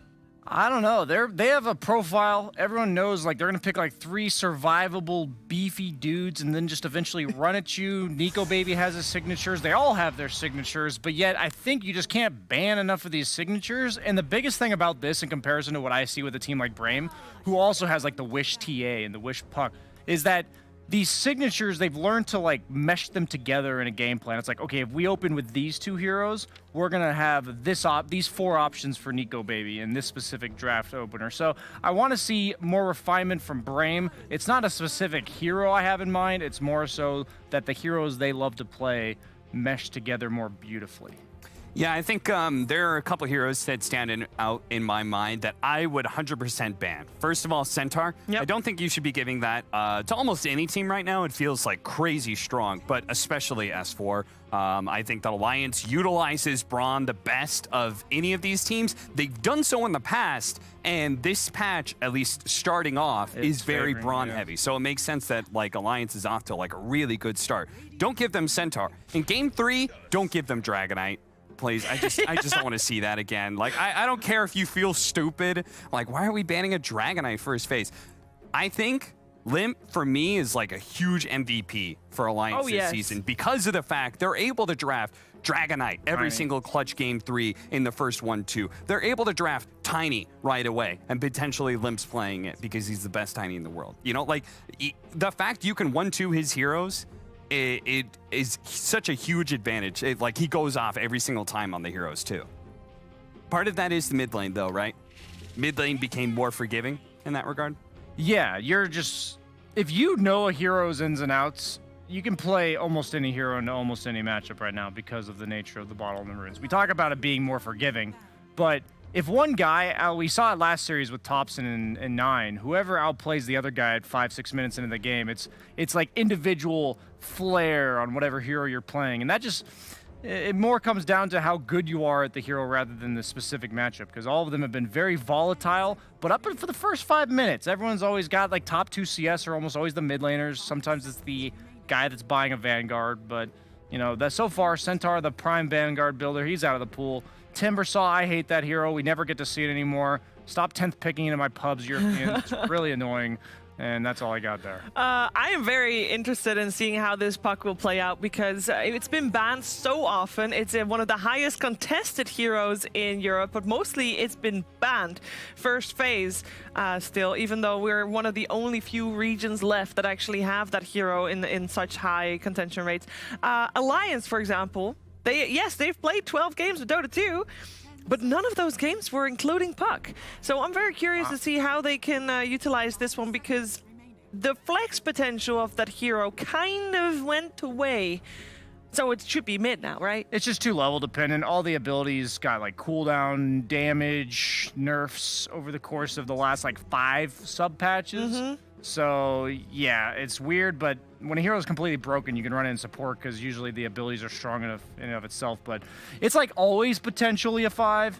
Like it's either a 5 or a 2. But if you're gonna pick it up this early, unless they hard counter it, I think you're leaving it as a 2. You know, I would love to see one of these times Alliance draft Elder Titan because like Brame pick it up right here, right? Most likely it's Skylark's hero because they've shown that before. They look really good on it. It started getting me thinking, like, why isn't Alliance playing that 3-position Elder Titan? Because I feel like it fits the entire playstyle that they have around S4 a lot. Set him up for success on laning phase, and then once he's the strongest hero at like 15 minutes, like play around him a lot. And that's what the Centaur does very well. So I'd love to be able to see in some time in this series, Alliance actually try and take that for themselves instead of just giving it to FNG every time. And Brame will first phase pick it whenever they have the chance, because yeah, we saw Skylark crush with it, but also it's a hero that they play on position 5, so the flexibility potential is still there as well. They don't really give too much away. In terms of the bans, we got the Tiny and the Ember ban coming out from Alliance. We got a lot of cores banned also on the side of Brame with the Troll and the Jugger, of course the Oracle save as well. I'm curious if we can read anything specific from those bans. Is there anything, or are these fairly generic bans? Oracle deals with the ET Spirit in lane, so it's one of the few supports that just kind of wrecks you. I wouldn't be surprised if they go for Enchantress here on Alliance. If they don't want to reveal their support to already leave the flex up to the puck, they might stop that, but the Dispel in lane really screws over ET, and if it's a support, you can follow him no matter what role he is. 5-3, he's equally reliant on that Spirit buff, but then the Magic Immune carries. Like, ET Aura doesn't go through BKB, so you get rid of the Jug, and then Troll's one of the few carries that any hero that deals damage with right-click, Slardar, ET as an offlaner, they just can't lane against Troll, so they go for the Jakiro. Oh, that's a way to deal with a right-clicker. We haven't seen enough of this hero. A lot of people in the back were talking about, man, this hero feels good. They give him like 6 base agility, so suddenly his auto attack. Fog's excited. Yeah, Fog's pumped, man. He's like, suddenly you get like a much better animation from your attack in lane. You have that 1 extra base armor. This kind of stuff matters a lot in the laning phase. And Jakiro, really good follow-up. Right now, you got a lot of stuff to follow up to already.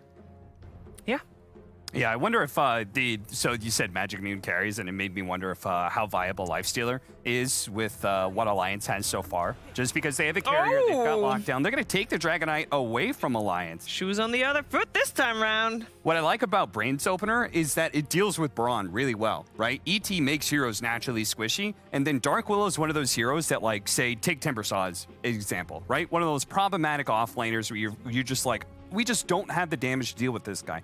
Dark Willow is always one of the better answers against him because she just poops out damage everywhere. You know, she has so much damage potential that even the tankiest heroes are susceptible to being bursted. I hate Willow. It's like top 3 supports in terms of most annoying to play against. Great Shard. That Shard is...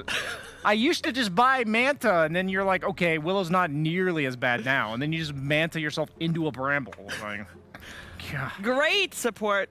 Suggested to all your pubs, especially if you're facing Brian. Yeah, it's an European special. I see it a bit in NA. There's like 2 or 3 Willow specialists, but there's like 9 or 10 of them here, and they all just...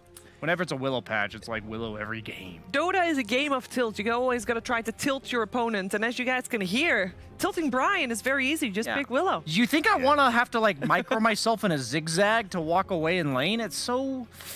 I've actually gotten better at it, so thanks for picking Willow all the time, guys. But, you know, don't listen to Shiver. Don't pick Willow. As it is a good hero, though. I do think it's a good patch for the hero. Well, we need a core for Alliance at this point because the Tusk and the Jakiro cannot really be played anywhere else other than the 4 and 5, or at least not unless they want to try to go for a complete 180. Yeah, the issue with revealing your support duo like this is you are saying it's a core puck, and at least most likely, unless the Jakiro's core is something we don't know, that you kind of have to reveal an offlane or a carry now, and you don't see the matchup. So the best thing you can do is pick a hero that synergizes with what you already got. And Jakiro Void. Yep, that's exactly what they got to do. Go to a Nico Baby special. There's no like ultra hard counters to Void in the game. There's like heroes that make his life a little bit more annoying, but that's kind of it. He's a right clicker that goes magic damage items, so he's not as bad against DK. Nico Baby hasn't lost a Void game yet this season. He's doing pretty well. I feel like Brame might, like, if they just tank up a bit here, right? I feel like this could be a bit problematic for Alliance. You feel like they'll live like through Magic Immune ET that's like pretty tanky, that's hard to be able to put magic damage onto. DK, natural BKB buyer, but also beefy boy. Wraith King's a great anti-burst sort of hero to be able to survive through this Chronosphere. I think Alliance are going to need an answer to this, and I think it relies on S4 to have like a Necrophos type hero almost. Yeah. Where you need something to actually finish off some of these big boys. He's played a lot of Necro this season, or quite a few games anyway. I'm gonna get a little hype right now. I don't get hyped very often. I just want to say right now that 2 days or 3 days ago, whatever it was like Saturday, Brame put together 2 of the worst drafts I've ever freaking seen. And this is a nice looking draft from Brame. I like all these heroes. They got playmaking potential. They got team fight. They're picking 1-to-1 counters and lanes. I like it, man. I'm hyped. I think this team has legit potential. I think they've got a lot of that like no fear factor, you know? You're not afraid of anything. Just run at them and hope for the best. And I think that might be what it takes to kind of disrupt the kind of static flow that Alliance likes to keep in the game. So I'm hyped. I'm ready for this game. Yeah, I can tell. Also, we see a Grimstroke band out. The flex potential for the Elder Titan still very much there. Like, is it going to be off lane? Is it going to be position 5? We don't know. Yeah, I think it's most likely Skylark. Brame's going to ban away a bunch of the damage-dealing offlaners, which I think is the right route.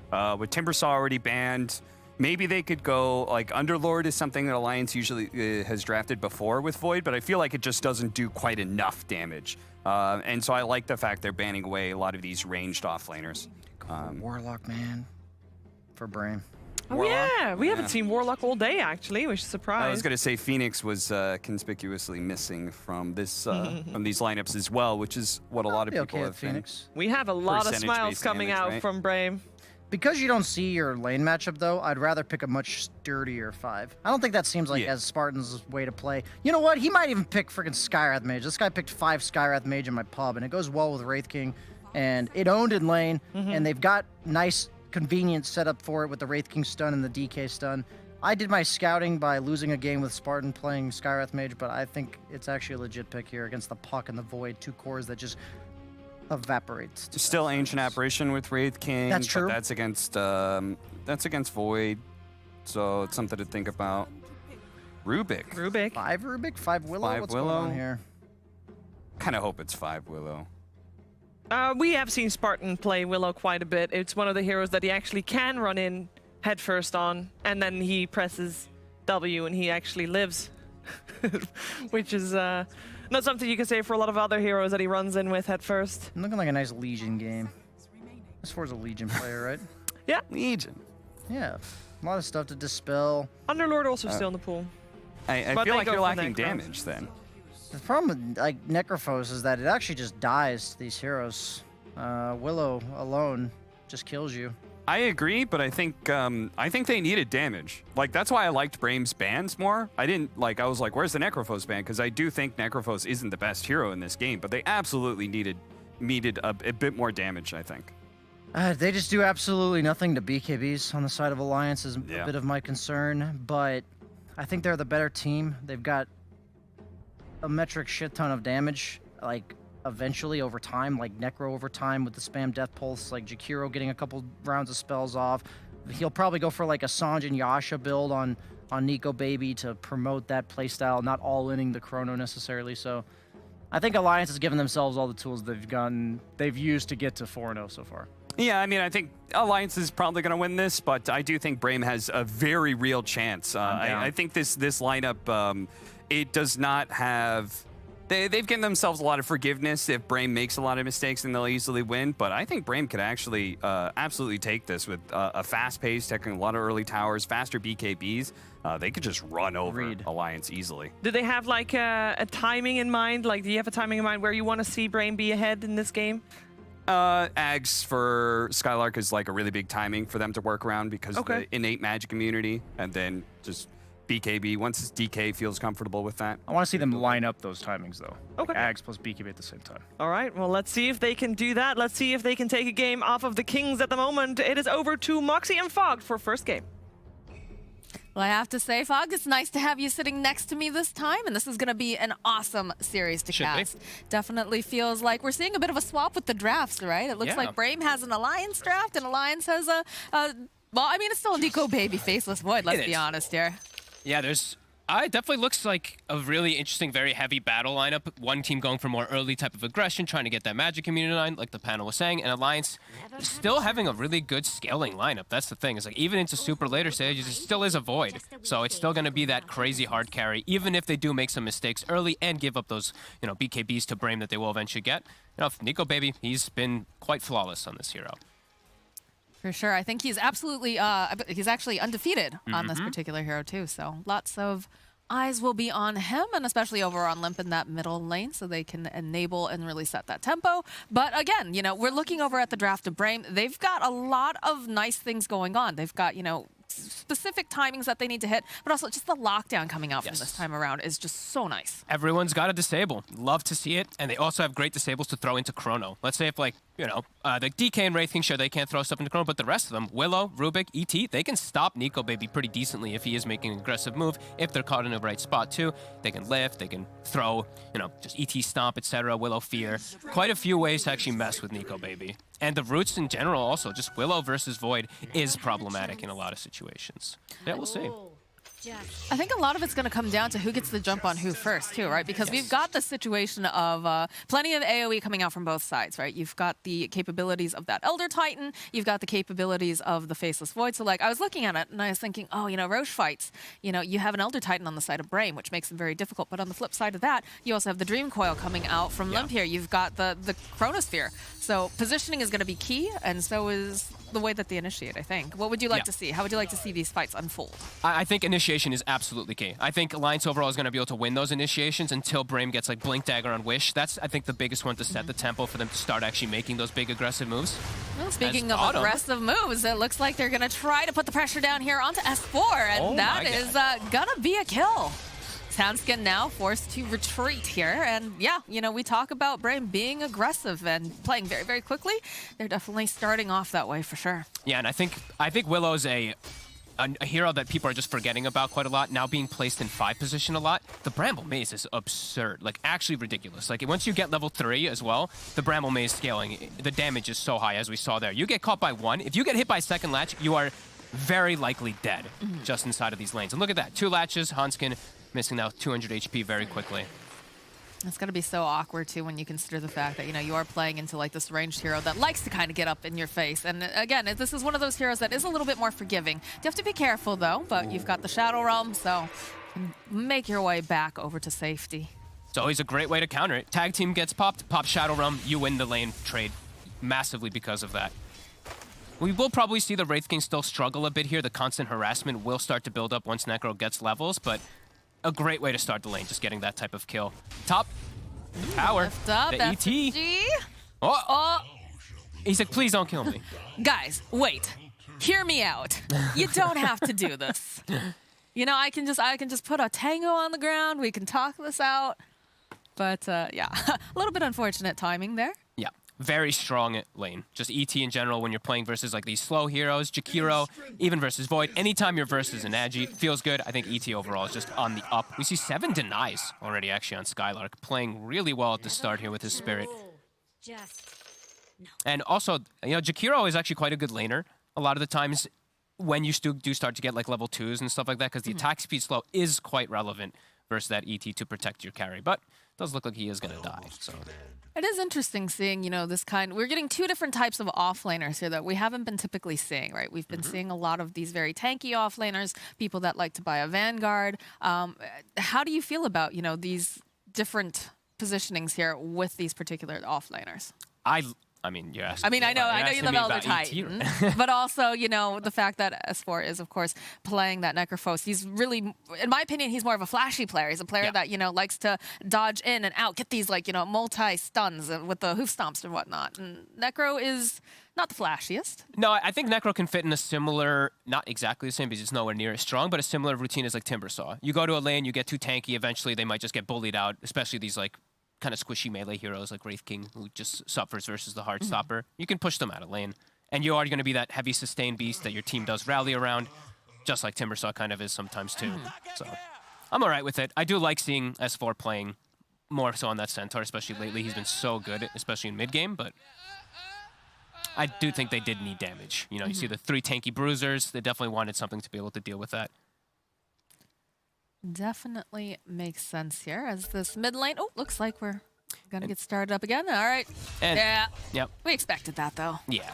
And the other thing about like Necro in this game, because they have Faceless Void and Puck, they didn't need an initiator in the offlane, right? So they already have 2 forms of being able to start the fight, so he can actually play more of just this rally around me kind of guys. We do see him start bullying quite a lot onto Focus, starting to catch up in last hits.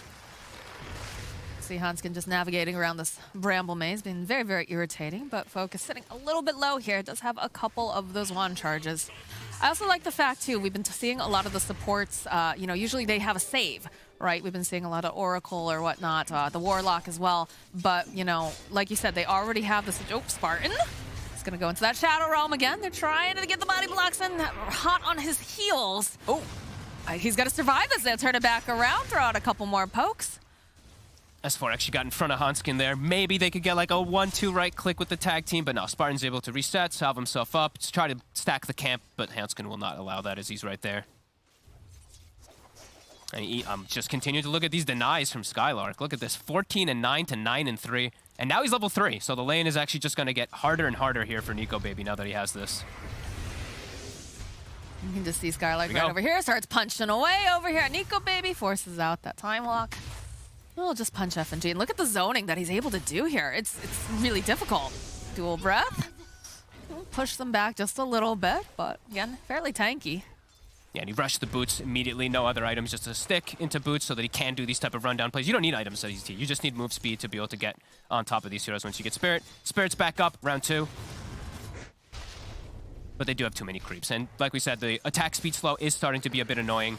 That Liquid Fire and Dual Breath. Bottom lane, coming to play bottom. Ooh. I'll be able to get healed up again. A lot of skirmishing going back and forth, though, down here in this bottom lane. Yeah, stick charges aplenty. Focus is sitting on 17 wand charges if they ever do try to make an aggressive play. So his sustain, you know, his farm down here should just be actually quite solid. They're not going to be able to put much pressure on him. Not able to utilize the tag team onto him a couple times now. Like you said, doing Willow. good. Yeah, Spartan's doing a great job, honestly, of securing this start here for Focus. Getting closer and closer to those level 6 over here on both of these mids. I guess the thing that I'm a little concerned about is, you know, because Limp most likely will probably try to make something happen, right, once he gets to 6. He's got Dream Coil.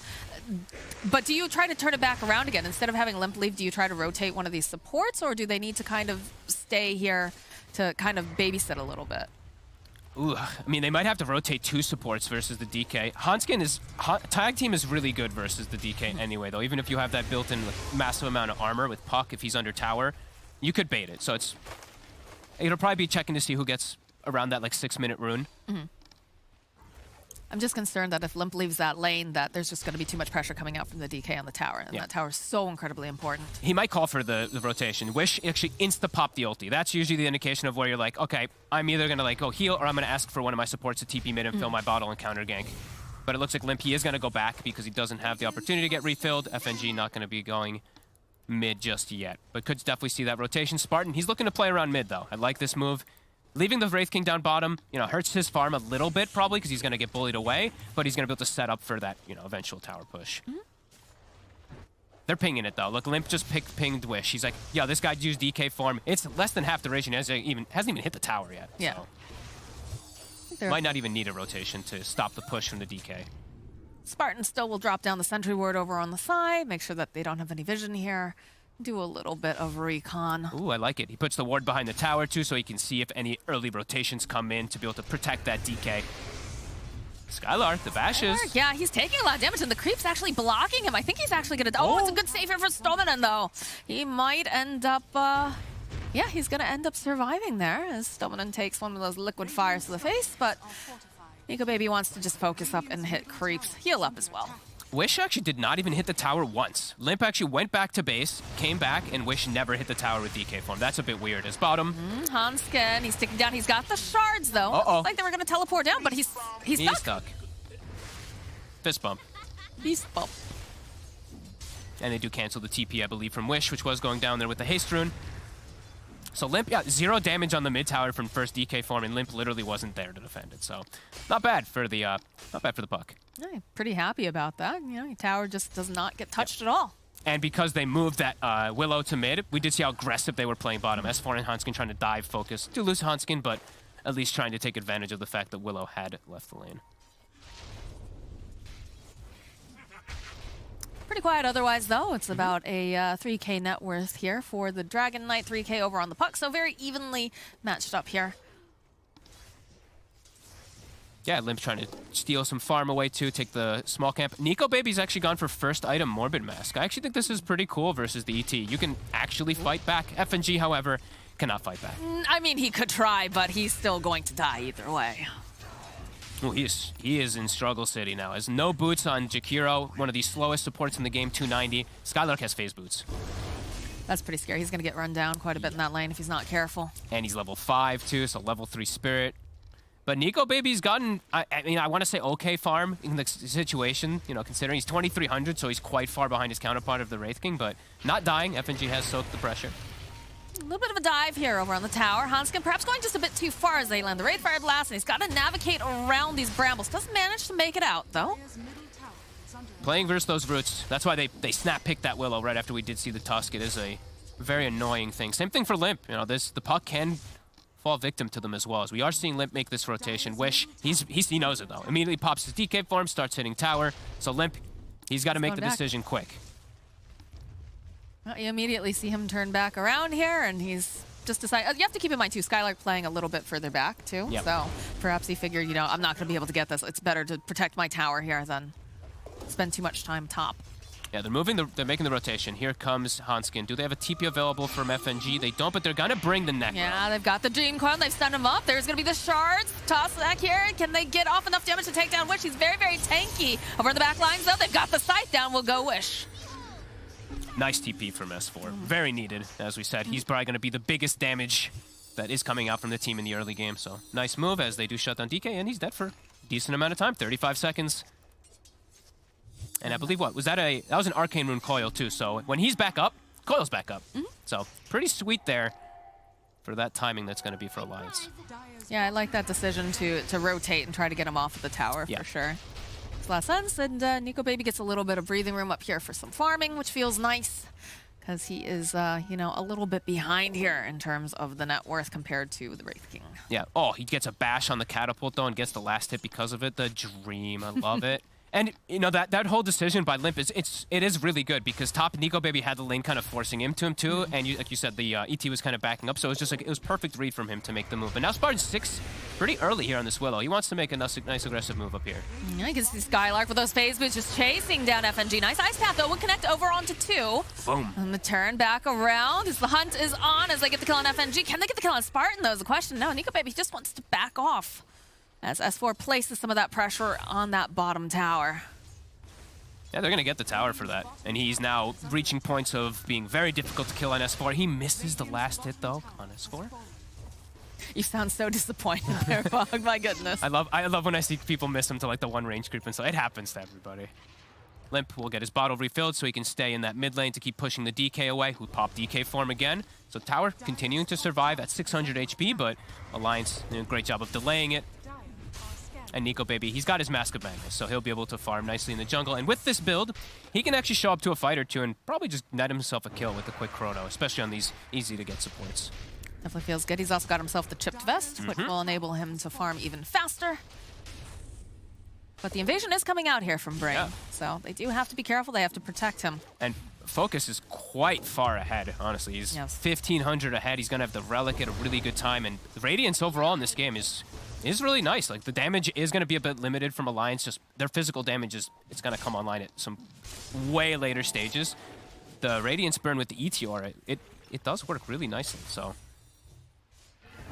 should be some good moments if they do synergize all their timings together on Brame. You know, this Blink DK, if he's able to get like BKB with Ags on ET, this could prove to be problematic for Alliance. Let's see Hanskin just forcing out here down on the bottom lane. Snowman getting a little bit of a steal there, but Alliance doesn't hit towers that easily either. Well, I look at Brame, they can actually go to siege towers quite simply with the DK, with the Wraith King as well. Just so many different ways to apply vision in the area, and just crazy team fight. Just gotta watch for positioning for sure, as Alliance does have that too, but we are getting so close to that Blink Dagger over on Wish. That is very, very scary for the side of Alliance. If they can get those initiations, if they can get the chain stuns down, stuff becomes very, very difficult for them to make moves, so. And they're going to have to accept the fact that, Focus is going to get his Radiance at a good time. Because how do they invade, really, with their heroes? It's not the easiest for a Limp or FNG to just get in there versus the counter. The counter gank of Brame is extremely strong. With Willow, with ET, like, you just get caught out of position once and you're all going to get wiped. They have such overwhelming damage on the side of Brame. Skylark? He goes for the Chronosphere here. Mouse just popped, and FNG joining in with a nice Ice Path, throwing down the Macro Pyre. Bit of the body blocks here. Do they have enough damage? They're just chasing him down.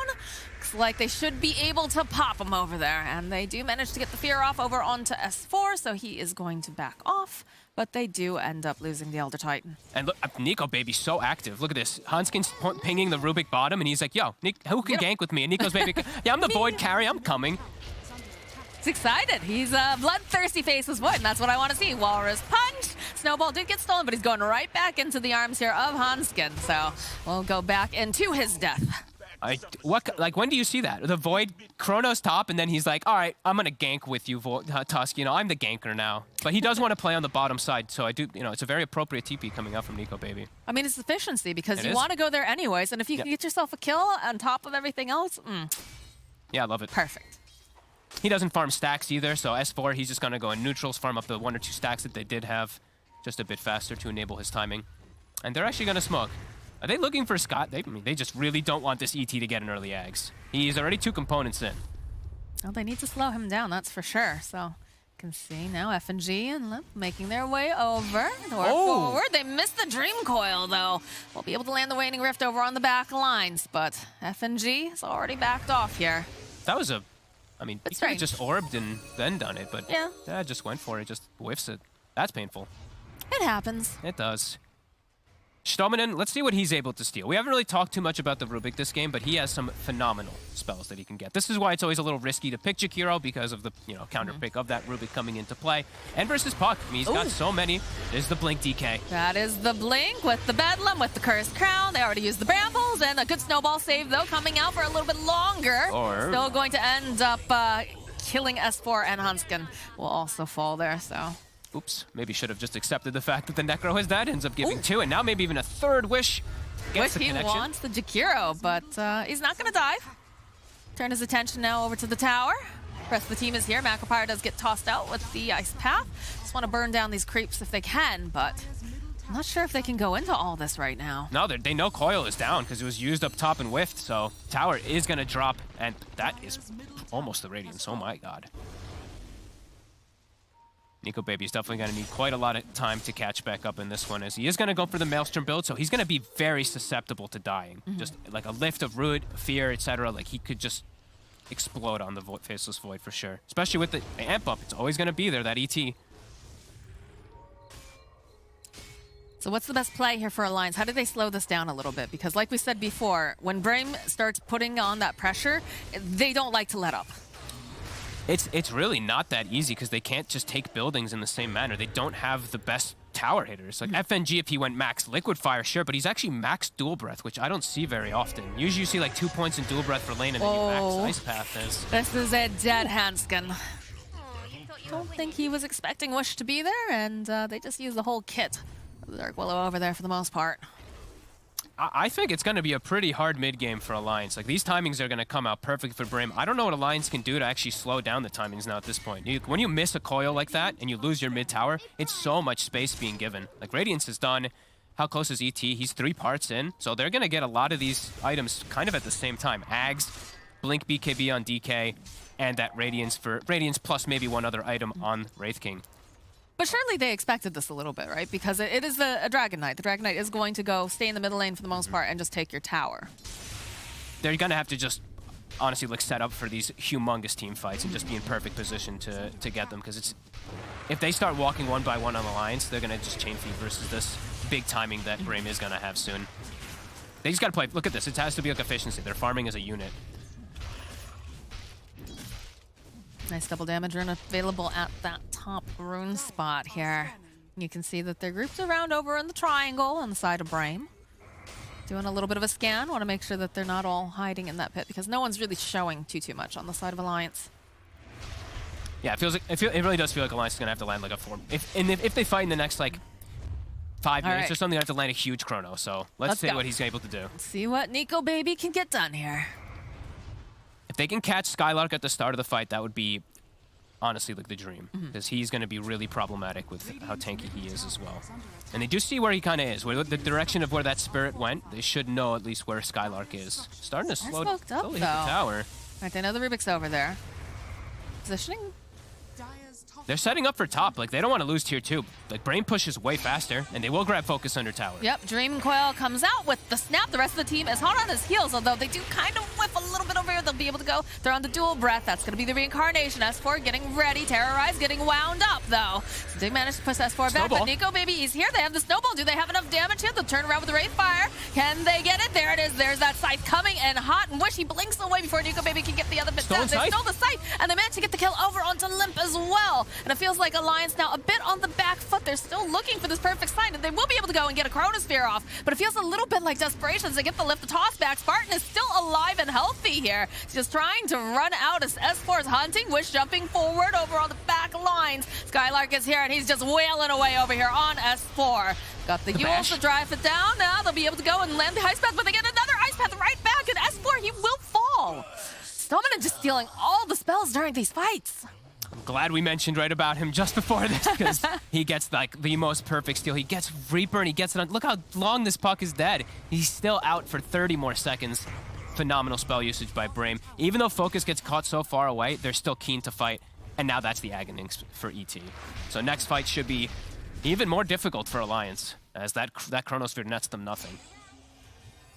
Yeah, there you go. You see the initiation coming out here from Limp. They drop down the Macropyre. Ice Path, and, you know, they get the reincarnation. Goes right back up again. Good Terrorize coming out from Spartan. And the Scythe comes out over here from S4. It's immediately just stolen. Oh, and look at Limp. He does not expect it at all. It's instant, so it's actually one of the best possible things you can have versus a puck as a Rubik in this game. Great stuff from Stominen. And yeah, the Chronosphere just it hits 2, but they don't have anything else. They're actually out of mana on the Jakiro, so he doesn't have enough to throw out the Ice Path, and they don't get another kill. And it's just the cleanup crew coming in here. It was so fast by Brame how quick they connected with Skylark and with Stominen. They actually were in mid. That's why you saw that Alliance set up that opportunity, because they saw, like you said, the Fade Bolt and the ET Spirit, but it was an instant smoke to just beeline it up there to get to their team. So Brame, recognizing that big timing that they do have with all these items, just it's coming all together at the same exact time. Can't wait to watch some briefcases. Here we go. Those are coming. Oh yeah. Level 11 still needs to hit his big level 15 timing, but damn, look how early that is. Radiant's bottom tower is under attack.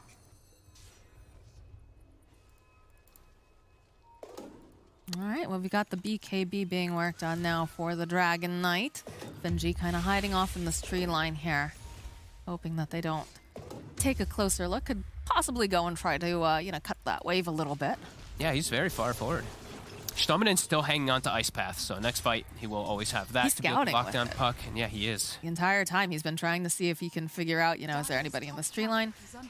Some pressure placed over here on the mid tower, but like you said, fuck, they don't have the greatest sieging. Don't have the best pushing. They just they have to push through winning fights with a Chronosphere and with puck. But they try to go for mid. Stominen TP's tier 2, so you see this Rubik, he already set up. He said, just in case, we're getting top tower, but I'm ready, and I'm leaving front tower TPs quick, so my team can back me up if there is a move aggressive from Alliance. So Brame is really on point with this early game. 11-4, very few mistakes coming out.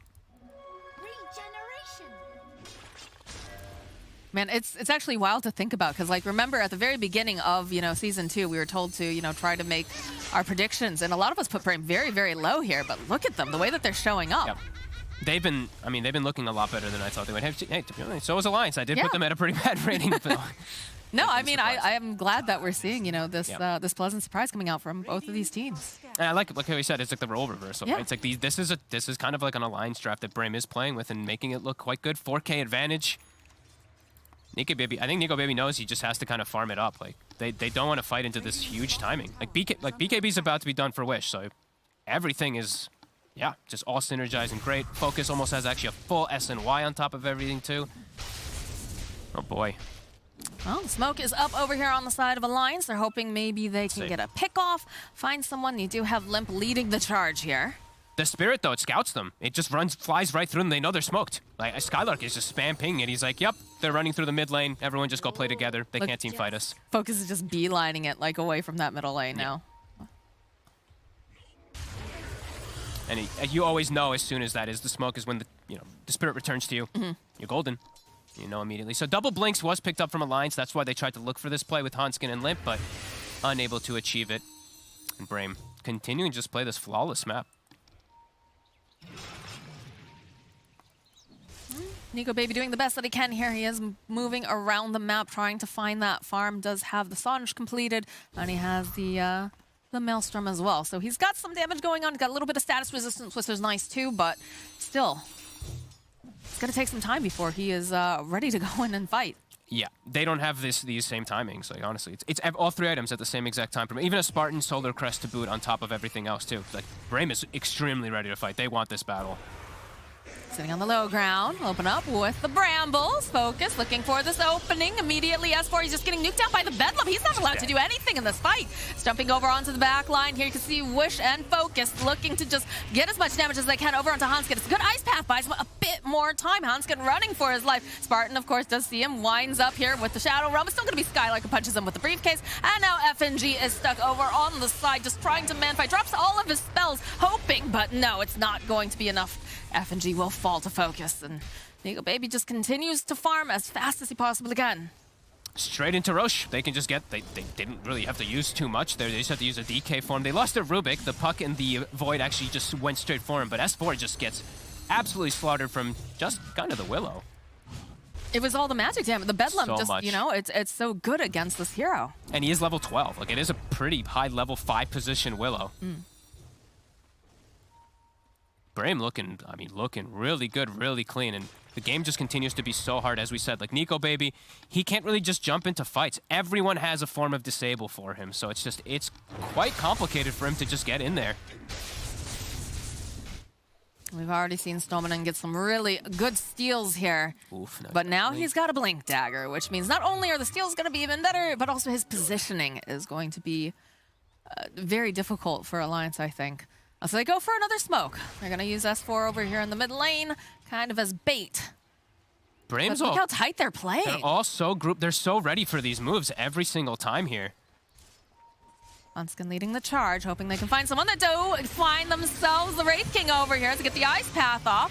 We'll drop the Bramble. Snowball coming in, just buying a bit more time as Wish jumps onto the back lines here. Does find FNG. Hanskin, though, gets chipped away and falls. Snowball gets stolen. FNG. There it is. That's a dead Jakiro. Now S4 is running for his life. He's used the Essence Ring, but the rest of the side of Brame is just zeroing in on this poor Necrophos, and he will fall. They can never teamfight. That's really how it's feeling. As soon as they saw like 2 or 3 heroes, everyone from Alliance is like, oh my god, they're actually all together again. We have to start running away, but they get caught on several of them from Brame. 6K gold lead. Wraith King continuing to lead the board.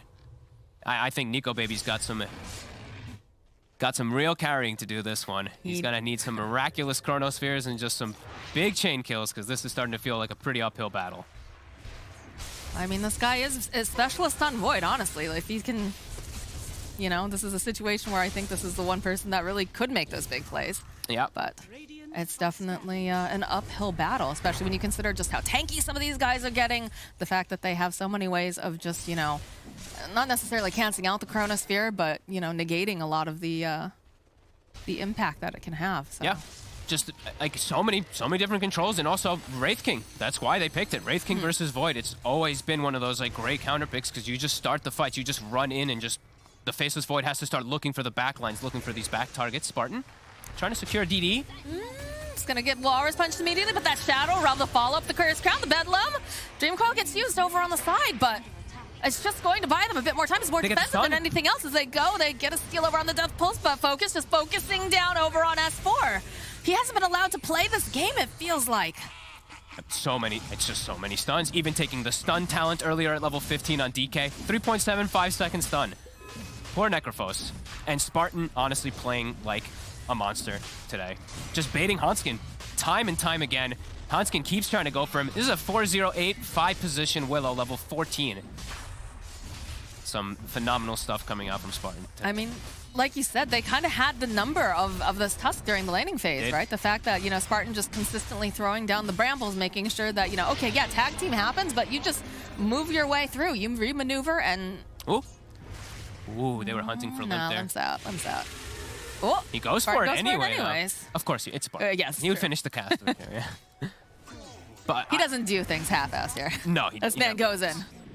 I think we might honestly see a rise more of Willow as 5 position and stuff too. I've seen it mostly just played as 4, but I'm definitely seeing the potential of what it does have, and now we've seen it a couple of times now today at least as this 5. It's gonna make Shiver sad because that means more people are gonna pick it or ban it on her. That's her girl, like Lina and Willow, man. That's what happens when a hero does get absurdly buffed. You know, Brambles got buffed in damage, cast range, Shadow Realm got buffed in cooldown, Cursed Crown got buffed. Like every single one of this hero's abilities got buffed except for the ultimate, the Fear, at least the cast range. I feel like it's a good hero for Spartan too because he definitely wants to be the one leading the charge most of the time. So this gives him a little bit more room to work with, so to speak, because of the Shadow Realm giving you that extra capability, range, and then of course having that Terrorize. But you know, he's been very effective this game. Yeah, he's also just been a killer. Yeah. It's usually something you just don't see as these 4-0-8, man. Nice. Really doing great. Even takes the greedy talent himself, the Bedlam damage, which is it makes Bedlam so much more powerful. Like if you Necrophos pops Ghost Ride, S4 is just gonna die to Spartan by himself. I was about to ask, is it really that greedy when you consider the fact that he has just been jumping all over this Necrophos all the time? He is basically the one slaying him most of the time too. Yeah, I mean, why not? Why would you not get it? Yeah, if you are playing no, for sure. And he has the ET aura too, so it just gets amped up even more. And he's not going for, you know, he's not going for the shard this game. He doesn't need to, it seems like, for his team. So go for the damage as they are set up. Level 18 on Wish, he finds a jump. Oh boy, they find themselves at faces. Boy, the fear, the jump in, the burst is there, and that's a dead Nico baby. They even go for that Earth Splitter too. Oof. And now we get these other big levels. Skylark, he did 15 just earlier too, so Astral Spirit hero damage. Brame is fully online in Alliance. How the hell do they defend versus this? I don't know. They don't have Nico baby for another 50-something seconds. He doesn't have buyback, and they have this tower push like we talked about. They've got the siege. And where's the damage coming from Alliance? Like these BKBs, all this magic resistance, like they don't have any types of physical. 40 seconds, no void. Limp has bought a Linken's to protect himself, but again, no extra damage. S4 is trying to put out some damage, trying to be efficient because they know they can't fight into this without this void, but just come forward, give a couple pokes immediately, get stunned up by Focus. They'll pop the reincarnation. Still have that Aegis online though.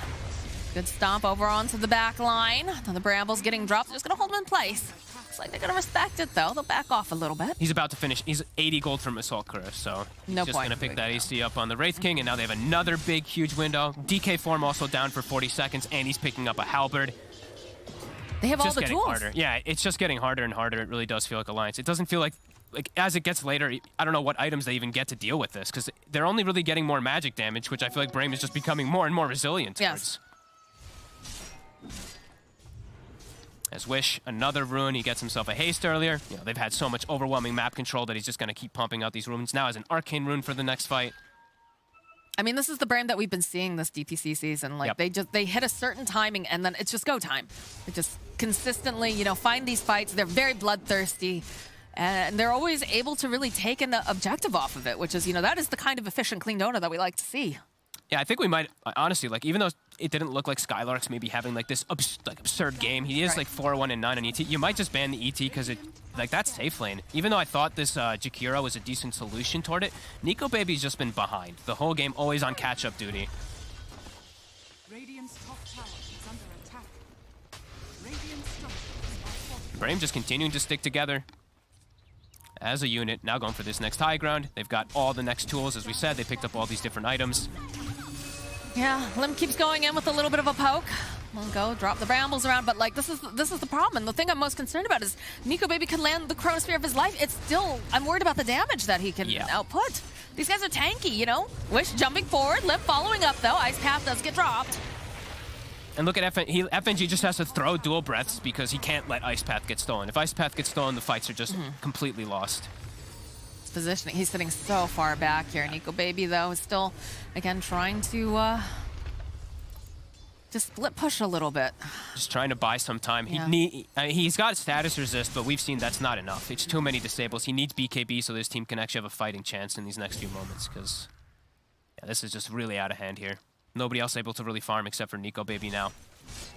Brame, they're swooping. Swooping across the map, picking up, as we said, a lot more items. Aegis is getting reclaimed, but they've already done so much structural damage. I don't even think they needed the Aegis, honestly. I feel like focus is just so massive already at this time point. Like, you've got everything you need coming out from your team. Got the Assault Cuirass finished. Got a Halberd online. You've got all sorts of things. All right, they do get the BKB completed, though, for Nico Baby, so perhaps they can take an advantageous fight here. They're smoked up. They're looking for blood. Let's see what Alliance can do. Got to get the big jump on the backline. Find the Skylark, find the Rubik. Need to get the ET and the Rubik out of these team fights. But maybe even also Spartan. He's been really problematic for you. Just need to get through those two bruisers, the DK and the Wraith King. It's all about who gets the jump on who and who can hit that BKB fast. The base is going to start getting sieged, so they're going to know that this smoke is happening pretty much immediately. Stominen, he continues to do this, so TP's to tier 3. He didn't even see that they're setting up or anything, but Rubik, I'm loving the way that he is setting up for the just-in-case defenses and leaving early those fast TPs in the front towers for his team to come in. Well, they force everybody back home, so... They're being safe. They're being very safe. Nico Baby working on that Scotty as his next item. He does have to be very careful, though, because Brame, they're doing the sweep. We've talked about this. Yep. They realize, okay, we forced, how many TPs home? We're going to start moving over to the other side of the map, and perhaps we'll catch some stragglers. BKB completed now for the Wraith King as well. This is looking scary. He's so mad. The Ags is going to be for the Dragon Knight. Oh, my word. Okay, and I mean, Ag's almost finished on Rubik too, so frequency of spells. You know what, Nico Baby says, screw it. We're not having fights happen anyway. I need to just get more gold, otherwise we lose this game. 711 for the Rubik kill. That's how far behind they really are. Do have a little bit of a fight over here on the side. Dream Coil coming out here from Limp. Purchase Crown does proc though over onto several. There's a beautiful ice path into the Macro Pyre. Holy moly. And they'll go back in again. Hanskin, the Walrus Punch comes out, but he already falls. Scythe gets tossed out as well, and this is looking like a dead S4. Oh, and Skylark just happens to find FNG. And now there's no chrono for 2 minutes. They can go take probably the entire base of Alliance. Yeah, they're going right on in. Still got that dragon form up for a little bit. Don't even have creeps in this base right now. They're just going right on in. More buybacks coming out. FNG, look at him. He wants to do something. He just can't walk up. He can't. He even has the shard. Like, he can't even with the attack range and the shard. With Grove Bow even, he can't attack them. The immediate sleep over onto Nico Baby. They'll turn back around over onto Hanskin. Oh my god, they just blow up Hanskin. Nico Baby joining in here. Can they get the kill? Yes, they'll be able to take down Skylark. He's got that BKB. We've got those bashes like we talked about. He's got to turn his attention over onto focus as Limp jumps over onto the back lines. Trying to just split up the fight. FNG getting off the dual blend. And then Limp dodging away here. He's got Ice Path. They need to watch how far they chase. They could get turned with Chain Stun. They're already pinging it. Yeah, look at this already. Ooh, we only managed to get one, though. Nico Baby just kind of swirling around after focus. Dream Coil does get dropped over onto 2, though. They'll be able to go. They snap it up, followed up with the Ice Path over on the back line. So Focus just focusing down. Gets the kill on FNG, and now they'll turn it around against Stomach. Somehow still alive. Oh, he pops it. The Ice Path that he stole, it's still keeping him alive, although eventually he will fall. Wish Quentin's got the BKB. They've got the stuns out here. Can they finish up Nico Baby? They'll be able to find the kill. Limp now orbing away. S4. Oh, no. Limp decides he wants to stick around. He's chasing after Wish. Ghost Shroud does come out here from S4, trying to heal up. Focus, he's got those big boy crits, though. He's chasing after S4. Jumps over on back line. He wants Limp. Limp, he's so elusive, though. He's got to get his hands on him. He doesn't quite have it. A Spartan joining back in. He's looking, hoping that he can possibly drop down the brambles or some sort of route. Focus, though, running right back here into the base. Starts chonking away. He's going to be able to take down the racks, and he's going to make his way over here to S4, who's spinning up in the air. We've got that bedlam damage, but no. Back off a little bit. They'll give a little more respect. 55 seconds, though. No Void. And what that did cost a buyback is Wish. He's thinking about jumping in. Also love this, didn't point this out, but he went for Halberd, so he has a way to break the Lincolns on the puck, so he did see that stun coming into play. Focus. I think he's fine with this. He's got the reincarnation. He's got Wish behind him with this dragon form. They're poking away at him, but he just jumps right back in. Smacks S4 in the teeth. And Alliance can't chase out. No. Void still not back up. They do live for a little bit longer. This last set of racks is surviving with the tower up top. But man, the damage is really being done as we see they don't have damage. Like, the damage issues are clearly there. These tanky bruisers, you know, that is why Alliance do love to play this DK, this Wraith King and stuff like this. It's looking like Brame just taking a page out of their book and making it look real good. It's 25 now on Wraith King as well. The Aghanim's has been completed for Wish. Oh my. So it's a lot of, you know, we talk about Alliance struggling with damage. There's a lot of damage coming out from Brame now. And he's now even more resilient to magical damage with that Black Dragon. So damage issues for Alliance continue to grow. A Leveler, a Timeless Relic. Ooh, very. These are some good neutral items. Yep. I feel like the Flicker, though. The Flicker could come in handy on the side of Alliance there. Just gotta hope that you don't get completely chain stunned, right? They have too many stuns, honestly. And the Swift Blink. Yeah. Oof. Nico, right. baby. Nico. Oh, Nico. His Spidey sense is tingling, though. He's gonna back off Spartan. Leading the charge again, hoping that he can get his hands on him. Throw the Solar Crest over onto Nico. I don't think they're still aware. Focus. Such a clumped fight. The jump Focus forward is in. immediately over onto the Jakiro. They're just going to try to red him, and they will find it. Punch over on the back lines. You can see that Wish is going to get held into place over here, but they will hold down S4. He will fall. Buyback coming out now from Necroforce. You can see Nico, baby, he's waiting patiently. He's waiting for a Crota or something, but he's losing his teammates left and right. His limp also will fall. They can't do anything. Too much lockdown. Yeah, I mean, they can't hurt anybody. Like, the only heroes they can kill is, like, Rubik and Willow at this point in the game, unless they catch, like, some crazy Chrono. That you can't kill this DK. I mean, he's trying, definitely. He's got the BKB up, so he doesn't get forced out of his own Chronosphere, but it's just, where's your damage? Where's your damage? I'm not seeing it. The snowball coming through, and they just eradicate Handskin.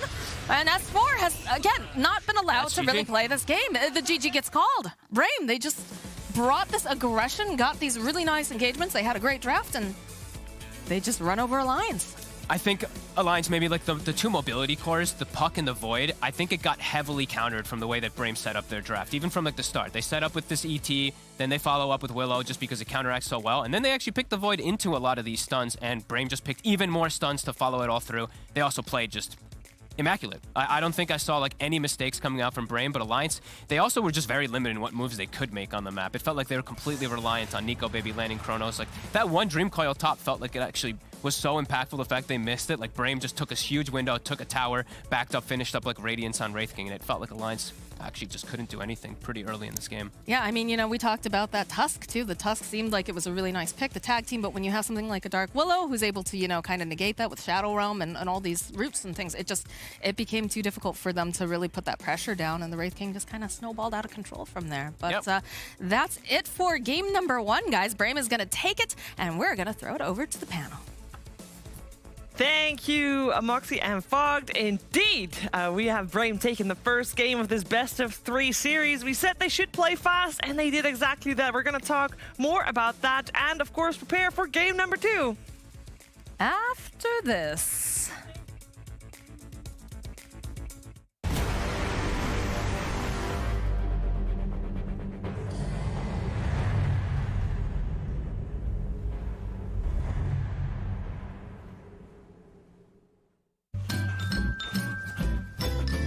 You ready? Huh?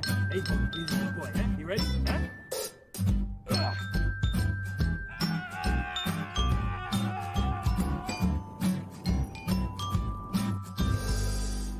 Start your esports career now at play.eslgaming.com.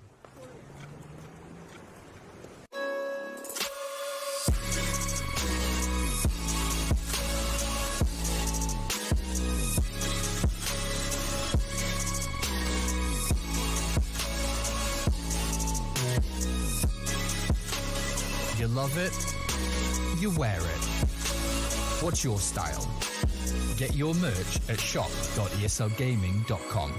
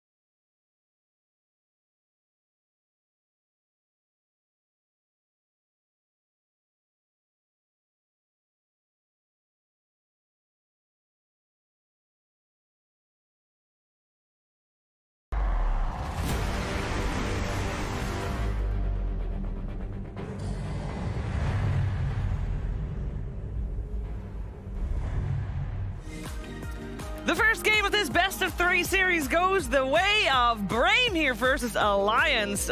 We had a fantastic tempo set by them, and they got that lead, and they just never really let go. We had Alliance a couple of mistakes here and there. It was too much to deal with, really. I mean, yeah, first game to Brame. I'm here with BSJ, I'm here with Cap, and they're gonna tell us exactly why and how Brame won game 1, Brian. This is a Faceless Void with no steroids, so I think a lot of what's been making that hero successful is having one hero that enables him, the Invoker, be-all, end-all, the Bloodseeker, anything like that. But I also think that I'm just a bit surprised Alliance opened with Puck and just let the DK through. That's what they've been using against teams that pick Puck, and it doesn't really fit the archetype of heroes that you talked about with what Olymp has been so successful with. And I was really pumped about Brave's draft. I wasn't confident that they'd be able to pull it off or that it was good enough, but I think they gave themselves the tools to succeed, and they definitely owned. Yeah, honestly, we kind of actually should have expected Brame. If we thought their draft was better, we should have respected them enough to be saying that they can win this, because I feel like Brame has been very pointed. Maybe like they're weak in certain areas, but where they're strong, they're super strong. Yeah. And I think they're a team that is, that's why they're providing, or at least one upset already, but also taking games off of other teams, is that they have proven that they can actually beat teams at a very specific game that they play, which is very momentum-based as well. And their draft did allow them to take momentum. It really did, and they had the perfect execution for some of the team fights, and Purge is going to break down exactly what went right or wrong for a certain team in those team fights. Thanks, guys. Yeah, Brame did a great job in this match getting ahead. Their laning advantage against Faceless Void was huge. We'll show 2 clips quick of Alliance basically executing what they want to do. They got these early kill against Dragonite in the mid lane to limit some of his tower pressure. That was really effective. And later on, despite the net worth of Faceless Void being pretty significantly behind the rest of the pack here up at the top, getting a nice kill on the Elder Titan with some effort from a late arriving Jakiro with Ice Path and Macro Power and all that good stuff. Those kills were good, got them on the board a little bit, but the next couple fights were a little bit rough. Here at 13 minutes, the Puck and the DK, or the Twin-Headed Dragon, coming up to gank Skylark. Skylark ends up dodging the Dream Coil, and then what happens afterwards is S4 continues pressuring the mid lane, but on the Brame side, knowing that Dream Coil is down and that Faceless Void Chrono's also down for a bit, they start collapsing here on S4, and with the Blink Dagger from the Dragonite, as well as the TP in from Focus, it's a lot of damage. And frankly, Necro maybe should have lived here. He's about to pop Ghost Shroud, get a 7-stick and a heal, but Hanskin tries to save him here. But the exact same moment that he comes out of it, you see a little bit of fire come out here out of the Dragon. Yeah, it ends up popping him due to the amplified damage. So despite that magic resistance here, he ends up just being way too pressured by things like Spartan's Bedlam damage. They end up getting the tier 1 tower out of that in the mid lane. And when Alliance preps with, again, the same general plan, Necrophos in front to be the focus, what happens is Brame just doesn't really care or show up. They don't have good tower damage here. With just a Fade Bolt alone and a little bit of Spirit, they get to slow this down and basically make it so Alliance doesn't get to take the fight that they want to take. Instead, they spot the TPs. They go on the Wraith King on the top lane. Really cool that he waited to dodge the orb before breaking the Dream Coil so he could get some distance here. And I think maybe one of the bigger mistakes made in this fight is the macro power being used in this moment, because it didn't do that much damage. And because of the Faceless Void, still very low net worth, like 6,000 gold compared to almost 9k of Wraith King. Now his Chronosphere doesn't mean much. So Nico Baby is basically looking for a time to Chronosphere, but he knows there isn't that much follow-up, and he doesn't even have Maelstrom yet, so his single target damage isn't that severe either. So now he jumps on Wish. Wish blinks away. Even if he Chronos there, it doesn't feel very good. Oh, I want to rewatch that moment for just a second. Curse Crown goes off immediately after the Reaper Scythe. That allows the Rubik to steal Reaper Scythe. Then Puck gets hit with the second skill on Dark Willow and the Spirit Tear, so he's got 0% magic resistance, and he gets hit by Fade Bolt as well, and the ulti. It was just a huge amount of magic damage that picks off Puck, and that's frankly a lot of their damage output in the team fight. So no Chronosphere. Well, there's the Chronosphere, but what happens? It's a Death Pulse, a Dual Breath. That's about it. Can't even kill the 5-position hero due to raindrops, and Alliance just kind of falls apart. Team fight after team fight because they lost this timing and because Necro got too far behind. Yeah, that was not a very strong Necrophos there at the end, and it was not a very strong performance from Alliance. But you know what? Alliance is no stranger to being 1 game down, and so far every time they were 1 game down, they were able to make a comeback in game 2 and 3. Let's see if they can do after the break. Brian. Brian.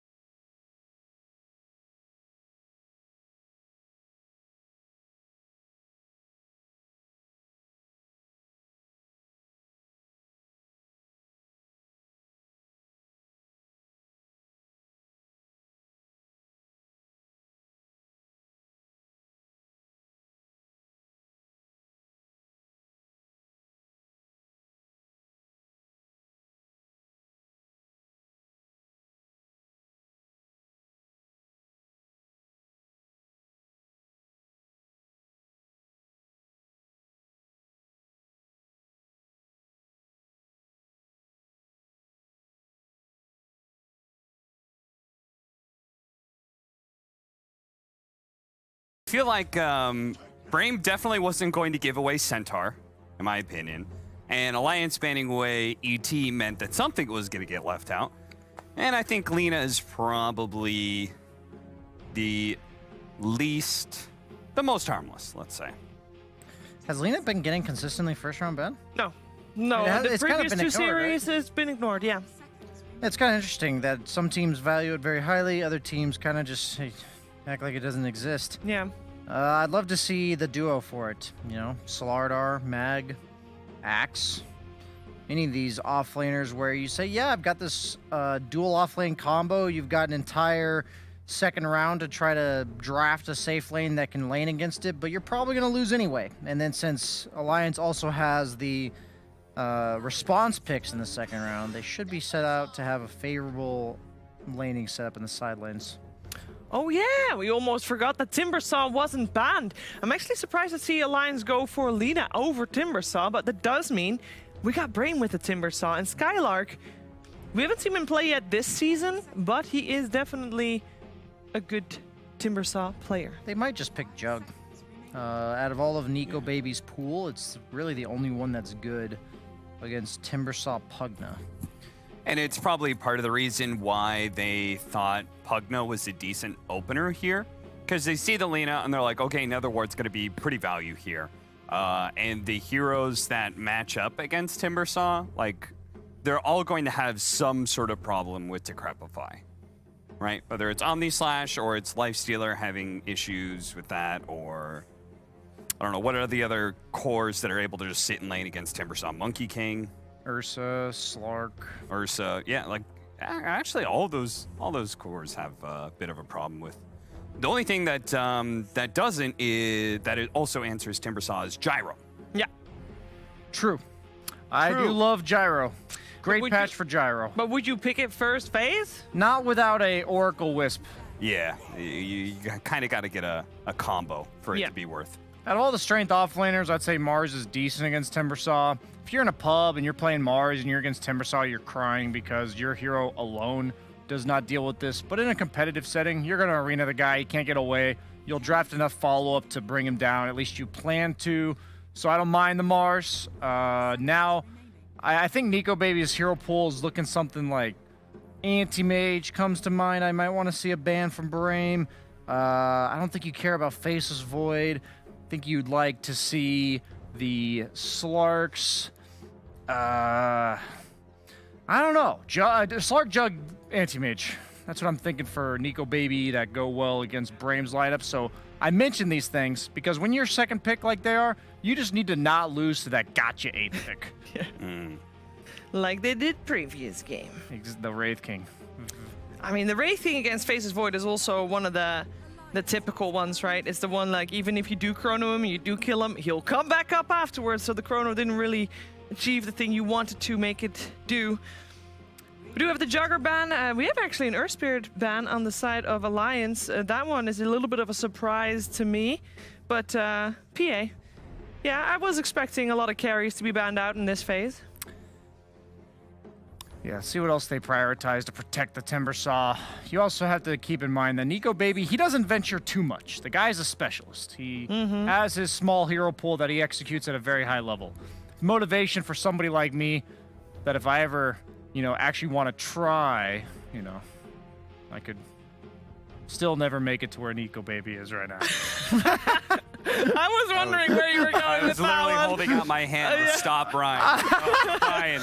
Can confirm. Morphling's good. Held out. I was going to say Morphling, man. No, you I was weren't. like, what about Nico Morphling? That's true. Forgot about Morphling. And so I wanted to ask you, do you think that the mana change to Morphling makes the Pugna matchup, like, is it still worth picking? I think it would still be absolutely fine because you're one of the best heroes against the Nether Ward because you can waveform ETH Blade adaptive, and during waveform you're actually invulnerable, so you don't take any of the extra damage, and the decrep no longer turns into a save, right? But you also build a Scotty where they do have to decrep themselves, and then you kill them anyway. So I would watch out for Viper from Alliance. Wouldn't we watch out for the DK on Alliance? Not against Timbersaw Pugna. No, you're not doing that. Pugna rips that guy. I love that. Actually, now that you're talking about like all the heroes Limp plays, Tiny, DK, all that stuff, you don't want to pick that into Pugna Timbersaw. That's actually a pretty cool first round theory crafting by Brame here. It's like a really weird opening to go these two heroes particularly together. No stuns. So let's just not get baited, Brame. Let's get a stun, baby. Ooh. Any stun. You can take Nico Baby's Void away if you want. I don't care. Just the only drafts I've seen from them where they just fall flat is the 0 stun gaming. That's true. Can't have 0 stun gaming. They saw how perfectly it worked out when they had loads of stuns in the previous game. So many stuns. So many stuns. The Lion is still in the pool. Shaman is still in the pool. So they do have quite a few to pick from regardless. On top of that, there's a lot more. Who do we want to see have the Pugna? Is it a Pugna mid from Wish? It might even be a 5 Pugna. Yeah, I think they've got options there. I'm pretty sure Spartan, he's Pugna fits into his psychopath 5s. Yeah, it does. It does. He does not pick the traditionals. Can Void deal with Timbersaw lane well enough? Faces Void? How bad is that? If you have like a Lesh or something that would rotate to your Chrono and kill them, great. But since you're against Pugna, I think your hero individually has to occupy this lane because a lot of the heroes would otherwise be out of the question. Okay. So because I was going to suggest Grim Void. Okay. Combo. You could do like AA Void. Okay. But against Clock, maybe not the best. At this point, your carry. I really like the bans from Brame. I think your carry has to be able to get out of cogs, but also lane against Timbersaw. Slark surprisingly bad against Clockwork, so I'm not a huge fan of that. Yeah, I like Brame's draft. Maybe Alliance is going to pick something and I'll be like, damn, that was a great way to respond to this, but nothing comes particularly to mind for me. To hard counter this Alliance draft. Clockwork super obnoxious for Mars. This is a really hard Mars game. It's like, yes, it's a strong dual lane with Lina. Yes, it's going to have a role in the game no matter what. Once he gets BKB, he'll be able to do his job perfectly. But early game, all these heroes are super annoying, and I'm not a fan of this. Are we not going just back to the Wraith King then on the side of Brame? Gives you a stun. It does. Helps you survive through the. Yeah, and you've got a Mars Chrono. Lina burst combo, so anti-burst is really favorable for you. Yeah. If they go AA on Alliance, I like this Void pick. But maybe like Phoenix, maybe. You have to like all in this Void Chrono. You need like Invoker, or no, You got a Limp. Yeah, he's not an Invoker player, is he? I'm sure he can. It's not really one of his favorites, though. I would Invoker's imagine. like you're either an Invoker player or you're not. Yeah. We've got game 2! Woo! We do. I mean, it's a good voice line. I think we need more like those. Let's see. It's the Gyrocopter this time around, and on the side of Brame, because you guys were saying that it actually should be a hero that could be good for Alliance. It's just one of the heroes that can deal with Timbersaw, which Alliance obviously has a different idea. So like Faces Void, maybe the lane kind of sucks, but you do have time dilation against Timbersaw that feels really nicely, and typically you pair a lot of magic damage with Faces Void. So you individually may not do well against Timber, but your pairings typically will. This is legit the freest AA game in the history of Dota Cap. It's really good against Gyro and Timbersaw. It's not great in lane versus the Clock, so when I say free, it's like in game. It goes really, yeah, it's just like against the decrypt save, you want a load of magic damage, you buff up everyone else's magic damage, and this is strange, man. This is a strange one. This hero does do a decent job of dealing with Timbersaw. You can exorcism and do a sufficient amount of damage to kill him. I think it's okay, but now you've got 2 cores that die to Clock, so I'd like to see a Clock 5 here, where it lanes really well with the Gyro, and then can also meet shielded up against this Lina Mars. It's okay if you even die once or twice, as long as your Gyro's getting off to a decent start. Is this an FNG last pick? Probably. On like first well, pick, it's not that they don't crazy. have overall last pick, right? Yeah, Sure, but it's still 5th pick support is not very common. They think it's a mid Pugna. They think it's a Wish Pugna. Jakiro could still be very good for FNG, by the way. I'm very surprised they didn't draft AA there. I thought like, wow, you have this Gyro Timber, not necessarily heroes that are easy to Chronosphere 30 minutes into the game. Gyro, one of the best carries against Void because you buy Satanic and a Daedalus, and even though you're chronoed, you're actually like, if you actually just pushed Satanic, you'll live. So another reason I don't like this Death Prophet is the heroes that Brian and I were theory crafting. Grimstroke, I said. Ancient Apparition, he said. Neither one of those provides save. So I feel like you kind of need save when you have, if I'm looking at this lineup, I feel like Death Prophet needs a little assist. Witch Doctor against Timber, okay, Does that's FNG an answer. like not play Oracle? I think it was a really good Oracle game. Maybe Yeah, it's too I bad. was Maybe they're more Oracle, concerned about the Timbersaw in lane. Like the Maledict is quite strong. They do have kill threat on the Timbersaw now. Maybe with just the support carry combo. I think this... Oh, God. They could swap up the lanes and put Mars there, right? Isn't Mars nice? The It's a mid Mother. Yeah, they have to do mid Mars and side lane Death Prophet, I think. I don't think you actually have to do that. I think you can swap them at like 4 minutes. That's true. You 4 don't minutes, have to worry 5 about minutes. it the lane-wise. You swap it like kind of like what we saw earlier, where the Pango then rotated to the Broodmother's lane when the Brood was 6. The 6 will come out earlier though, because it's a mid Brood. Death Prophet is one of those heroes that can keep your distance against heroes that want to be able to fight you. So yeah, that's not bad. Witch Doctor, I think what they're looking for from this Witch Doctor is it gave them a bit of sustain for Faceless Void to be able to deal with this lane. You can, it has an ability that is good against these tanky heroes. Timber Saw is affected by Maledict a decent amount, though his regen is actually very anti-Maledict in some ways. And then the final thing was he pumps out damage into Chronosphere, right? You put the Death Ward outside of the Chrono and throws the shots. Or you could just put it inside a Chrono like it's 2008. Yeah. Sure.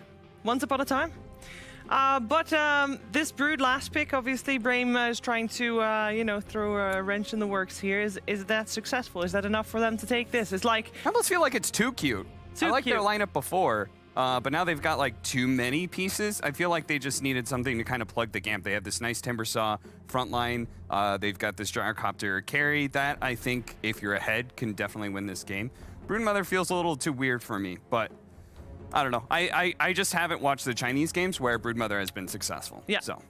Same. Yeah, I agree. I think they might have outdrafted themselves a bit on Brame, but once again, this draft is eons better than what they've been doing, so I think they're quite capable of winning this game. Do they have enough stuns? They do have enough stuns. Nice.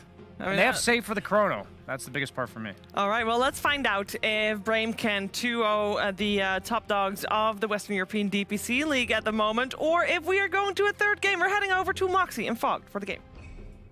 Man, this has been a Broodmother-filled day here, Fog. And I have a question, though, because we've got Wish. I was pretty certain that Wish was going to be playing that Pugna, but now we've got him on the Broodmother. And do you think we're going to see a slightly different build? Because we've been seeing all of these very utility, aura kind of purchasing Broods, but this is now in the mid lane. Are we going to see something different? I think so. I think we'll probably see that. Maybe he still does go for, maybe he does still go for like drum stuff, but I think it's more proper if he just go for like the Diffusal plus BKB kind of build this game so that he can battle in. Does look pretty decent. I'm actually surprised Brian said they have enough stuns. They have Clockwork. That's it. They only have like Battery Assault and Rocket and the hook shot later on. They actually don't really have that many stuns at all, especially versus elusive carry like Void. Last time they had Roots aplenty. Every single hero had a lift/stun or more if Rubik gets some good spell steals. This time I feel like a lot of this game is going to be on Spartan as a 5-position clock and maybe just craziness out of Broodmother. Well, I mean, like they said during the panel, you do have a solution to the Chronosphere. You do have, Snowman who's going to be playing that little battery, trying to just, keep those cores alive. But they're really, they're putting that pressure down on Alliance, right? They picked up that Witch Doctor so they can get that Maledict in the lane, make sure that, they can put out Harass and just really secure Nico Baby this farm because it was pretty difficult last time. Yeah, and I feel like this lane should be able to secure his farm quite nicely, even into Timber Saw, just because of Witch Doctor. The high right clicks, the Maledict later on. Yeah, Nico Baby should have an infinitely better time, it feels like, than the last time when he was versus a nasty ET. Clockwork, let's see if they're able to actually find anything. Spartan tries to connect onto them. So they could definitely cause some problems bottom, this Gyrocopter plus Clockwork, if they can actually get on top of the hero. So, like I said, eyes on Spartan to see how much damage he can do, how much he can sustain the lane here for focus. Because it's a strong lane. Lina Mars, it's no joke. It's a ton of damage if they do connect with pretty much any of the stuns. Even if Lina just lands Light Strike Array randomly, they can connect with a Spear after. Spartan, he has a ward in the lane. I think this is really important so you can see positioning of where that Lina is, so you can go for the wraparounds with Battery Assault. He's trying to go for the wraparound, but he's also taking a lot of harass here. This S4 and Hanskin clicking away. And I mean, this is something that I know in particular, Brian really hates seeing this particular hero, right? The Lina just being constantly able to go and harass the safe lane. Yeah, this is one of the better 4 positions I feel like right now. 670 attack range, stun just got buffed massively. You can constantly keep Fiery Soul up just with stun, where previously you needed to have a secondary spell. Yeah, it's really, really nice. And into what I'm looking at here on their team, too. Very good. The burst damage versus Pugna, versus Timber, even versus Gyro. Gyro is susceptible to a decent amount of burst damage. Fairly squishy. See, Spartan, he's trying to go and harass, but definitely S4 and Hanskin has his number. Every time he comes forward, it's immediately met with, a shield bash. They go and follow up with the LSA. He is trying to get that pull off, though. You see they're forcing the lane in as much as possible. won't quite be able to, as also top, Skylark does lose his courier very early on. And look at FNG actually doesn't even get them out at the stun level, and he actually just gets healed, and they're going aggro. They might get the Pugna. Oh, Stomanen, he's got the Fairy Fire, but looks like okay. he's going to be fine. A lot of damage placed over here onto Hanskin. Not quite enough to finish him off just lip, but he's sitting very low. Did a good job. They hit level 2 first somehow down here. Even though I did see that S4 was sitting on like 2/3 denies, they somehow did get this too, just from a couple themselves. And they pushed the wave in. They try to get the side pull off. Spartan should be able to keep these creeps aggroed pretty decently. Let's see if S4 can drag it. He's going to try to click the heroes. He's trying to pull the wave off the Centaur, and he will be able to get most of them. Pretty important if he is able to make sure he gets that aggro on them. Yeah, this bottom lane seems to going pretty nicely over here. I'm really wondering how the mid Brood's going to do too. I've actually only seen this hero played offlane. In our region, in the China region as well. When have you seen 11 playing it? I'm not going to see Spartan. Does have to be a little careful. If the stun connects, it just clips him. Ooh, they've got the spear right forward, and Hanskin will be able to collect the first blood. Focus also has to be a little bit careful. They are sitting a little low, though. That buff, that was the radius increase. That 25 radius that got buffed from last patch, that would not have connected if not for it. So do you think we're going to be seeing something? Now, we talked about, that diffusal into the BKB. Are we going to see something like, the Orchid coming out as well for just a little bit more control? I guess maybe he could actually go for the Orchid. It doesn't sound bad, especially to especially versus Void. Also, just mess with Mars initiation. He'll have good damage. It's an option. It's definitely an option. Like I said, I haven't gotten to see mid Brood. I've literally only seen it offlane with either Mech Pipe or BKB drum diffusal, etc. So. Well, Rajix earlier in the day had said that this hero was definitely, the next new hotness for sure. Talking about the fact that they don't have the Beastmaster anymore, and Wish just chomping away over here on Limp. He's going to retreat behind the tower. Has that Spirit Siphon too, so be able to turn right back around. Interesting matchup here. Yeah. Just a sustained matchup as we see Spartan again getting latched, but they do get the rocket on S4. Yeah, they do. Damage. This is looking like a dead S4. Can he get there fast enough? Oh, crap. The bash back. He's going to survive it with 20-something hit points. Oh my god, he actually lives because he just pops stick at like last second. It looks like as Focus is really getting pressure down here. 14 last hits. Did have a decent first 2 waves, but starting to hurt Stomanen.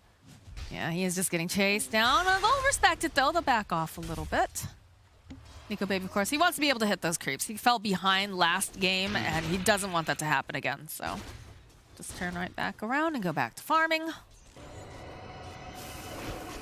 And just the trades constantly here in the mid lane. It's just it's a sustain war just between Hunger and Siphons. It's actually pretty funny to watch. As we only see the 1 point in web too. I guess it's because he's mid. The off lane we've seen them maxing it most of the time, but since he's mid, he actually doesn't need to have that movement speed or that extra regen. Towers are just so close together in that lane. It doesn't really make that much of a difference right now. So Stomanen is actually smoking around the mid lane. Looks like he's getting some deep just a deep ward. That is something that they really like to do over on the side of Brame. You've been seeing that pretty consistently, trying to get the information. This is sneaky. Like, he left Skylark top. You're not going to expect this bottom. This might catch Alliance completely off guard. This Pugna swooping across. Spartan's just running over here at him. Get some of those battery cells off. And now the LSA, they turn this around. Can they get the kill over here on Spartan? Yes, they will. But they might be able to go and take down Hanskin here. Oh, he's got the Fairy Fire, though. He's actually going to survive. This is the lane of close calls here down here for Alliance. They've been able to walk away with very little hit points. Stomanen just didn't cast Decrepify. That was really weird. He could have killed Alina. Like, he didn't decrep blast. He just walked alongside to him and just let him survive. That was definitely a bit of a weird one. The rotation was kind of cool, but ends up missing the mark with the gank. And now he looks like he's just going to deny bounty rune, or take away the bounty rune from Death Prophet. Also camp for this bottom rune himself. Wish. Is he going to look to actually go for this here with the Pugna? No. So Limp does get himself a free illusion rune.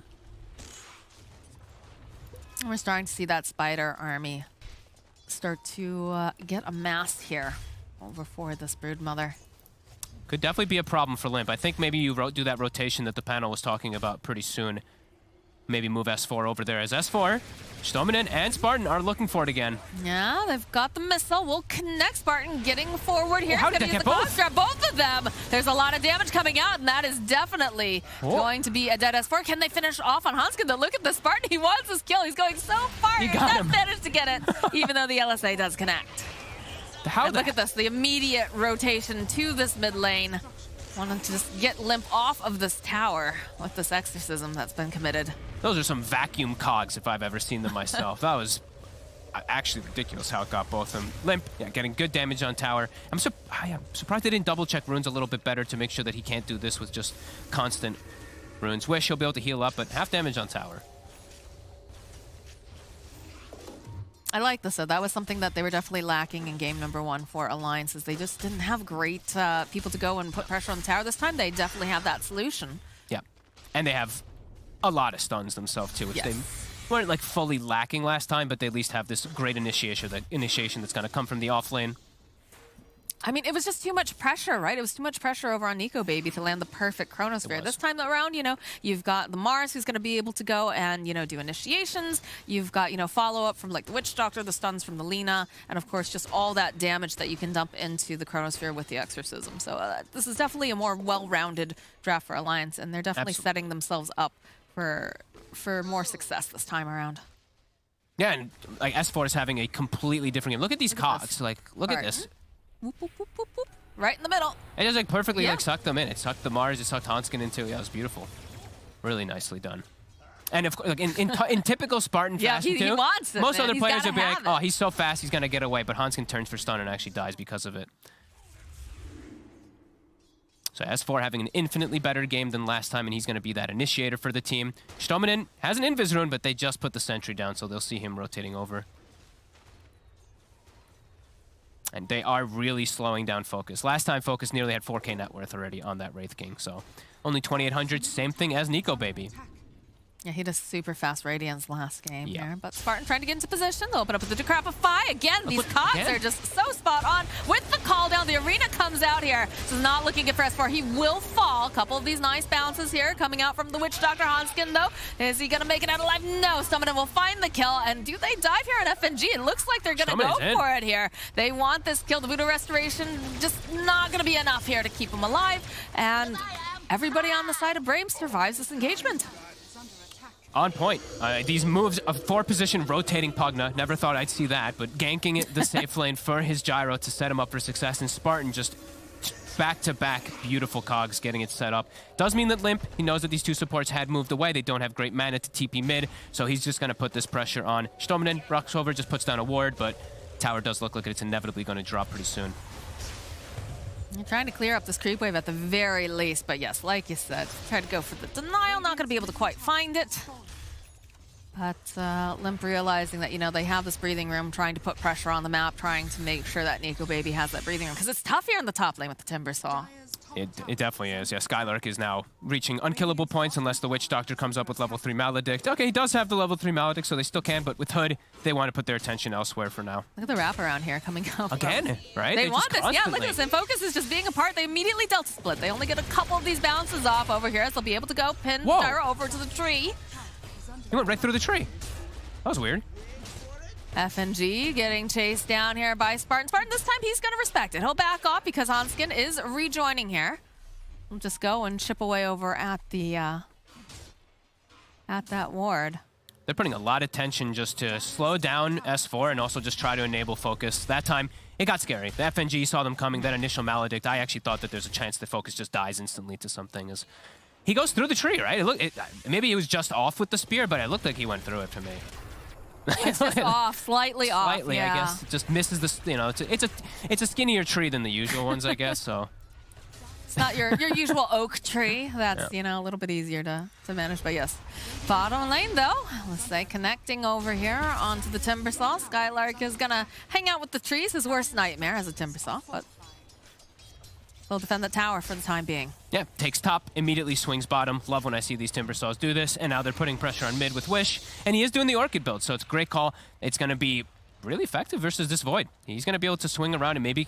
I'd like to see him actually play like that. If he gets his webs set up inside the enemy jungle area, it's going to put a lot of pressure onto Nico Baby, and it's going to put a lot of pressure onto Alliance overall to have to constantly swing over and clean that area out. Otherwise, they're going to just lose so much control of farm. Is the hook shot? The hook shot over on Limp. Look at this, though. The immediate follow-up. S4 already in position, has that arena. They should be able to blow up Bush as Spartan now running for his life. They'll even go and use the Chrono. They want this kill. Nico Baby just whacking away over here, and they'll kill SSI Spartan. Nice. Great prediction coming out from Alliance. They knew that move was coming. S4 this time able to set up very cleanly. We've got the spider counter going. 40 spiders have been killed so far. We'll never pass what we hit earlier, which was like 500 or something, or 400 something for one hero. Never say never. Never say Fog, never, that's fair. Dota is a crazy game. That is true, and we are going to see a lot more Broodmother for sure. For sure.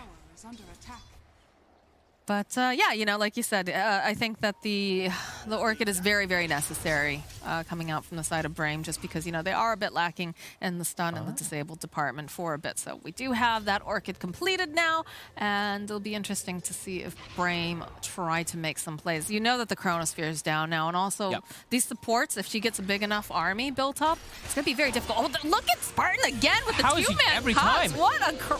He's absolutely wild here. Spartan, he's trying to stay alive just a little bit longer, not going to be able to do it, but FNG does fall. Stummoning turning around. The silence comes out, though, from the Death Prophet. He's trying to juke around. They do have the Exorcism. This is looking like a dead Pugna. But he forced an Exorcism. Limp, he wants to get more out of it. He's swinging toward top. They see this gyrocopter. Uh-oh, focus. They got a Hasterin still online, too. Focus. The teleports are coming out. They're going to try to defend him. S4, though, behind the tower. Nice spear forward over here. Can they get off enough damage, though? Nico Baby's chasing after Focus. Looks like they are going to respect the tower and the fact that they had several TPs on the side of Brame. So all in all, I think the Stominen death was probably not necessary. He maybe could have gotten away. He tried to turn for the Death Prophet, but they force a DP ulti to not really get a big objective or kill. It's just the support. So all in all, not too bad for Brame, as we do still have the Gyrocopter able to continue his farm. And not bad. And again, look at bottom. These two, they're just constantly fragging. They're constantly looking for kills. It's very unexpected to see a Pugna being able to be so active, but Spartan, he's on point right now with this Clockwork. He's on point in this series. We've seen like 3 cogs that have happened that have gotten 2 heroes. Yeah. Like, he's just very good positioning. Scouting with Rocket now too, checking out the area. Sees where Nico Baby's farming for his team. Walks into the high ground versus all the enemies. Classic Spartan, but you know, the way he's been on point, I think it's okay this time around. Skylark is just being allowed to have all the room in the world too. I think that's something that's a little bit concerning here. Yeah, what's he actually building up toward? He's just he's going for his own game. I like that. Not going for any type of like team items just yet, just making sure he's nigh unkillable. As Focus, he's got the Maelstrom done on Gyro, so he's slightly behind the Void, but still not too bad versus that very difficult aggro lane that comes off from Mars and Lina. I think you're pretty happy with this start on the Gyro. I like how you say that this very aggro lane, but at the same time, I would say that Brame was the one being the aggressors the entire time. When you have Stoneman rotating down to that lane, and then Spartan, of course, getting those double cogs off, but... And they are starting to take away that farm. So they invade enemy area here. They put down actually wards to watch there. I didn't want them to actually put the obvious ward, though. I think that one's probably going to get dewarded because they know that these webs are going to get snuck over, and the Broodmother's going to start sneaking over, but... Either way, I like the idea of what they're doing. See, the circle's already drawn. They're like, this is probably no-go territory for a long time here. Let's just play around bottom side. You still have quite a few healthy towers up over on the side of Brame. You can see they are grouping up, though, on the side of Alliance over in that bottom area. They want to try to take that tier 1. Did take the tier 1 in the mid lane fairly quickly. They used the Exorcism for it a couple times, and, you know, just identifying the fact that... they had too many heroes in that bottom lane, so they wouldn't be able to contest it. So, nice efficiency coming out from them. Yeah. And now we're seeing Broods taking over this side. Alliance continue to just take over down here. Both teams chilling. Alliance set up, smoked around mid. They got the blink on S4, so now they have much easier initiation tools. Brame only really still... They're only going to really have Clockwork. For the most of this game, that's going to be their initiation. It's Spartan sacrificing his life for the greater good, as he tends to. Usually. Usually.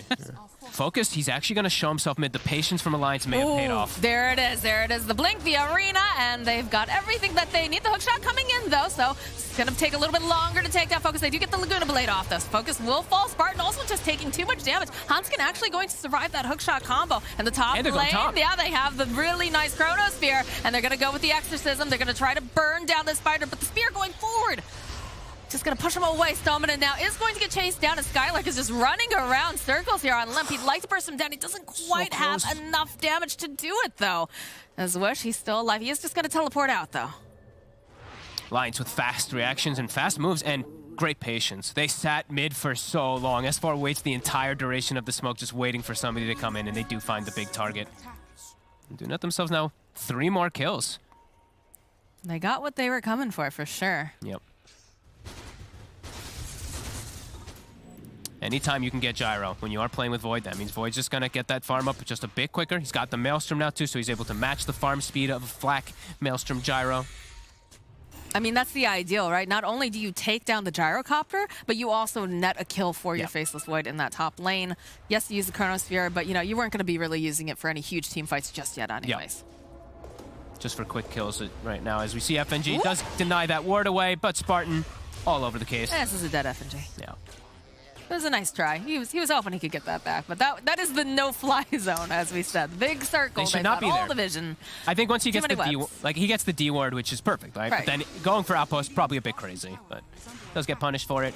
Spartan. Gotta take some risks sometimes, though, right? You're the 5 position. Your life is whatever. You kill the ward. That's all you need to do. Kill a ward. Try to get clean an outpost, and that's it. As mid again, they find themselves a Gyrocopter, and Hanskin is just always there along with S4. They have the burst damage, and they just erase him from the map for now. That is time that he is not going to be able to farm, and that is time for Nico Baby to get what he needs. And they're not finding Nico Baby, right? Like Wish, this Orchid, he wants to be able to find something, at least one kill on the Void before he becomes too invulnerable pretty much to that silence. It's Alliance getting all the big hits on the Gyro. Still only a 1k lead, but pretty massive that they're able to find these kills here. It's 2 deaths, Nico Baby none. But again, it does come down to the fact that every time that Focus is dead, he's not farming. Yep. And they're going to slowly start to fall behind if they continue with this, because the hit squad of Hanskin and S4 has been on point. And I mean, this is one thing you and I were talking during the draft. We wanted to see S4 on one of these initiators, one of the offlaners that can make things happen, because that's where he really shines. And this combination is exactly, I think, what Alliance needed here to really enable Nico Baby to get what he needs. Yeah. And even though like Scarlet, he's still very farm, but they only have one form of initiate. It's just Spartan for them to really make those plays. They kind of have to play this counter initiation game for the most part on the side of Brame. Just to bait the Chrono on some of these heroes that are in front line. Pugna sits in back, tries to get the heals off, and then Broodmother wraps around. But yeah, the approach just not quite there. They are finding kills on some of these heroes, but not finding the Void. I mean, to be fair, Spartan has been on point. He has with these initiations, but it starts to slip out of his hands, right? Because the game is going to get harder. They're going to start getting, force stabs and things like that as well, so it becomes less effective. And then I also feel like, it feels like Brame, usually, they group up after a certain point. Like about 20 minutes in, usually they all group up, they start making things happen, but they've got such individualistic heroes this time around. They do. With the Timber kind of doing his own thing, with Wish doing his own thing, and then Gyrocopter, he's just kind of trying to farm, but they're hunting him down every time. He keeps getting delayed. Otherwise, I actually think their timings would have been... What? That finger? Misclick? Okay. Maybe just farming efficiency? I don't think so. Yeah, pop Exorcism for that smoke camp. Yeah, let's get it. I mean, I'm trying to be... Yeah, I know. They're going to smoke because they want to try to utilize it at the very least, but let's see if they can. Brame. So, like you're saying, I think they stalled out the timings really nicely on Alliance. Brame, they're still getting close to getting a lot of item timings together. Ag's now finished on the Broodmother. BKB on Gyrocopter on the horizon too, which he would have if he didn't die at least one of those times. So they still are going to hit a pretty good window here on their side. But Alliance, Nico Baby, no pressure on him really at all this game. He's just getting all the free farm.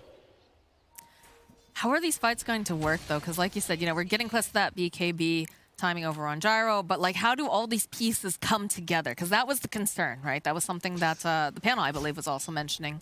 Whereas it's a little bit more I don't want to say telegraphed, but it's easier when you look at what Alliance has. You know exactly how these pieces are supposed to fit together, whereas Brame is a little bit more individualistic. They need to just survive. If Gyro gets chronoed, which is probably the plan, it's okay for him to get chronoed this game. They have to have Pugna behind, and then Timber and Brood gonna wrap around and clean up backside. It's okay if Gyro actually gets chronoed here because they've got the Pugna. Stoneman just cannot get chronoed.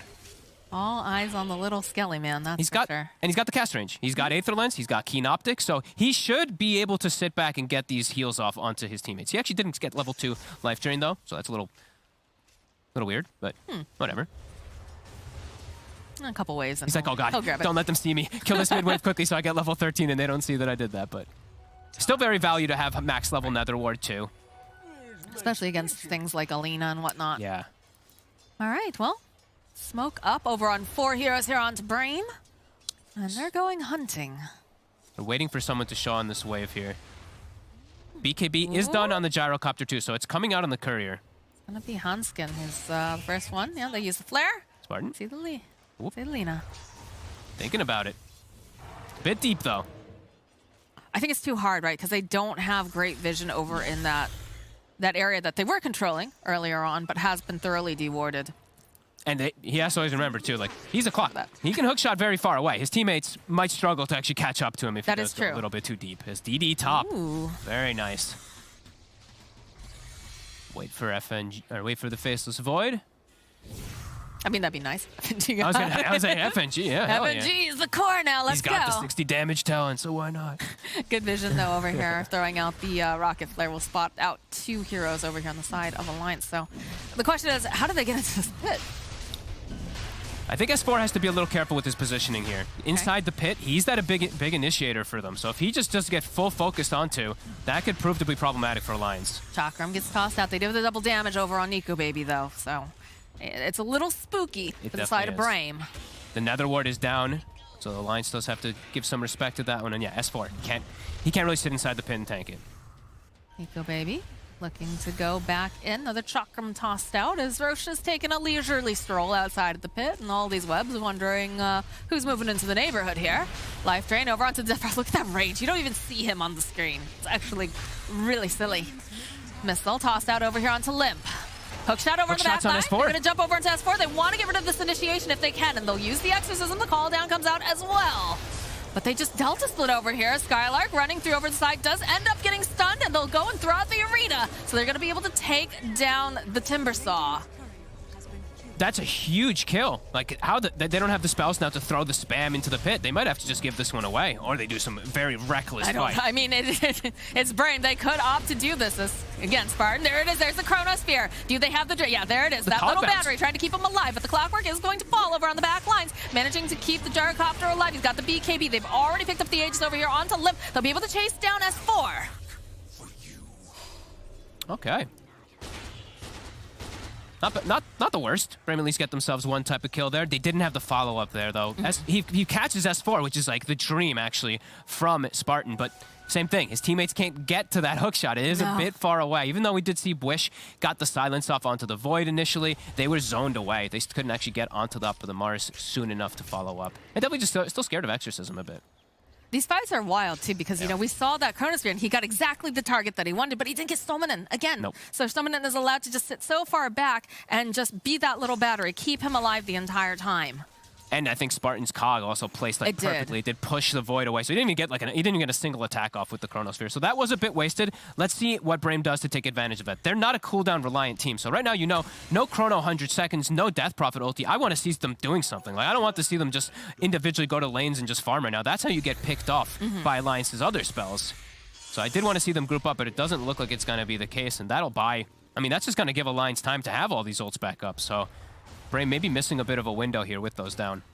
We are seeing them try to invade the jungle a little bit over here, possibly, you know, put down some sentries, deward, but they have to be so careful. Like you said, they've got such a potent combo, and just the Mars and the Lina, and the Witch Doctor too, right? Yep, they're setting up for the fight, though. They know that they're all down. Nico Baby does have BKB, so he is safer. Call down, hookshot coming in. They need to lock down Nico Baby, but he's got the BKB. He's able to just walk away. Limp, of course, does have that Aegis over on the back lines. S4 is trying to fight this big old spider, but not gonna be able to quite do it here. As Nico Baby, again, they do not have the stuns. They don't have the lockdown. They're chasing after Limp. Hanskin still standing nearby, ready to come in if he needs to use that LSA Chakram coming out. And there it is. There's the LSA BKB coming out now from Limp as he just wants to get out of this engagement. Oh, they didn't get it. It was close. They actually set up pretty nicely for this play down bottom, but they actually all were able to scurry away. Triple BKBs. It was forced from Alliance, though. I mean, they need lockdown. It's a huge problem for the side of Brame. Yep, it's only Spartan. And he did actually, he caught Nico Baby when he had Mask of Madness on still for like a third of the duration. So it was a moment quite scary there for Nico Baby. But yeah, they just don't have the follow-up control. It's just Clockwork. It's just Spartan. And maybe a Rocket. He's doing the best he can. He's doing what he can. And now here becomes the issue, right? You see the Hanskin. He got the force stuff. It's going to be so hard now. They're just going to be able to position Hanskin back as long as he's not necessarily the one who gets initiated on. He's always going to have some form of a save. He also has the Yules too, so he can just throw people up in the air, push them out of the cogs. Yep. You've got solutions, and it's just looking a bit difficult here for Brame. Yeah, looking a bit difficult for Spartan to solve every single 2-Os. Yeah, 4-step and triple BKB, so these catches are going to be a lot more difficult. And Wish, okay, so he's got Ags, Orchid, he's got BKB. See what he can do in fights, too, because I'm still not feeling this, like, oh my god, Brood's taking over or anything like that. He's actually not really had an effective Orchid just yet so far in the game. It feels strange, right? Because I feel like 1 second here, they've got their eyes over here on a Timbersaw, and he's looking pretty dead. Not that tanky. Not for all this magic. Not when you have 3 heroes waiting there patiently for you and setting up, but yeah, that is indeed an issue. I think Brame is definitely starting to feel a little bit of the synergy with their lineup just being a little bit questionable. Like, how does the Broodmother, the Gyrocopter, and the Timbersaw work together? Sure, we're seeing the beauty of the Clockwork and the Pugna with the Gyrocopter, but where's the rest of it? Where does it actually all come together? Compared to Alliance, as you said, you know, it's very clear how they are going to take the fights, who they target. They have plenty of stun, so even if they miss a couple, they'll have extra catch-up. Definitely looking quite a bit harder for Brame, but they're keeping up in farm. So I'm waiting to see what's Wish going to do. He's got to pop off at some point soon. Now, I know that you've been watching more of the Chinese region as well.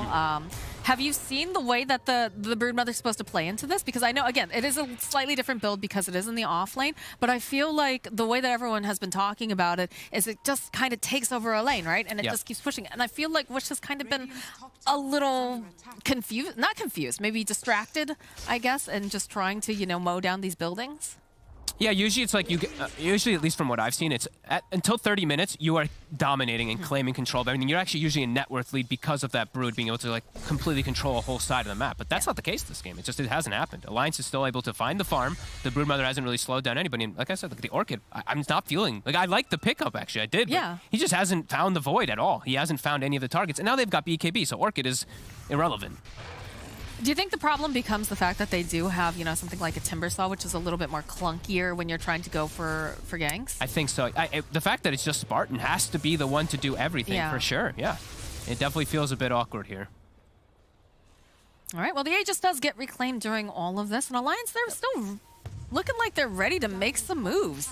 So the Limp already putting a little bit of pressure over here on this tower, and the Broodmother just kind of trying to put some pressure, I believe, over on this middle lane, but Alliance is full, even though it's only a less than 1K, even bouncing back and forth gold. Alliance is online, and their team fight is just, it's so much scarier than Brame's is.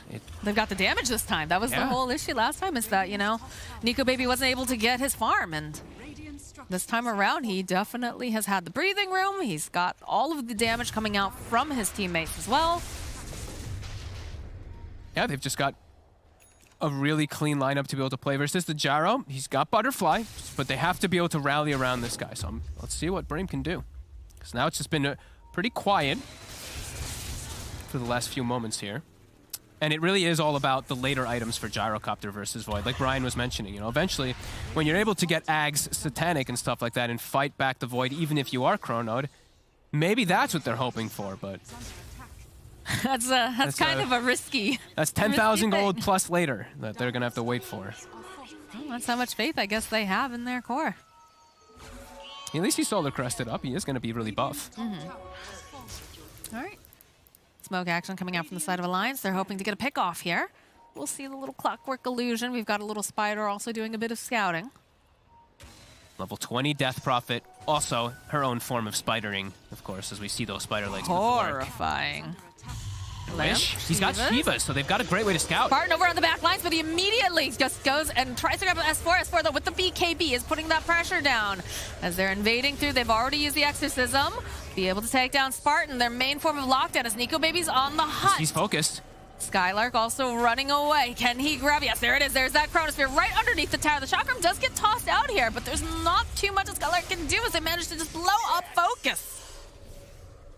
They can't even do anything. Nico Baby literally just charged through the entire fight, just constantly time walking. There's nothing they can do because once Spartan uses hook shot, there's no other threat. There's nothing. There's just nothing else. And Timbersaw at this point, sure, Skylark's gotten a great farm, but those 2 deaths and them having all BKB, there's no threat. He doesn't do anything to them. Doesn't slow them down by any means when they are chasing forward as S4 actually finds him. He wants this. Chakram, though, pinned to the tree.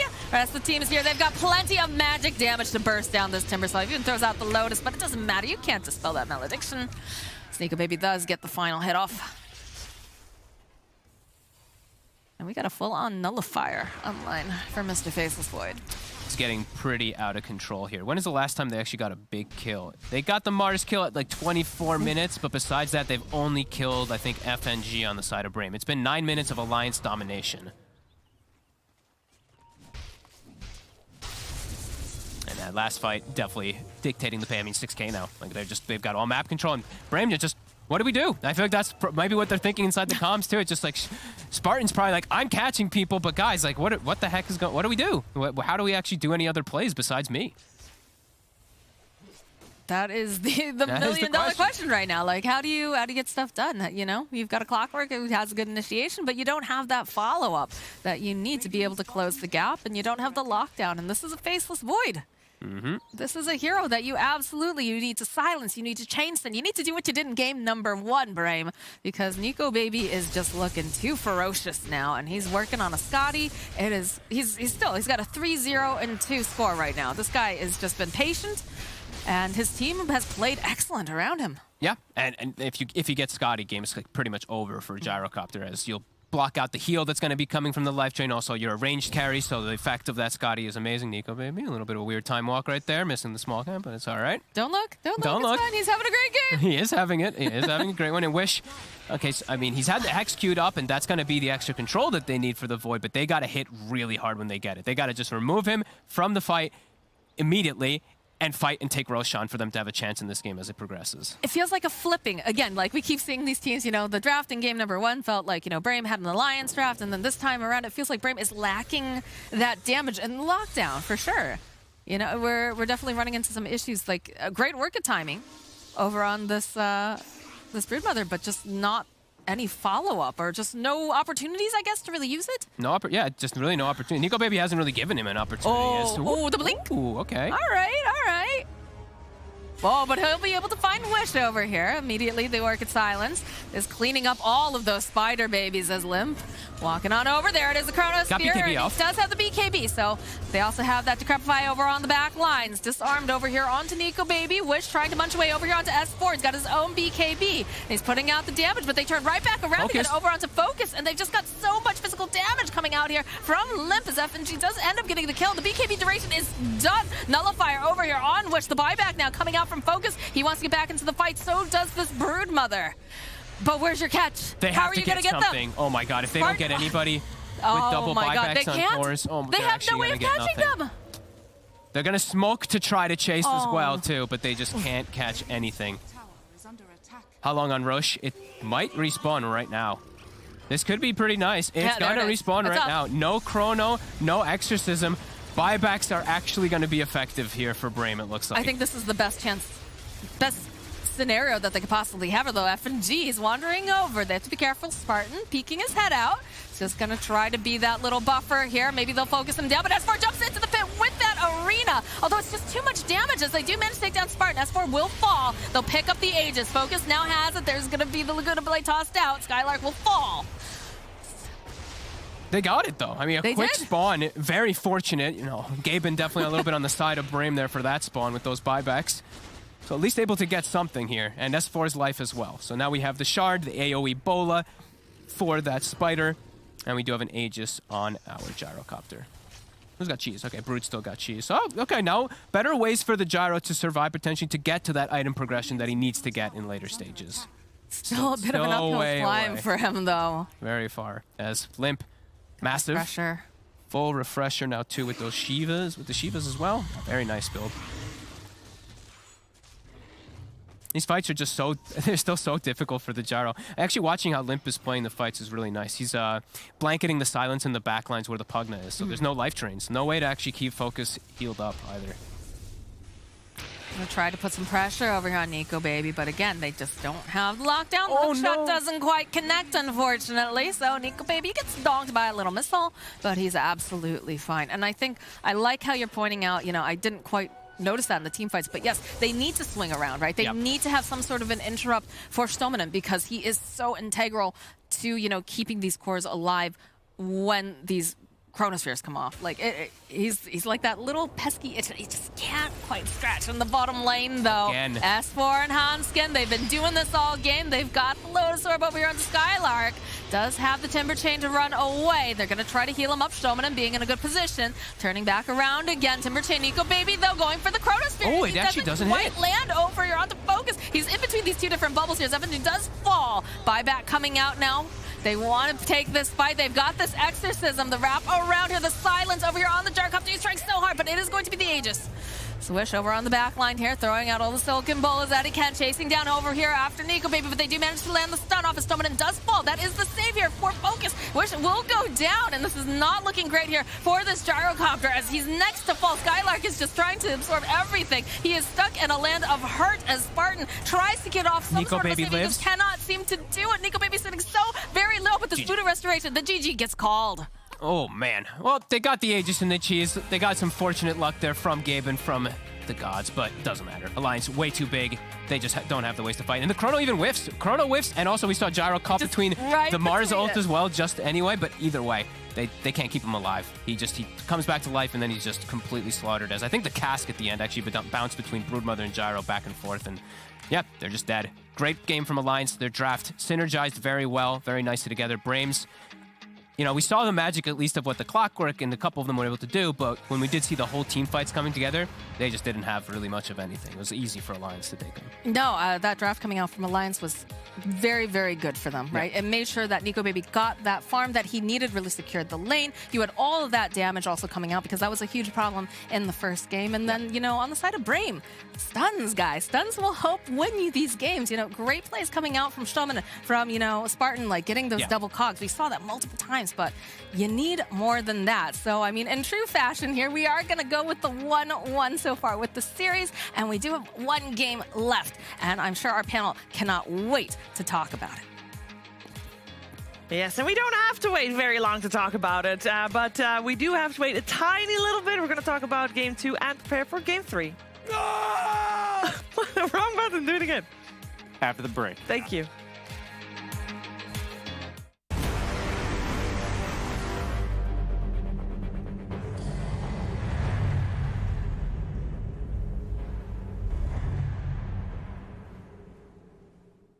My name is Jordan Gilbert, aka Nothing. Hi, my name is Sue Lee. My handle is Snix. I think it's important for these initiatives to happen. Empathy really, really goes a long way, and it always means so much to us, and I think that's where initiatives like this really help. I encourage everyone in the community, anytime they see bullying, anytime they see someone getting called names, I encourage you to step up and say something. Good luck, have fun. Good luck, have fun.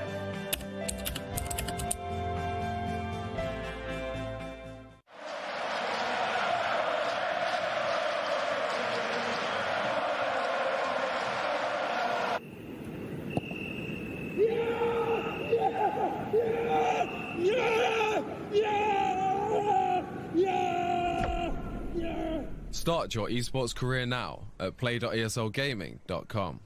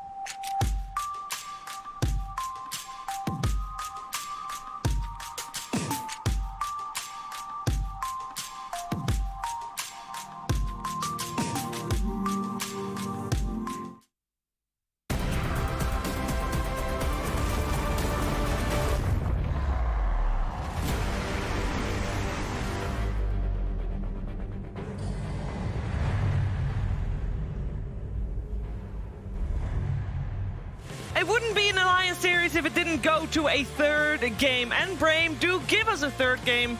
And yes, I see that. Because Brame didn't really have as good of a plan as they did in the first game. And Alliance, on the other hand, they did, and they made sure to execute it as well. It is a 1-1 here, Brame versus Alliance in the upper division of the Western European DPC League. You're watching DreamLeague Season 15, powered by Intel. I'm here with BSJ and with Cap, and they were not impressed by the Brood, right, Brian? Yeah, I mean, we Cap said it was cute. You know, he said they might have been like getting a little Jimmy too cute. here, it was just too damn cute. Yeah. Like, I think up until that point, I'd love to see that game run out with like a normal mid. Yeah. Just see how it plays. I'm not saying Something Brave with would a have for stun, sure won it. maybe. Yeah. Perhaps. I know they had a plethora of stuns, according The to Rocket. Brian. Yeah. There's a lot of stuns coming from the They were Clockwork, building but... a Scythe of Vise, I believe, towards the end there.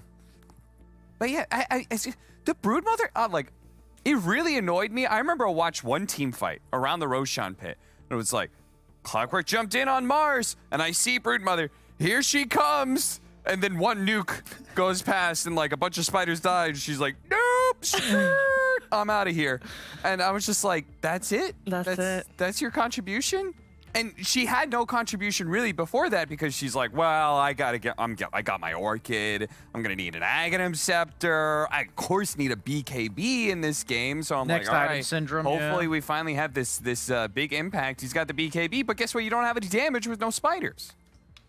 If you're not China, then stop picking this Broodmother. I'm tired Unless of seeing you tried it looks out bad. in your scrims. It's boring too, you know. Nobody It's also wants kind to of watch it. We want to watch stuns and flashing lights and big team fights, big circles. Yeah. And until these other regions figure out this hero and how to make it work, I don't want to see it. I'm going to be betting against every team who picks it. All right. Well, Not literally, because he's not allowed to do that. correct. Okay. Is he not? But also, like, okay, actually, I'll make an exception. If they literally just have no AoE nukes at all, and the spiders can actually just feast on people, then yeah, sure. But your damage is so based around the spiders, and the spiders don't have any magic resistance anymore, so they just get blown up by any passing nukes. And they picked that Brood into the Lina and into the Death Prophet. They were already picked, so those nukes were already there. And on top of that, Alliance was very good in shutting down Focus's Gyro, and that is what Purchase wants to talk to us about. Thanks, guys. Yeah, Gyrocopter was the major focus for the ganking duo of S4 on the Mars, as well as Hanskin on the Lina. In this case, kind of waiting around for somebody to come mid. Luckily, they found the most important hero in the mid lane, which is Gyrocopter. We have Spartan jumping in to try to interrupt this a bit, but most of the damage is done at this point. So still, the Gyrocopter ends up dying. And this happened multiple times in this mid-game phase of the game. Hanskin got a lot of space on the map to push lanes, because he can do it pretty safely.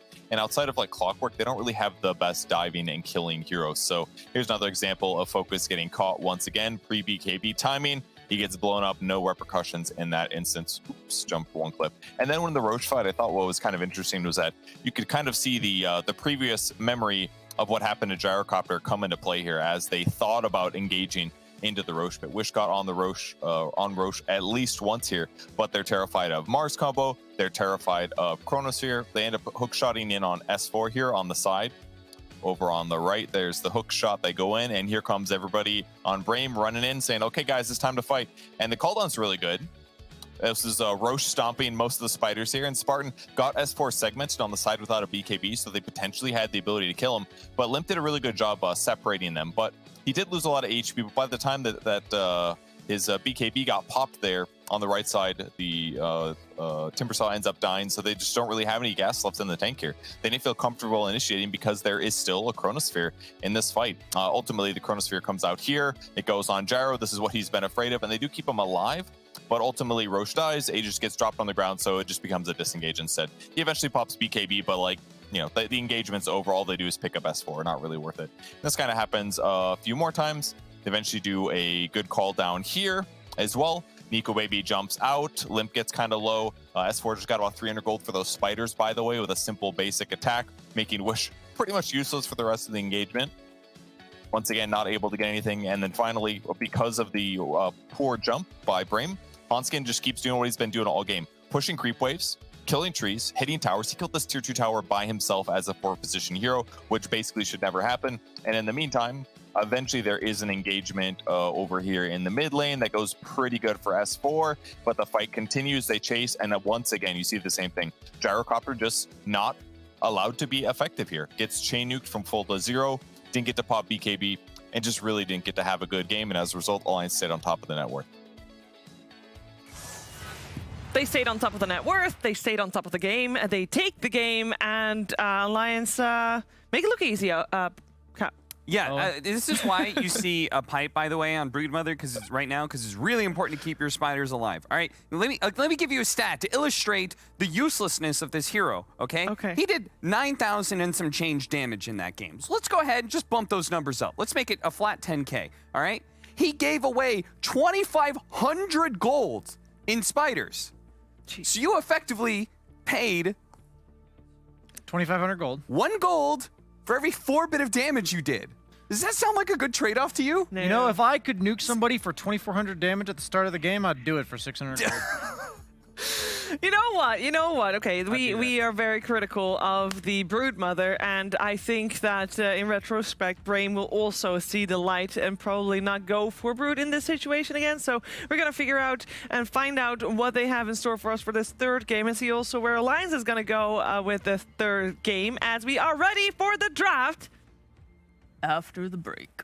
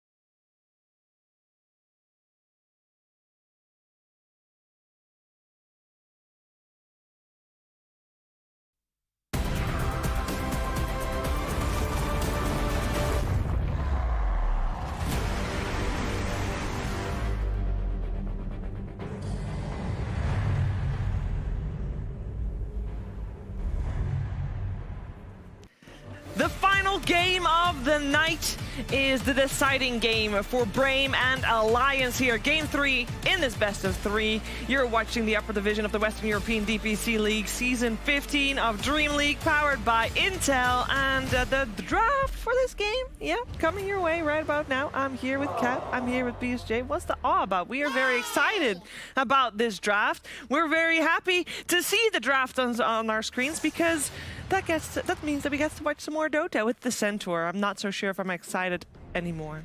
Why is it not banned?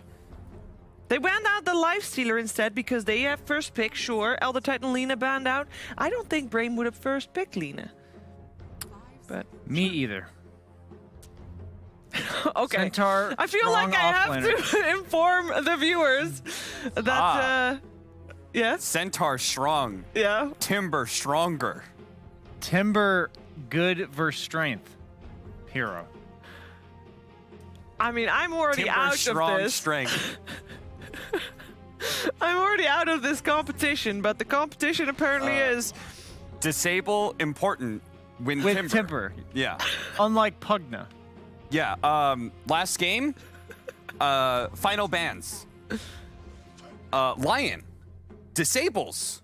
Instead, Brame Brood.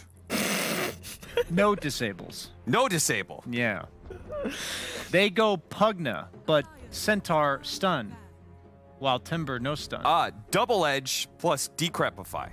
Amps magic, double edge magic. Big boom. Yes. Moi damage. You gotta say English words though. Oh. It's whoever says the least amount of words at this point. Chief. Centaur, good front line. Sustain, Pugna. Slurp, slurp. EHP 2 words. from Hood. Should have said it just once. Is never mind. PA good carry. Don't to be close.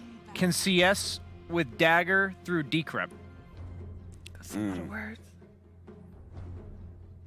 Wait. Where DK? No ban. 3 game. Puck coil counter Centaur. Stampede. Storm? Carry lane counters to Timber. Ursa. Monkey King.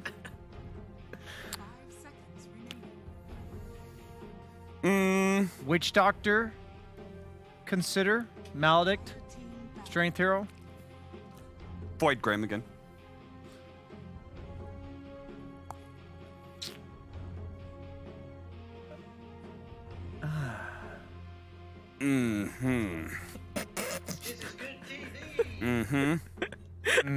Production make sad.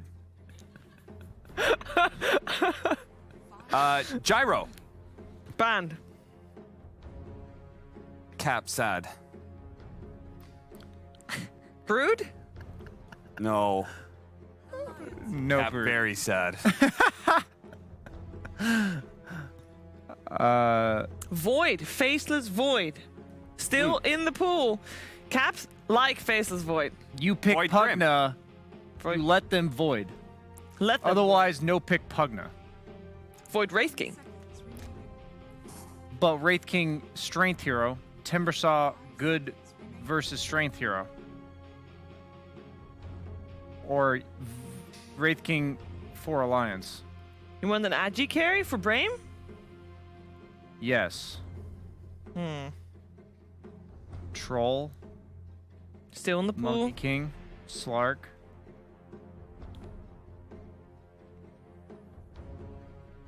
Much time spent second ban phase.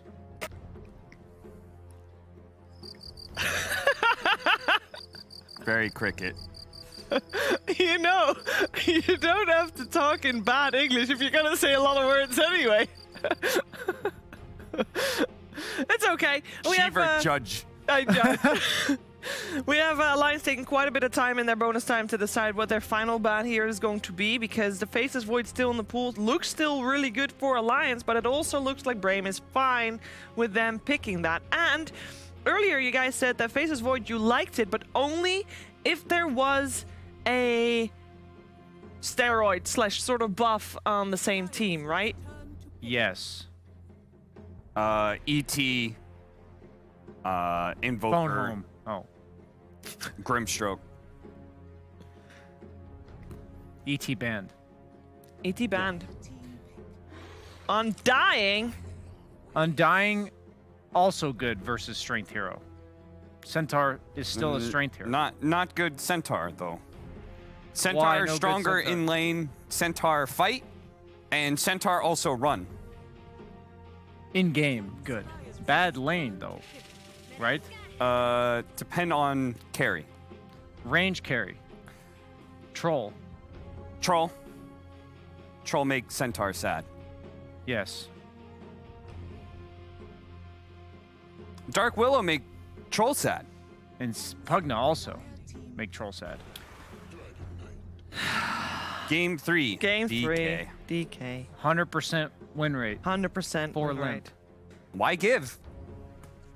Why indeed. take? 100% win rate. Okay. Comfort zone. Wish Pugna? Good versus DK? I wanted Wish Pugna. Game 2. Game 2.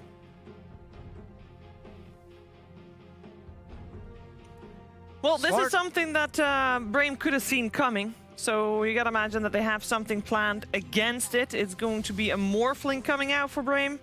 Lots of stun. Instant stun. Morph, no attribute shift during Morph, stun. sad. Good Scotty game. Right click morph or E-Blade? Right click, much other damage magic. Good Scotty. Yes. Decrepify. Boom. Good combo, but good Scotty game.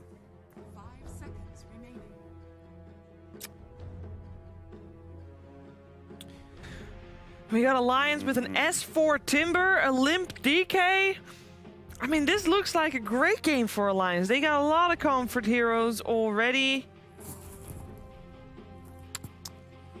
Nico Baby 10th pick. Yeah. Special. Special. PL ban. PL. Good yeah. versus Morph. Mana burn better versus Morph. New patch. Void and Wraith King both still in the pool. You played that. Anti-mage. Slark Diffusal? Anti-mage. Anti-mage? Yes. Few stun. Brame. Again. Solo safe lane Timber. Brame. Big stunner. Last pick. Well, Focus is their Morph player, so we need a hero for Wish that plays up against the DK. Brame outdraft self. Pick Viper. Good versus Timber DK. But not good stun. Brame already outdraft self. No stun. Game 2. True. Slark Brame ban? ban Slark. What left? Anti-mage. And... Void Wraith King? No. Not ideal versus Morph. But okay. Riki? Much space, hard farmer, Nico Baby. Yeah.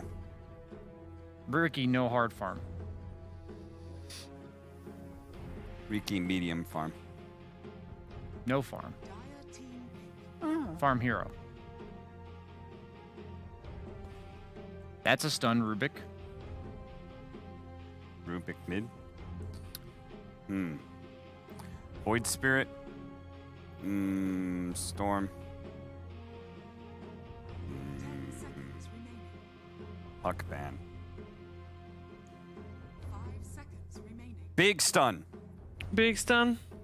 They got like 50 seconds in their reserve time, so they got some time to think about their last pick. Wish has played Huskar, TA, Death Prophet. I don't think we can really say anything from what he's played before. They could also still put Pugna mid and go for their last as a position 4 and get a stunner, disabler. Or 5. 5, sure. Stormanen can play Willow as well. Most 4 stun strength, Undying 5. What? What? Strength heroes are bad versus Undying. Stunning 4s are strength. What? What? 5. 5 stun. 5 stun. 5 4 stun. for Dark Willow. 4 Maresca. One Maresca? word. 3-word with 1-word statement. Shadow Demon. Not really stun. No stun. Is break with 4 Ags. Shadow Demon, Ags, Timbersaw, DK Sad. Pugna, Set up Centaur. Pugna mid then?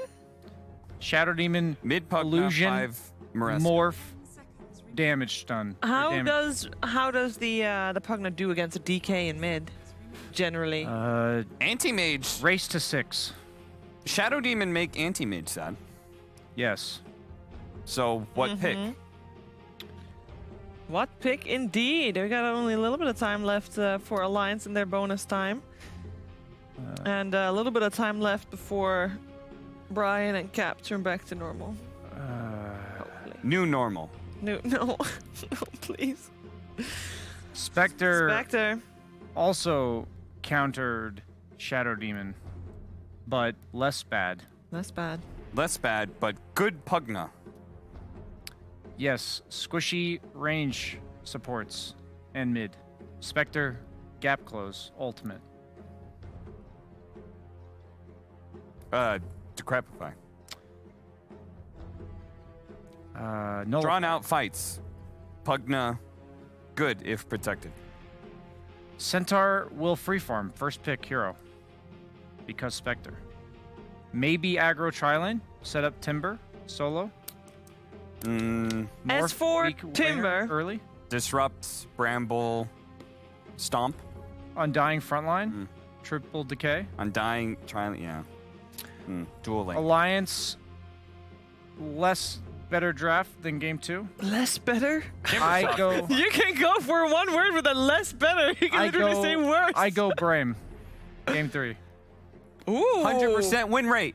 DK, final DK. pick. Spectre last Game pick. 3. Meh. 100% win rate. How can you go against 75 now. Not even. No, this is their 80. fifth game. 80 now. 100% win rate. Okay. Game 3 Alliance, yes. Alliance. 100% win rate. Game 3 Brame. Brame. Wow. Who do you think won the competition, guys? Who said the most words? Who said the fewest words? And worse, better. What is that? You can or less words. Less good. I mean, I don't even know anymore. I'm happy that we are the ones that can hand over the conversation to two people who hopefully are going to say a lot more words than these two just did combined. We're going to head over to Moxie and Fox for game 3.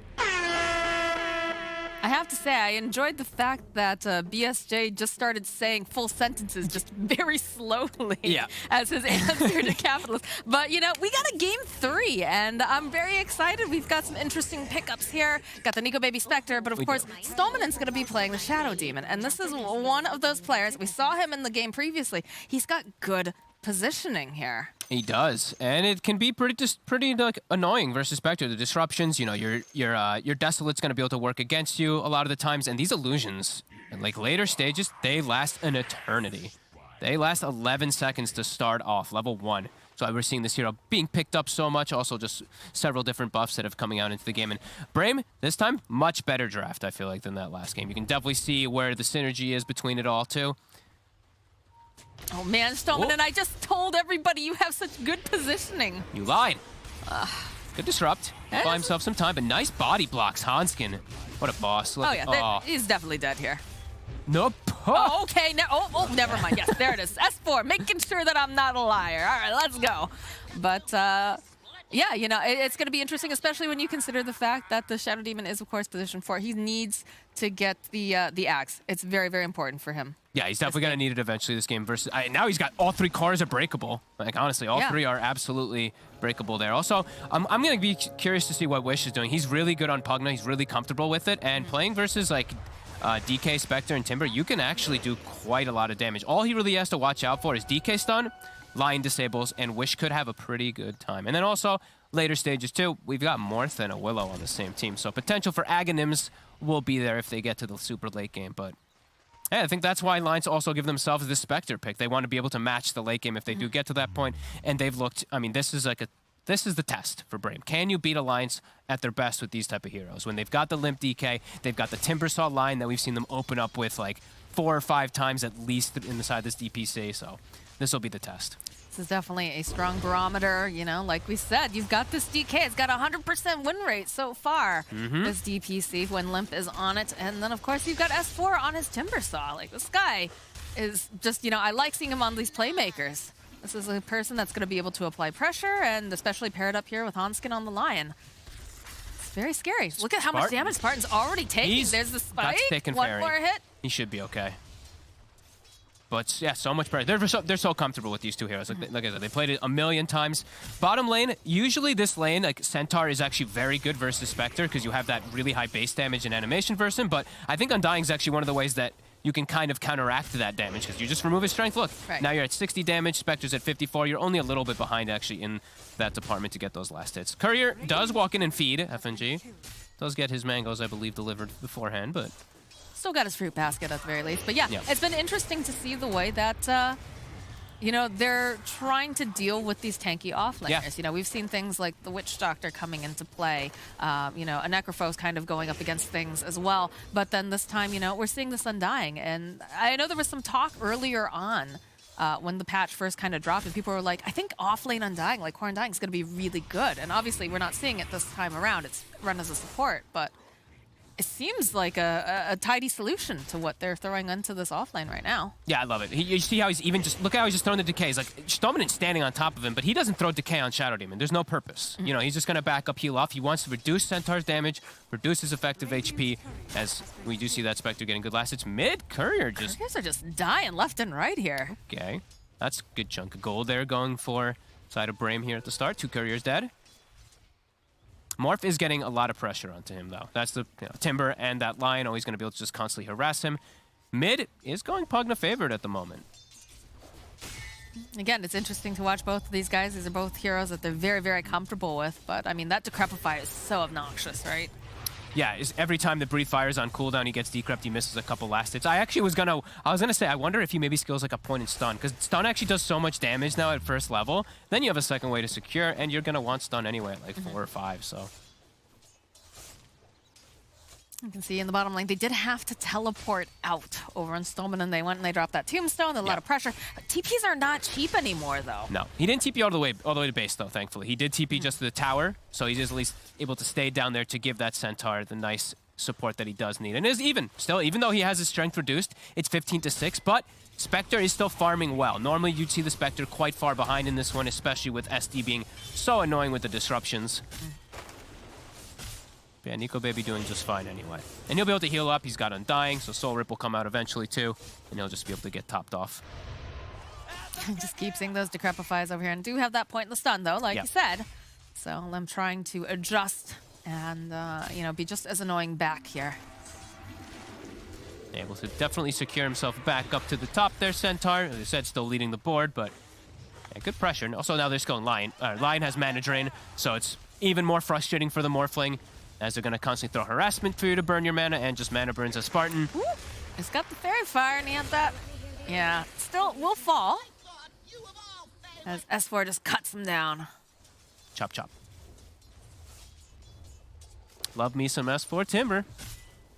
I mean, he looks so good on it. That and the Centaur has really shown for me in this DPC so far. Just really nice playmaking, or just, you know, making that space necessary. Stoneman now starting to feel a bit powerful here, though, himself. On the opposite side, he's got level 3. So level 2 poison. You're able to start getting stacks up. Nico, baby! Let's be careful here. We've got 3 stacks so far. Gonna get the 4th. He's gonna have to pop his stick or he might just die. He actually whiffs that one. Okay. I think he's all right here. I think if he missed another one. Okay. Someone is just a little bit off the mark. If he had like another mango or something, he has disruption to get the setup. That could have been a kill actually on the Spectre from the Shadow Demon. It's pretty crazy to think about there, but the maze, of course, here with the brambles will connect on a couple. But another Courier just walked in and died. Yeah. What is going on with Couriers? I don't know. It's like DNZ's in this game and he's on his bounty hunter. That's what it feels like right now. But they killed him. He didn't get the boots delivered either, right? He just walked in and died. That was very interesting. A Spartan now. Yeah. Immediately though, Shadow roaming away. The bottom lane, another stomp coming off over here onto Nico Baby. They've got that disruption. Do they have enough damage on their double edge? Close. Ooh, so close, but he is going to survive, and he's got that ring of health, so he's going to heal up nicely. 2 points in Dispersion, definitely saving the day there for him. 12% damage reflected on both of those instances. Otherwise, he's definitely dead. But they did force him out. Look at his last hits. It's been stuck around 20 for some time now, sent her up to 30. So they are starting to put a little too much pressure for that Spectre to deal with. As Hanskin, he's looking to make a move around mid. Limp is 6. He's pretty fast. Oh, he does manage to connect, though, with that Earth Spike.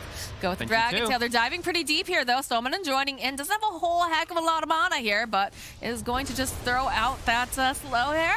Wish. Nice disruption from Stoneman. Buys a little bit more time. Hanskin's going to try to get some more mana off of this range creep. Hitting the Tombstone, but Tower's starting to take some damage. Limp's going to start poking it, too. Focus is still on S4. Whoa.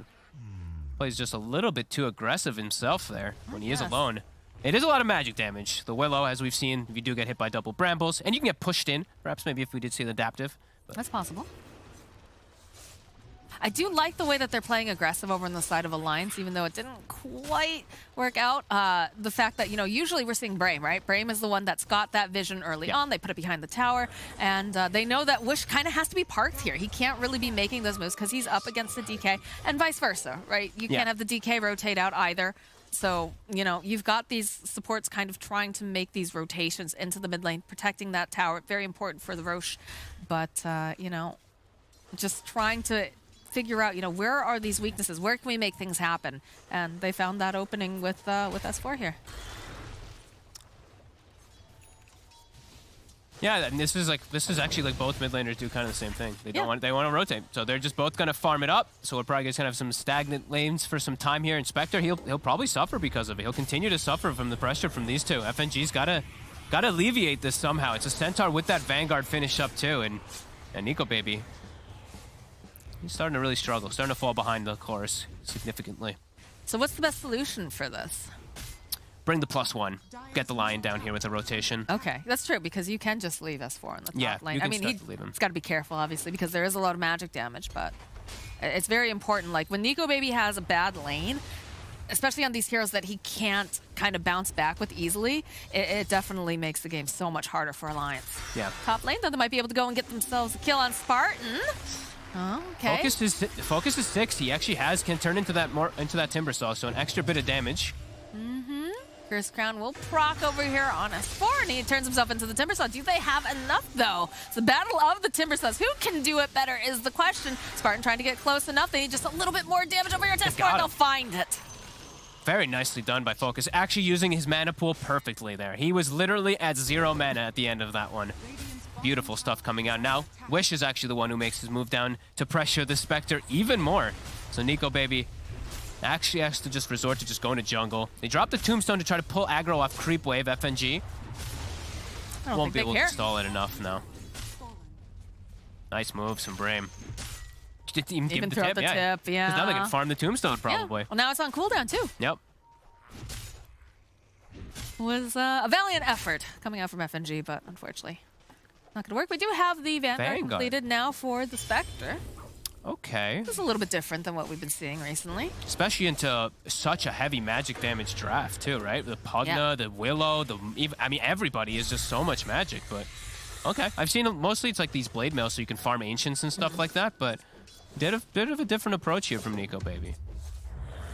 Well, I mean, we always say that the teams that are setting the meta, the ones that are doing it differently, you know, those are the ones that you want to watch. So perhaps he's onto something new. Vanguard is a pretty OP item. It is indeed. S4, Curse Crown procs, and Spartan will get the kill. He nearly soloed him there. Yeah. My God, Power Spartan. Willow. These 5 Willow might actually just be amazing. Right But the now, honestly. opening, right? We talked about this. You don't have someone, although Wish is making his way over. They've got the disruption. Waiting patiently. Does have the life drain, and it's going to take a good chunk of that life away from Limp. Should be able to push him away. Just massive amounts of magic damage, as we said. So Limp also, he's going to need some early resistances. I'd like to see some casual cloaks coming out, I think, on the side of Alliance, perhaps on 1 or 2 of these cores. Maybe the DK if he doesn't get the good timing on BKB, but after Blink, then he can go for it. But are they going to get the Nether Shawl? They probably love will. that. Spectre will get Nether Shawl. You know, they always get the Nether Shawl on the carries, especially versus Pugnas. It crops up very often. I want to know what the actual like percentage chance is like of seeing it. It's always when it's like the most valuable, I swear they get it. Yeah. It's just like, up, PL, Illusion Escape, up. Void needs magic resist, up, Nether Shawl. Like, it just tends to happen a lot. Skylark doing similar to what he did with the Timber Saw in the previous game. They get that bottom tower. He parks himself up top to prevent the push from S4. Dragging, trying to grab that catapult, trying to clear it down. But S4, he's also going to start burning him down with his damage. I mean, his Timber Saw. This is kind of, where he shines. Yep. But Hanskin making the rotation up top. It's got Hood already. He does have the Hood. That is a big problem. But he is going to lose some of this mana here from Hanskin. But the stomp off over here on Timber. And it's just kind of spiraling back and forth. Over in the mid lane, though, looks like they do get the root off over here onto Limpin. He's just going to fall to Wish. And the deny. And the deny. They just can't do, like, you feel kind of bad for S4. He's throwing all of his everything, his whole kit out, sitting a bit low on that mana too, and Skylark is still just here. Catapult's alive though. He's getting significant building damage because he's just tanking it. Both of them working on it together. Look at this. Love it. It's a gentleman's agreement over in the mid lane too. You talked about how is Wish going to play this. This is definitely a hero he's very comfortable with, and we're seeing just how he's putting down this pressure. Nico baby, he needs time. He does, and they might actually not get too much of that time. I'm loving the way Brame's moving around the map and just setting themselves up for this early game. This is really nice. And this Timber Saw, these couple deaths, they hurt. Like, you start falling behind, and they will have the damage to kill you constantly with this draft. Soul Catcher, they have the Pugna Burst, they have the Willow Burst. S4. Yeah, Decrepify, Life Drain. They even go for the Stampede. They just want to make sure he's going nowhere. And that's another kill for Spartan. Alliance is... I mean, they're going to be under the gun for sure here. Now this tower, if they lose this tower, they're going to lose access to these stacks. And then Nico Baby is going to be extremely sad. Needs to finish them off as quick as possible. This is really painful. Your DK, your Timber are quite shut down versus all this magic damage. Your Spectre had a rough lane. How are you going to bring it all back together? I mean, Limp is going to have that Blink Dagger fairly soon, so he could try to make plays with the Lion, right? We've seen, them pair up before. They're going to invade. They are. They're full on invading. They're going to just run in with the Pugna, with the Centaur. S4, they have to blanket this. They have Tombstone. Walking into high ground versus this Tombstone is still problematic. Spartan getting a little topped off here by Wish. Does have to be a bit careful. We do have the Blink Dagger, though. Like I said, it's available now over onto Limp. So perhaps they can make something with this item timing. Stominen's here too, though, so he can save True. if they That do is go for the jump. absolutely true. FNG starting to get that big slow onto them, starting to amp them up as well. He's trying. S4 over here throwing out the chakra. Limp with the blink forward here. And thinking about using the terrorize. He'll pump fake it a little bit. We'll force them back. Over in the back lines, though. Oh, Nico baby. He went a little bit too far with that haunt. He needs to be careful. Skylark looking for the stomp. Will be able to go and land it. And it's just everyone chasing after Skylark, but they're getting the damage off here from Wish as he is backing off. They might end up just stacking the Centaur here, and it looks like that's going to be the play. Tombstone's still too much for them to deal with. It got dropped right on top of them, but it didn't matter. They couldn't turn and hit it. The Shadow Demon Disruption was casted instantly for them to reset, but yeah, Alliance, they do end up getting a big fight, which, I mean, they really didn't need to get something big out of that one. Focus, he was still just free farming, though, as this Morphling, so don't think Brame is too upset about even just losing that. And has to be It's now careful top. here. Yeah, Oh my God. again, the Cursed Crown, He's the just dead. brambles, everything. They've got too much damage coming out in the form of just magic from SSA Spartan and Wish. Yeah, he's got the Fairy Trinket, too. He's keeping it on the Willow. Oh, yeah. He's like, I'm just killing Timber Saw as a 5-position Willow. I mean, that's... I mean, S4 wasn't allowed to have a game the last time that Spartan got this Willow. Look at the 1,100 damage from your 5. Like, this Decrep and Bedlam combo is ridiculous versus these tanky cores. Oh, dear.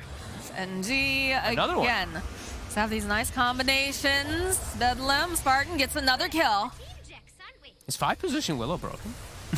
It's looking broken in the hands of Spartan right now. It's looking unbelievably powerful. These Brambles just do so much damage. Like, I'm seeing this new build that everyone's doing. It's 4-1-1. Even as 4-position Willow, My God, he's level 9. Like, that's pretty huge. He's the same level as his 4 position. Look at the 2 supports on Alliance. They're actually full level behind. He's the same as the Spectre and the Timber. This is going to be a really slow start for the side of Alliance. To be fair, we do get Hanskin. He's got his Blink Dagger now. You've got the Dragon Knight. I would like to see him and Limp make moves around the map. Wow, he does it. That is very surprising. Holy moly. So they do have ways to at least cover themselves now with the double initiations in case the saves come out. Oh, but again, the gank here on top. They're just hunting S4. Does have that Timber Chain, but he's rooted into place. He's just not getting any breathing room this time. They're not playing together with the Undying either, like in most of these situations. Sure, they had the good Tombstone earlier, but they have to have these situations where if the Timber's doing that, he needs that backup. He can't be doing this alone anymore. After the first 2 deaths, definitely not. Now the 3rd and 4th, like these are really costly. This is 5 deaths already for S4. And now Focus, he's already got Linken's, and we did mention earlier, he's got a Willow on his team. So he can go for that Aghanims build, and it's going to be extremely effective versus tanky heroes as it makes your damage magical. So it just goes right through any of that tank ability that they will have, at least from the DK. This is looking a little scary here for Alliance currently. You know, your highest net worth is 5.9k over on the Dragon Knight, 7.5k though over here on this Morphling. And you've got all 3 of them sitting at like 7k. They do try to go for a smoke. He's got Linken's. Like, they got to somehow break that Linken's pre-stun. So they have to get like a Soul Rip or something. Or, I mean, the Blink Lion Mana Drain or something like that. They've got options. They do. They're going to jump over here onto Spartan. Should be able to clean up nicely as a finger comes out. They go and they drop the Tombstone. You can hear the Stampede also coming in. They're just trying to get them out. They've not quite considered... Oh, but they go right back in with the Stomp as the Decrepify has landed over here onto FNG. He will go down to Stominen. They have to use Finger to kill the 5-position Willow, too. That can't feel good. Now Focus is like probably sitting around like, oh my God, I'm Morphling versus now limited burst damage. Yeah. It's a free 2 minutes or so for the Morphling to be able to farm quite safely. As long as he doesn't just play super low on HP, he should just sit around like 1400. Should be fine. They've got a Vessel also on Wish, so, I mean, these tanky cores are no longer by any means tanky, as they haven't really looked anyway. Oh boy. Just the plays, the way that Brame has been moving. So fast. Look at this. It's been just so good. In fact, Hanskin here, have to be careful. Skylark, of course, nearby has a Blink Dagger. They've got their eyes over here onto the Spectre. Go and drop, terrorize the Fear. Just going to try to run away. FNG is here, though. Trying to be a little bit careful. Limp blinking forward here. Might be able to go and take out this Shadow Demon over on the back line. Hanskin does fall, and he's trying so hard. He doesn't manage to get it, though. It is going to be S4 who gets summoned down. But over on the back lines here, FNG running for his life as Skylark is just bullying them. Nico Baby, though, trying to run out. They've got the Brambles. You get the blink forward here from Skylark. S4 throwing out all the chakrams, everything he can. They're still chasing after Spartan. They still haven't managed to get it. They'll go try to chomp down over here onto this Tombstone. The life drain coming out, though. This is not looking good for S4. They've got so much magic damage. Again, throwing out another dagger, another chakram thrown out over here onto Skylark. He has definitely been the tanky boy up front, though, and they just haven't managed to get to the kill. Nico Baby here during all of that. This flirtation of back and forth, and still, at the end of the day, Brame coming out on top. And that's not, the Morphling's not even there. That's a 5v4 fight. Morphling's free farming the entire time of it. This game is quickly falling apart. Nico Baby now dying too. They, like, Skylark just tanked a full duration Tombstone, all the spells being thrown on this Centaur, and he still doesn't care. Oh my God. Brame. This is looking real. I mean, this is really, it's so hard now for them to just get through this tanky front line. Like, how do they get to this Pugna over and over again? They've just done a great job of just disengaging time and time again. And he's going for Linken's as well. Why not? That point target stun from the DK, also from the line, will be nicely countered as we're going to see this one again. This is under ward vision whole time too. Both sides do see everything. There's nowhere to run here for Nico Baby. They back off a little bit. They go in, Limp finding this really nice initiation as they jump over into Stominen. But look at Limp. He just gets drained. Look at all this damage that's coming. And he's vesseled. I'm loving the pickup from Wish going for that because he is snowballing so hard on this Pugna. He's able to go for this build and just effectively remove any of their health, any of those tanky abilities from DK or Spectre or Timber. Just full counters all three of them. Is this just too greedy of Nico Baby over here to keep going in, or is this necessary? I think he thought he was gonna get the kill and then just get out, but Skylar's just way too tanky. That was a good minute and a half of just trying to kill the Centaur. Like, look at him. They can't. He just lives and then boom! Decrep plus all the damage between the two of them that we've seen from they're going in for more. They want to just jump on S4. Again, this combo is so potent. Does have that hood. He's dead. Doesn't matter, though. How many deaths is that? He's just getting bullied this game. 6 deaths now. 6 of the 13 just perfectly setting up the game for Focus, who pretty much has Aghanims now with that Linken's under no threat in the game besides that finger. Dire's middle tower is under attack. Unlike the Skylark, he just tanked this tower, no problem. Wish is just gonna keep throwing out those Nether Blasts, and Focus will clear up the creep wave. You know, this is teamwork here. This is some serious team bonding as they take apart this tower. And Brame's draft has just been so on point, and also their movements. Their movements are Their perfect. movements have been incredible, the way that they play together. And the way they understand the fights, too. Like, not even calling for the Morphling to come up top, right? Yeah. That fight lasted for over a minute, and he stayed bottom farming the whole time. They understood how powerful they were. Skylark is being just a boss right now. Same thing with these two, with the supports. It's like everyone on the side of Brame is just doing exactly as they need to do and playing more like a team. Alliance, a couple of these deaths, like, they really do add up when you're playing versus these high burst heroes with all this magical damage. Sure, you're tanky as these Timbers and DKs, but not versus this. As they do find the Nether Shawl, by the way. Oh, of so, course. You know, of course they do. But at this point, I don't think it's even going to save them. They need a BKB. Like, Limp is just food until he's got that. So I think you might have to just avoid the next few fights until you do have it. But then also, Morphling's going to have a full Nether items. He's going to have the Aghanims, and he's going to be able to turn into Willow and blast with Shadow Realms. Okay, so I have to ask, right? So we have FNG playing the Undying, and it looked like a very nice kind of setup to deal with the Centaur in lane. But now we're kind of having these issues. Do we just need FNG to move more with, you know, with Limp and Hanskin? Is that sort of the situation here? Because it feels like, you know, you have this capability with Limp, right? He's got the Blink Dagger. He had good timing. He's got good initiation. But of course, you know, you need the little bit more damage because Finger has a high cooldown. I think just them, like, just letting S4 play alone these few times, it might have just done the damage already, because he's not going to be able to catch back up in this game overall. They're just always going to have the damage and the solution for him, because he's not even near a Dispel. So this Spirit Vessel is going to be super effective for a very long time now versus him. I honestly think the damage is done. They had to be playing more around him. If you're going for Undying with early game, you have to be very, very critical with how those first 20 minutes are, about how you are dropping Tombstone, how you are making moves. And definitely a couple of them were FNG maybe a bit out of position, not being there to save his buddy, not being there to put that tomb down in time. Brame just breaking them, though. They're just making them move around so much, just applying pressure constantly. It's a beauty to watch, really. And I mean, speaking of break, we talked about, you know, the fact that Stominen is going to need to pick up that Aghanim Scepter.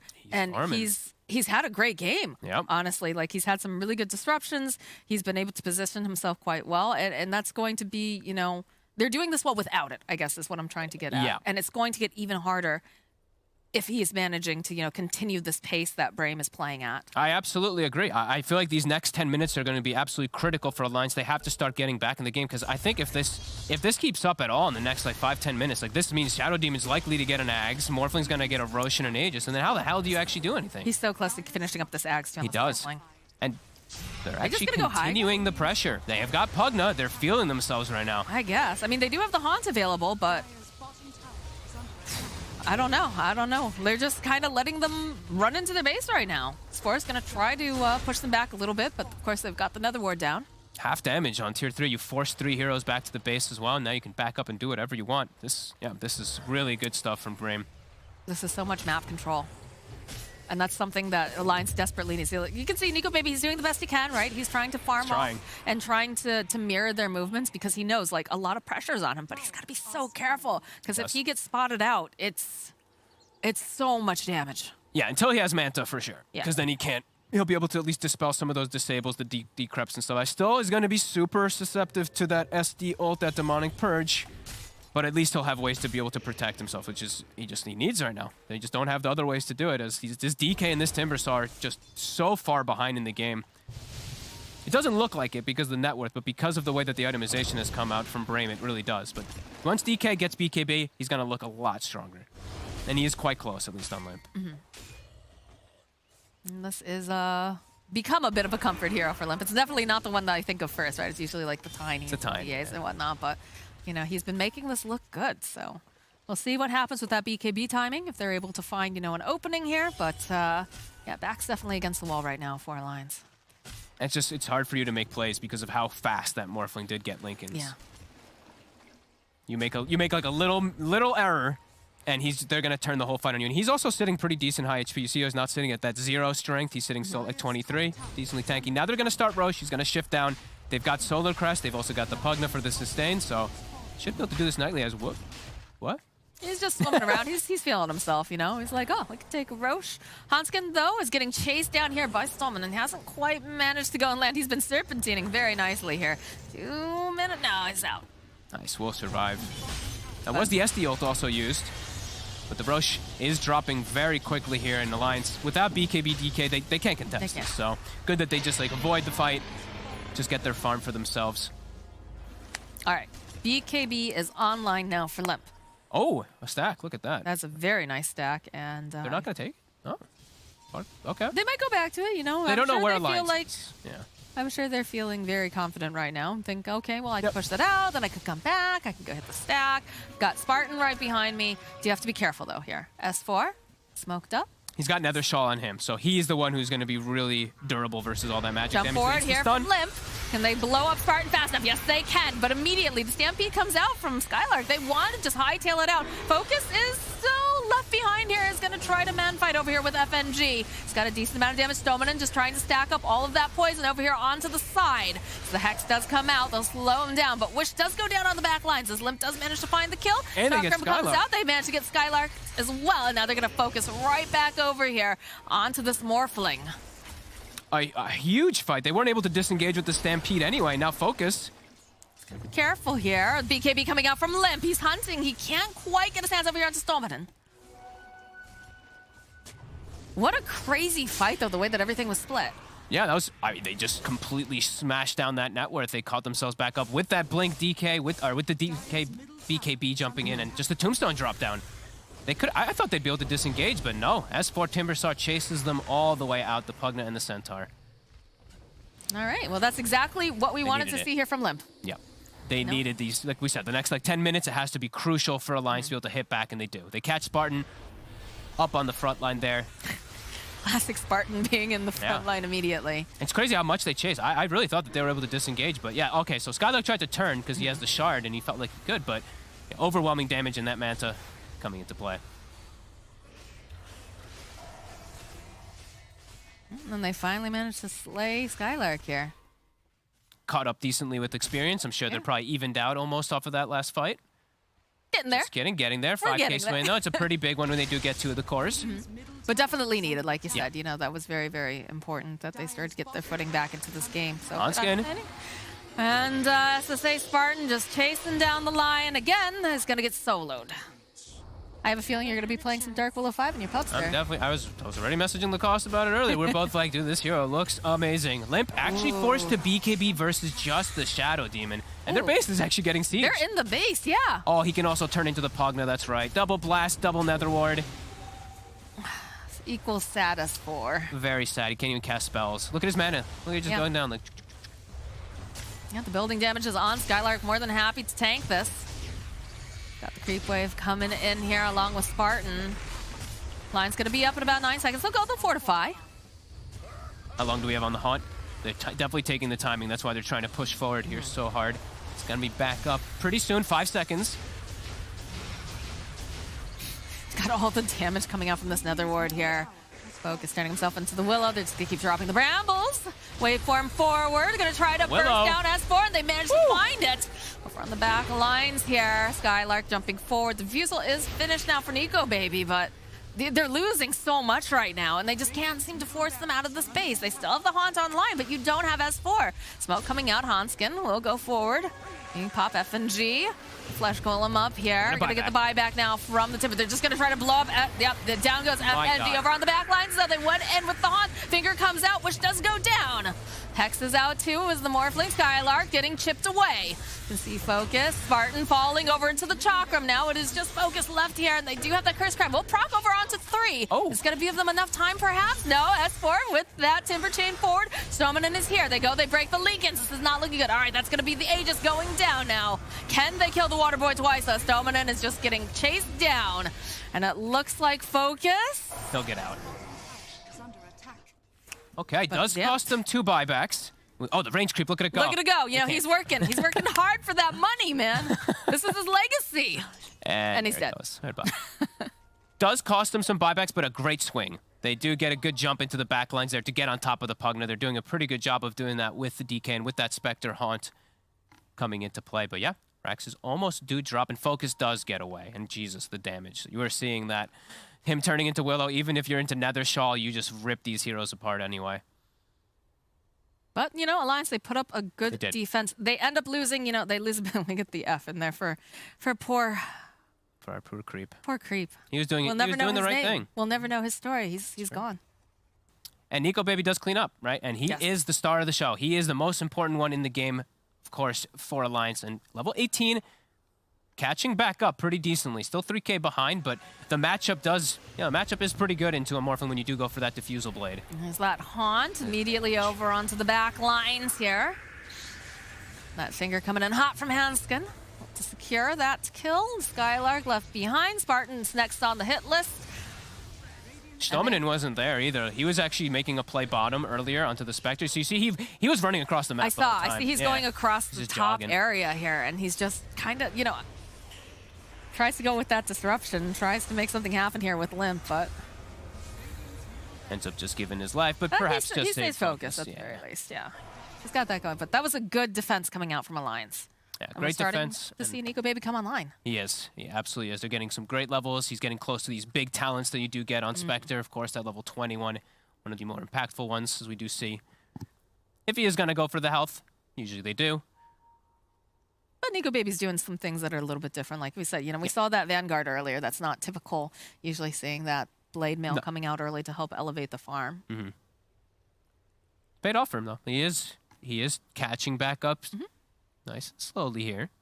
Well, I mean, that was the whole point, right? Because they saw the Morphling come out and they're like, okay, we're going to go, like, both of us, you know, we watched that draft and we're like, okay, what's going to fit into this draft nicely? You know, an anti-mage. Anti-mage looks really good. And then all of a sudden they pull out the Shadow Demon and we're like, oh, it's not a good anti-mage game now. No. So they go with the Spectre. This is, of course, you know, a hero Nico Baby's very, very comfortable with and is able to kind of jump into those back lines too. So crucial. Just so crucial versus Wish. He's constantly getting targeted. He doesn't have a defense for himself. He's still going to be building toward that Linken's after getting that Vessel and stuff like that. But like we said, Stominen was not there. He's key to get those type of saves if he does get collapsed onto.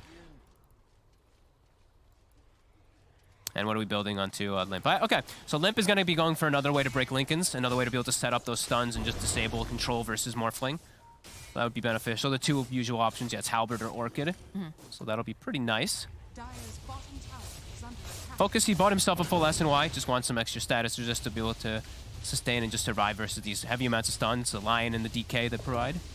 That's a race for Scotty between these two cores here. It is. The big next item coming out, especially, you know, to negate any of those heals, which they definitely have on both sides. Yeah. Negate heals, get some nice slows, at least for Brame on the side versus a BKB of the DK. That'll big stack. Nice. Yes, it is. Look at this. Gimme, says Nico Baby. Nico Baby wants his farm. The stack that was, I think that's the stack that was there from before, right? I don't. Focus ditched it. No, I thought he waveformed through it. He waveformed through, but then the fight happened in the river, so he came and joined so he didn't and turned manage into to finish it Tombstone. all. Yeah, I think he wanted to help his team and ended up now not farming a giant ancient stack that Nico Babe was going to benefit off heavily. And we're getting those objects, Orbs of Destruction, getting picked up. Always nice. And I think we're still going to see Brame do an aggressive play here. They're about to have Linken's finished on Wish. And for the next fight, they will likely want to have, you know, Stominen with them. Right. When they do go for that type of play. Right, what is it? The next level play tip when you tip the one guy who's not at the fight? Yep. I know T's really big on that one. The mental damage. T's all about the mental damage. He loves that. That's why he's level 25 Spirit Breaker. Just mental damage to everybody. All right, well, FNG leading the charge up over here into the triangle. Not going to find anyone just yet. Drop some vision. Feeling strong if they can get the jump. That's why they have like these good wards down to be able to get it. Brame is just dodged completely, though. An old one, yeah, never mind. I was like, wait, did they just double place? One's old. Okay, good. So if they can get the initiation onto either Pugna or Morphling, if the SD is not in position, they will die. They will get burst. But now, Brame, they're smoking themselves. They do have that Linken's. So double Linken's now is about to be finished up. Wish actually 20 gold short. Just waiting for it. Arcane Rune up top for Limp. He's also level 18. Spartan leading the charge again. But Alliance also dodging here. They realize, people aren't showing. Let's just pack off. Because they do have some really nice wards that they've placed. So they can kind of keep tabs. If no one's showing on the map, it's definitely dangerous. Yeah, and Brame, okay, Skylark is 300 from his Aghanims, but doesn't matter. They're looking for the fight right now.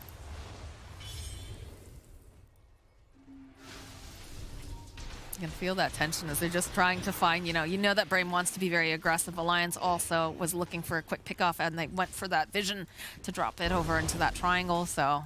They will get the Ags now, though. So they did, Brame was looking for a fight, but if it didn't happen, they're like, okay, whatever. We're still next to another big item, which is going to be another really impactful one. Not only does it give you the massive amounts of damage reduction for these squishy backlines, the Pugna and the Willow, the Shadow Demon, but also they can bypass terrain. So you can actually do pretty well to avoid maybe the DK in some of these situations.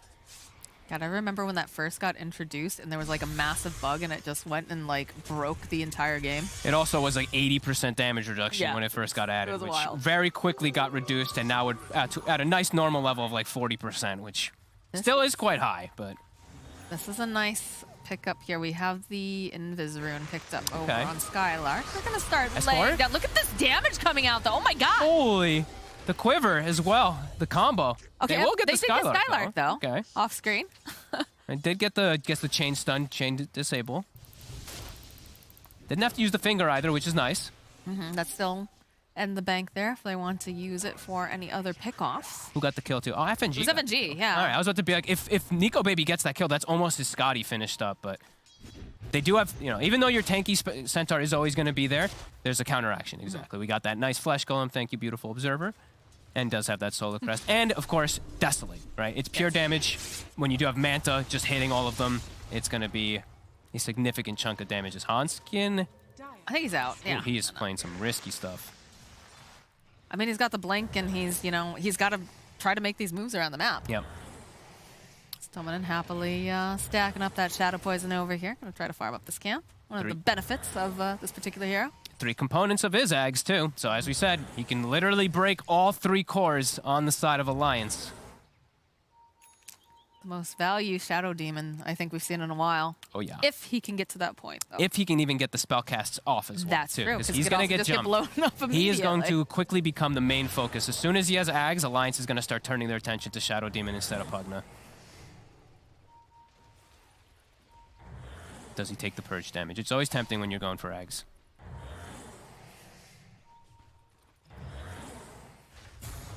Hyper focus mode though, wants to get that online as fast as possible. Yep, sitting inside the pit with Skylark, just waiting to see if that does spawn out. Nico Baby almost Scotty, 35 seconds until Haunt.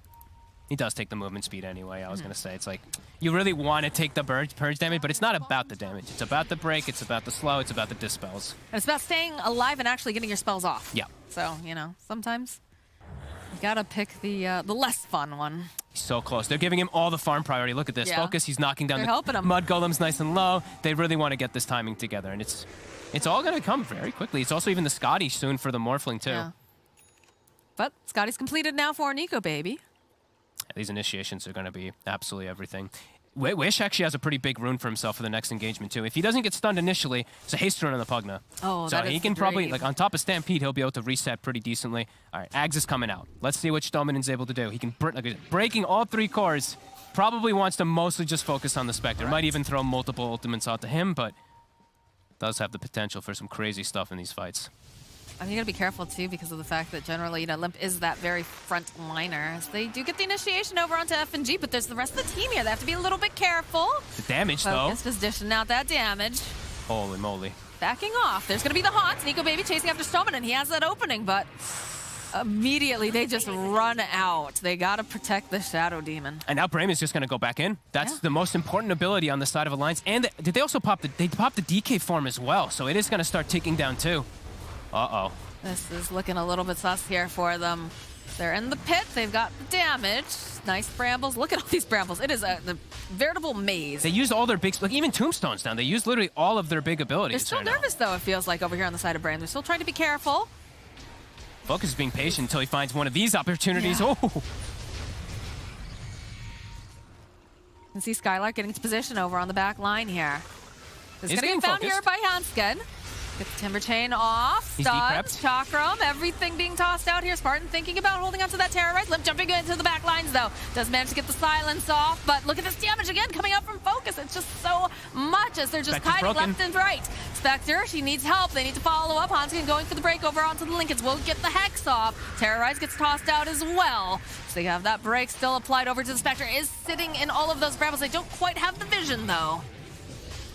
Alliance is doing such a good job of dancing around this fight, killing Skylark, not even like without Haunt, they're able to do that. DK form does run out, but their Tombstone is doing some work. Focus makes his way back into the pit. Another Chakram tossed in. But they are quite scared. Even though they had the breaks, they used them all. I think they have one left now on the Shadow Demon. No, not yet, actually. 15 seconds. He did use all 3.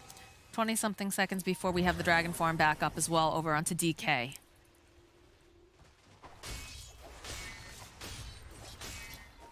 I mean, they're dancing around them. They're playing this exactly the way that they need to. Yep. Skylark is going to respawn soon, and his Stampede will be available, while Haunt is going to still be down for a couple seconds when he does come back. But yeah, very long situation. 2 minutes we've just been lingering around this area.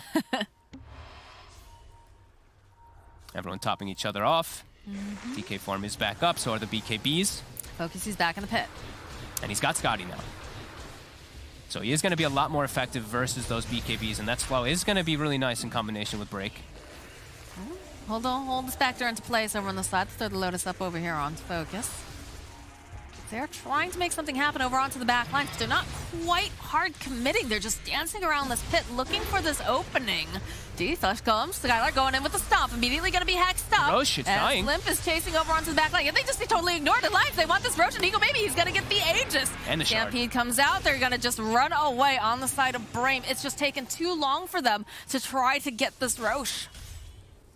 That was such good discipline by Alliance. Not overcommitting at all, playing really, really smart around that pit, focusing on the Roche. They knew what the main objective is. They get Aegis, they get Cheese, they get Shard. And now Spectre's got a lot easier ways to be able to get into the backlines, not having to only rely on the Haunt, as you can jump in with your Dispersion. Really nice moves. Top tower is under attack. Brame just very afraid of really committing forward for the fight, too. I think it was tough, right? Because they lost Skylark in one of those engagements, and they were waiting around. They're trying to be patient about it, but they just couldn't quite find the right angle there. And I think they were holding on to that Stampede, too, as a way to disengage. They're playing a little scared. They are. I think, honestly, you can play like that. The fact that they just had, no vision, they don't even have ways to actually hit targets with that Morphling turning into Shadow Realm. Perhaps they should have just stopped the Roche, smoked, and looked for a fight when those ultis were down. I was going to ask if that was, the correct play to keep, dancing around the pit, because it just felt like they couldn't quite get the angle. I think they felt like they were a lot stronger, and Alliance just kind of surprised them with just showing up like that and just being able to stand toe-to-toe, even when they were running out of some of their ultis. I think it just Brame just maybe didn't give that much respect to it. Because that would have absolutely been the play. If you can smoke around, catch onto these backlines, just provide vision, just so the Morphin can actually hit stuff, because that was the biggest issue there. He couldn't hit anything. Only a 2K net worth lead now for Alliance, but definitely, you can feel that Spectre becoming more and more powerful. Yep.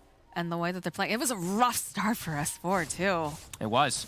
This Pugna is starting to fall a bit behind, though. Wish, after having such an amazing game. He still only has 2 deaths, but starting to feel the reduction in the effectiveness, for sure. Does find himself a Telescope. Really good grab for his team. Himself and that Morphling in particular. He's queued up a BKB as well. He needs to make sure that he can't get stunned up, and all this damage coming out from Timber has just been very difficult to manage here, so...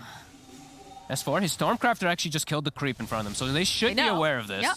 Ooh, immediately, though, turning into the Dark Willow. They've got vision here. The Bramble, Skylar following up. Can they blow him up fast enough, though? It doesn't look like they're going to be able to. The break coming out, though. Over onto the back line, so you can see Focus just chipping away over at Limp. But Nico Baby, he's just going to go hunt forward. He's got his eyes over here onto Skylar. They got the Hex off as well. There's going to be a finger. Pops over onto the Lincolns. They're still chasing Skylar on the back line, just getting chased down by Nico Baby. And he's looking for more. He's trying to get his hands on whoever he can. And again, these Brambles just causing a problem as S4 chasing down over here onto Focus, popping that Lincolns. They need more damage, though. They're not going to be able to take him down just yet, as Limp jumping forward again. Chakram, Nico Baby joining into the fight here. He's silenced up. Can they get enough damage off? Yes, they'll be able to go and get a double kill. As Spartan running for his life now will be able to throw the Curse Crown out over here onto Hanskin. But I think they don't really mind too much. I think they want to go after that tower. Alliance just having better execution inside the team fights, better target priorities. Also, the Cheese definitely coming into play there. But look at S4's damage. 7,200 in that last fight, as this Timber saw. Limp ends up dying, but he does live long enough for them to get some big trade-off kills. I think you're still very happy with that fight if you're Alliance. managed to take down some of the big boys. You still are able to put this damage down over here on the tower. And if you're Brame right now, you're feeling a little scared. You are, even though you have the break mechanic versus the Spectre, it's not proving to be effective. They're somehow just running right through it. The Spectre's getting onto the backline time and time again, and now he's gonna have another option to be able to get into backlines when he finishes Ags. So he'll always be able to get on top of Shadow Demon and Willow and force them away from the fights. Alliance outplaying very nicely in these last few fights. Is it time for the Aeon discs to start rolling out? Oh, geez. I mean, perhaps they do need it, at least on the Pugna, but even then, it's like he's still going to get zoned out. It's like the Aeon disc going to pop, and then what? Like, the Spectre illusions are still going to chase you out.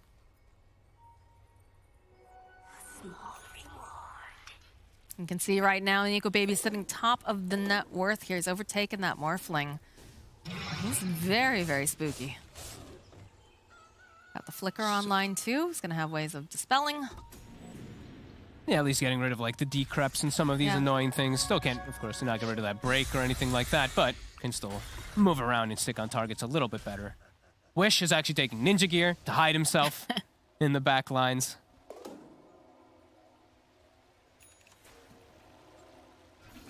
A little bit longer on that Decrepify duration too, but it definitely feels like, you know, Brame, they felt very strong earlier on here, and now it feels like they're kind of losing that confidence. Yeah, the power is really, like the big damage is really only coming from focus. Wish just can't cast spells. Like this poor Pugna just literally can't do anything inside of the fights. Even though he actually, like I think he broke all 3 of the cores. He actually did. I think he purged Timber, DK, and Spectre, and it still was too tough for him to fight. There's too many things that they have to hit. Yeah. The Haunt is just devastating. It's 25 too, so it's the damage that does just come out from it is also quite terrifying. Got the Ags completed now for Spectre. We've got the Shard online too. This Spectre is getting kitted out. Skylark though, they're checking over here in the triangle. There's no one home. They got to get themselves their own proper jump on a better hero, because the last jump was awkward too, right? They jumped FNG while he had Ghost Scepter, so it just actually set up the jump for the Spectre. Yeah. Limp, though, with that. Ooh, okay. He's constantly hunting himself, too. I like this, the way that they're playing around S4 and the Ninja Gear and everything. I really like the way that they're positioning. Yeah, they've really bailed him out of a pretty bad scenario that he was in from earlier. Covered nicely, and he's really showing, you know, why he's good with this hero. 8 deaths, you know, he's still got like one of the highest, they're not the highest in the game, but yeah, they've definitely rallied really nice behind him. Still making it work. Still making it work. And he's getting pretty big items. Love this pickup, his next one. Shivas versus both Morphling and Pugna counteract all of that healing that will be coming out, and also the shift that's from the Morph. Morph now has BKB himself. See if he can stick on stuff. I feel like that still doesn't solve some of the issues that they're having on the side of Brame, though. They just have to like commit harder, I feel like, especially to kill some of these backlines. But the DK Limp is just really being a problem. Yeah, he immediately turns around here. It's waiting over on the high ground. S4 sitting down at the bottom to clear up these creep waves. Brame kind of trapped inside their base now. Alliance starting to really pull ahead in the net worth. It's full control of the map. They're just choking them out here at this point. Skylark's just like kind of running around looking for some type of opportunity to find something, but he has to be careful because there's so much ward coverage. He does have his own ward, so now they do see at least the positioning of Nico Baby if they want to make their own big jump. They gotta know that he's never gonna be alone, though. Okay, Nico Baby, though, stand forwards, opening up with the hoof step, double edge, Terrorize coming in as well, so trying to just stun him up with 4-step forward here. They've got the damage coming out from Focus, but can they do enough here to Nico Baby as they go right back, and they've had the Haunt off, and they place the Tombstone up onto the high ground. And you can see now, Brame, they don't like this. They don't want to take this fight any longer. Use a Stampede to run out. They'll try to put out a bit of damage over here onto this Timber Saw. They're doing a decent chunk, but not quite enough to finish him off. Good save there from FNG with that Soul Rip. A good hit, though. They forced Alliance into a bit of a defensive posture, a bit afraid because they had to use the Haunt, but they're still hunting. Go in. They have the Shadow Stepped. Focus. Does see S4. He's got the Timber Chain. He might have gone maybe a little bit too far. No, but they're able to take down S4. God. The damage. Jumping over onto the back lines. They've got their eyes over here onto Instant, and they'll go and they'll get the life drain off. Can they finish him off, though, is the question. As over on the back lines, they were jumping over onto Summon. They want to get rid of him. They don't like the fact that he's got these charges on that Demonic Purge. He's going to turn around. They found the Spectre. Waiting patiently, Limp though, jumping over onto the back ends. He's got the break on, and look at the damage coming out from Focus. The stuff coming out from Skylark. They'll get the kill over on the Nico baby, and now They can't get Stormin' he's in. left over here on the side. He's got the cursed crown on him. They just need that vision. Do they have it? They do. They do indeed, and boy, do they have the damage. And they did buy back on 2 heroes on Alliance to try to rejoin the fight. They didn't have Dust, Moxie. They didn't have detection for the Shadow Demon. He gets glimmered, sits in the midst of the fight, turns around afterwards, get the disruption, and they turn it. God, he had just the right vision there, too, to grab Nico baby, and all of a sudden, it just... In the fight, too, the way that it was just disjointed, right? Yep. I feel like Alliance, when they have them in this tight group, they're controlling it. But this time around, it just split off so much here. You know, they jump over onto S4. The damage is just so... If they actually can have the vision to be able to hit heroes, Focus is going to kill pretty much everybody. And yeah, they just did a great job of resetting after they forced the haunt from earlier, where now we see Shadow Step comes out. Both of the supports defensively reset themselves. Wish pops BKB, nicely move themselves back, and then Nico baby gets caught because of that Shadow Poison. Great plays from Stormin'. We talked about his positioning, too, and... Oh, boy, did it pay off that time. I mean, what a close game this really is. Just back and forth with initiations, just back and forth. Just not having some detection can cost you so badly in some of these. As now Raxes have dropped.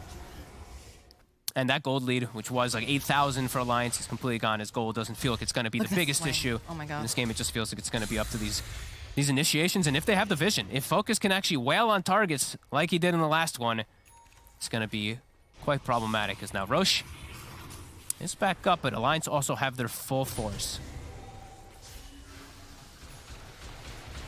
The BKB is completed now for Nico baby, so it's going to be a lot more difficult. Again, it comes down to who gets the initiation on who.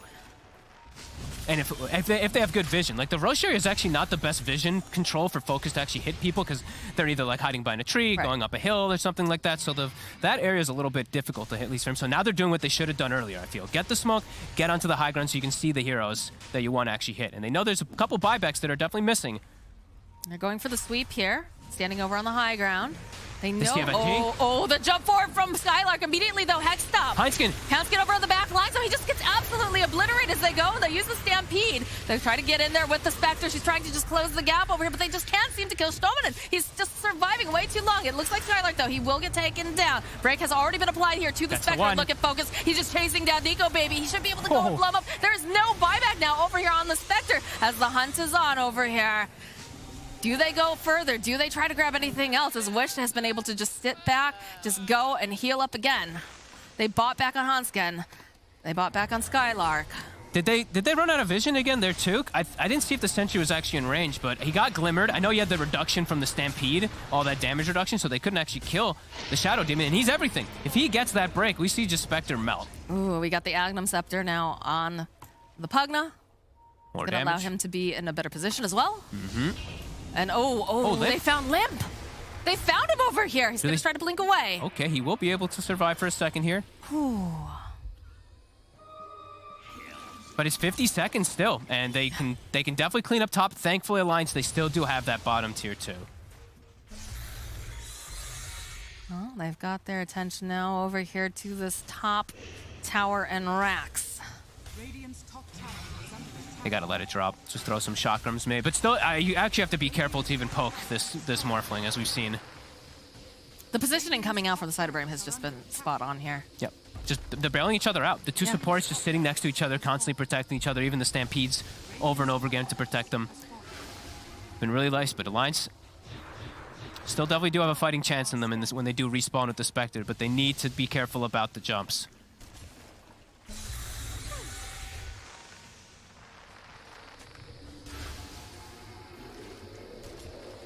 Focus is just going to back off. He's by himself, pressuring them. Just like you have to be careful because those sorts of plays can easily backfire on you. But another full item soon coming out for him. Gonna have to eat his Ags. And oh my god, they're gonna have double Stampede too. That's gonna be tough for them to deal with, for them to stick on top of this Shadow Demon. 14k net worth lead going over to the side of Brame here. Stoneman has just been so hard to get their hands on. Only 3 deaths. Like, and there's a haunt that's jumping on him. Like, that's pretty remarkable. I mean, it's a testament to the way that they're playing, you know, especially the way that the supports, like you said, they just group up, they make sure that they keep each other safe. Wish is also able to, like, I feel like Spectre has to jump on so many people in the back lines. And, you know, Limp has been having these really nice initiations, but it's still... Yeah. It's just so difficult. Aeon Disc now also for the supports. Yep, they're going to have even more ways to protect themselves. As Focus hits the last set. Alliance. Look how far back he can sit here. Even go, they drop down the Nether Ward. Double Curse Crown. Boom, boom. Music to a Dark Willow's ears. S4's trying. Throws out the Chakram. They both get caught up in all these brambles, though. Limp was looking for something there with the ninja gear, just wrapping around the back. They've got a gem on for the Dragon Knight, too, to try to help them, you know, keep tabs on all these. It's just so hard right now. Needs it, yeah. And look at how far Focus can just sit back. He's just wailing away on the tower. They just take it easy peasy.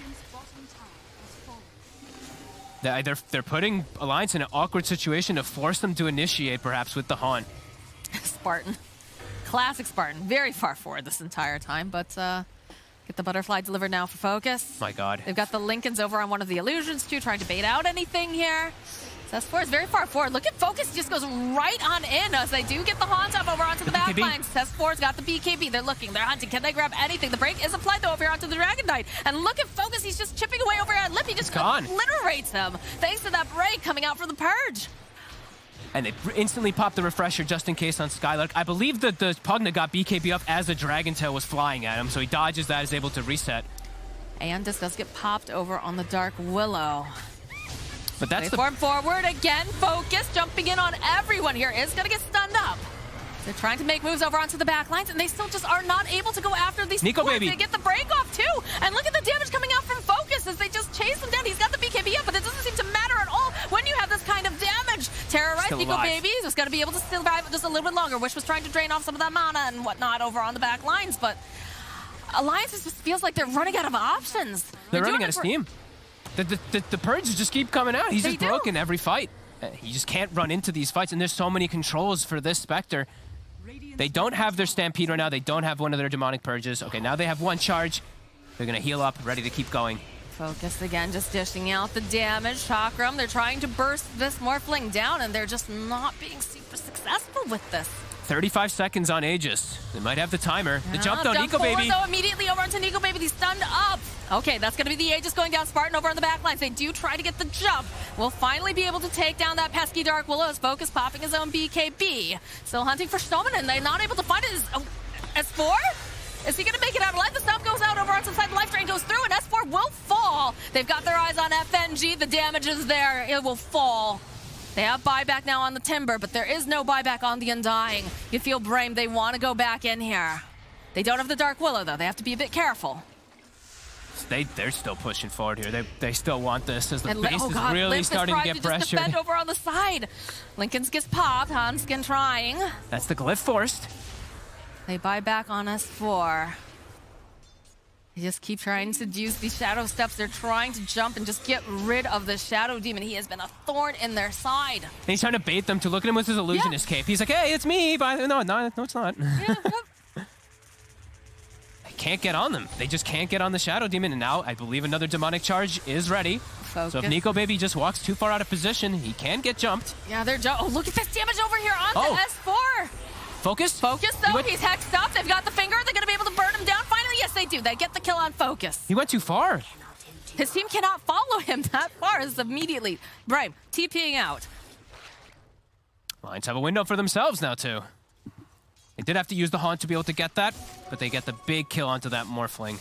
Along on our Roshan, we got about 2 minutes still until we even find out, so they will have time on the side of Brame to respawn, and tower pressure, lane pressure is still going to be there on the side of Alliance. We talked about this, right? The fact that, you know, we saw how confident, I guess you could say, the way that Focus was playing earlier in that mid lane. He was very far forward. The rest of his team wasn't with him. This time, team was fairly nearby, but he just went too far forward, and they don't have the means to jump that distance, except for maybe, you know, the Centaur, but he was already getting hit. Yeah. Could not get over to that position.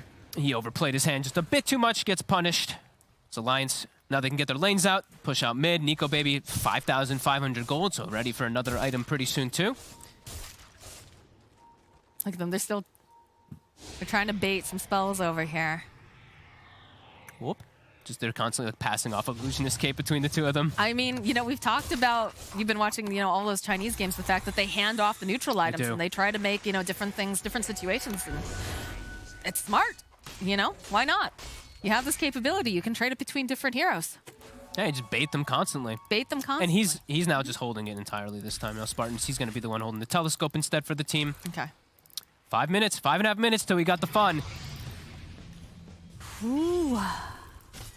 The big boy items, they're coming. Yeah, give me a Morphling Ballista so I can siege from it downtown. Oh my god. Lots of different really good ones for both sides of this game for sure. The Apex also very value on both carries. Mirror Shields could actually be unbelievably valuable on Nico Baby if they're able to get that. But we still have 5 minutes, so we'll get there soon. As lanes are starting to get pushed out pretty hard. We also have new catapults spawning in about 2 seconds here. So double catapult waves now pushing down the lanes as well, too, with these Raxes. This is the tough part here. Is like, if Brame actually sets themselves to push bottom and they don't actually kill these double catapult waves on Alliance, their base is going to start getting heavily sieged. They do have to try to push them out a little bit here. But Brame, they're not going to give them the time. They're going straight down here. They know it all comes down to that initiation. Very, very important. They do need Stallman, though. They look, oh, they were trying to actually sweep the heroes that were trying to kill those waves. Not going to find anybody, but that does mean the waves will push in and start to cause some big problems, as now they'll get some vision over here, and they're worried about Roche, so. And we get the Aeon Disc pickup now for the Shadow Demon. Okay, now These even harder for him to supports, die. With all of these, you know, these Aeon Discs, it gives them just enough time for them to get off the spells necessary to protect each other. Whew. Tension is palpable here. Alliance also smoked up. They were hoping to, you know, maybe catch someone that was out of position or perhaps get an initiation that's favorable, but everybody's just dodging each other. This is nice. There is a double damage room available in the lower spot. Quick shadow step from Nico Baby to get some type of information. Does see the Willow. He actually he got rid of his boots too, by the way. So it's a very slow Spectre. If he gets like, I mean, he's getting purged the whole fight anyway. Right. But You might as, at this point. that could definitely prove problems because he's been getting kited a lot anyway. So 2, 3, and 15, this Spectre. Now they have good high ground positioning with this ward. But these, look at the base. Like, look at these catapult waves. They have to get home. They have to deal with this. Top catapult waves, bottom catapult waves. Force trying. He has picked up the boots of travel. He's going to be the solution. See a little bit of a fight starting to break off here. Focus jumping forward immediately over here onto Lip. He doesn't have the break applied, but he does enough damage as he turns around over to these Spectre Illusions. Over on the back line, they tried to jump over onto Spartan. They're not going to be able to do it. They've got so much damage. Oh my god! Nico, baby, he's dead. Finger comes up with Stoneman again. He's got that Aeon Disc he just picked up, and you've got these creeps wailing away over on your towers. S4 chasing after Stoneman. It is so hard, but again, with that Stampede, he's able to juke. He's able to move around. Nico, baby, he did buy back. They're just so sick of the Shadow Demon. They should be able to get him this time, but you've got creeps in your base, Alliance. You need to go home. The buildings. You need to protect your buildings. It is defense of the ancients. Nico, baby, over here on the side. He gets caught. He's not going to be able to go back. Focus just chasing after him now as Alliance running home, but the damage is being done to the buildings. Focus chasing down over here on Nico, baby. I don't know if they're going to be able to do this in time. He's going to go down. He's going to fall here if they don't get the down. Oh my god, he tries around, gets rooted into place. And he's there gone. It is. There's a wave fam coming out from Focus. And there's no Spectre. Going. They don't have Spectre. There's no Spectre. They've got over here on the side. They've got the break applied. Limp is going to go down next. He does not have the buyback. Brame have done it. They have won the game. Oh my god, with some crazy team fights, crazy drafts, they've finally been able to do it. The support play, GG well played. What a look at Spartan. He can't even like handle the keyboard. GGPWP. Look at him stand up and pop off. Smashing his hands on those keyboards. They deserve to pop off though, especially the supports in this game. That Willow and Shadow Demon, my god, what a performance. Every single time, you know, you saw them, they wanted Stoneman so bad because they knew that he is one of the key solutions to how they win the fights, and they just couldn't get their hands on them. No. The way that the two supports play, definitely, you know, MVP in my book. Yeah, but they recognize exactly how to like reset and play versus the Hunt, just like partnering each other. This Skylark build too, this Aghanims into Refresher too to just protect them. It was really well executed by Brame. Alliance, they did some really cool moves in this game too, but overall, just a couple extra hits. Brame, when they started feeling their power come back, when they started making the moves themselves rather than letting themselves get jumped, you start to see their big power. Focus just my God, this Morphling Dark Willow combo, it is really fun to watch. What a series, though. Yeah. Like, this is definitely, I know personally, I put Brame at the bottom of my standings, and they just continue to impress Alliance, too. You know, they were sitting at the top. They look so good, and it just proves to show you that this region is so competitive, and I love to see it. I'm really happy to see, you know, action-packed games, and this time, you know, Brame, they're going to take the series 2-1. That's all I have to say.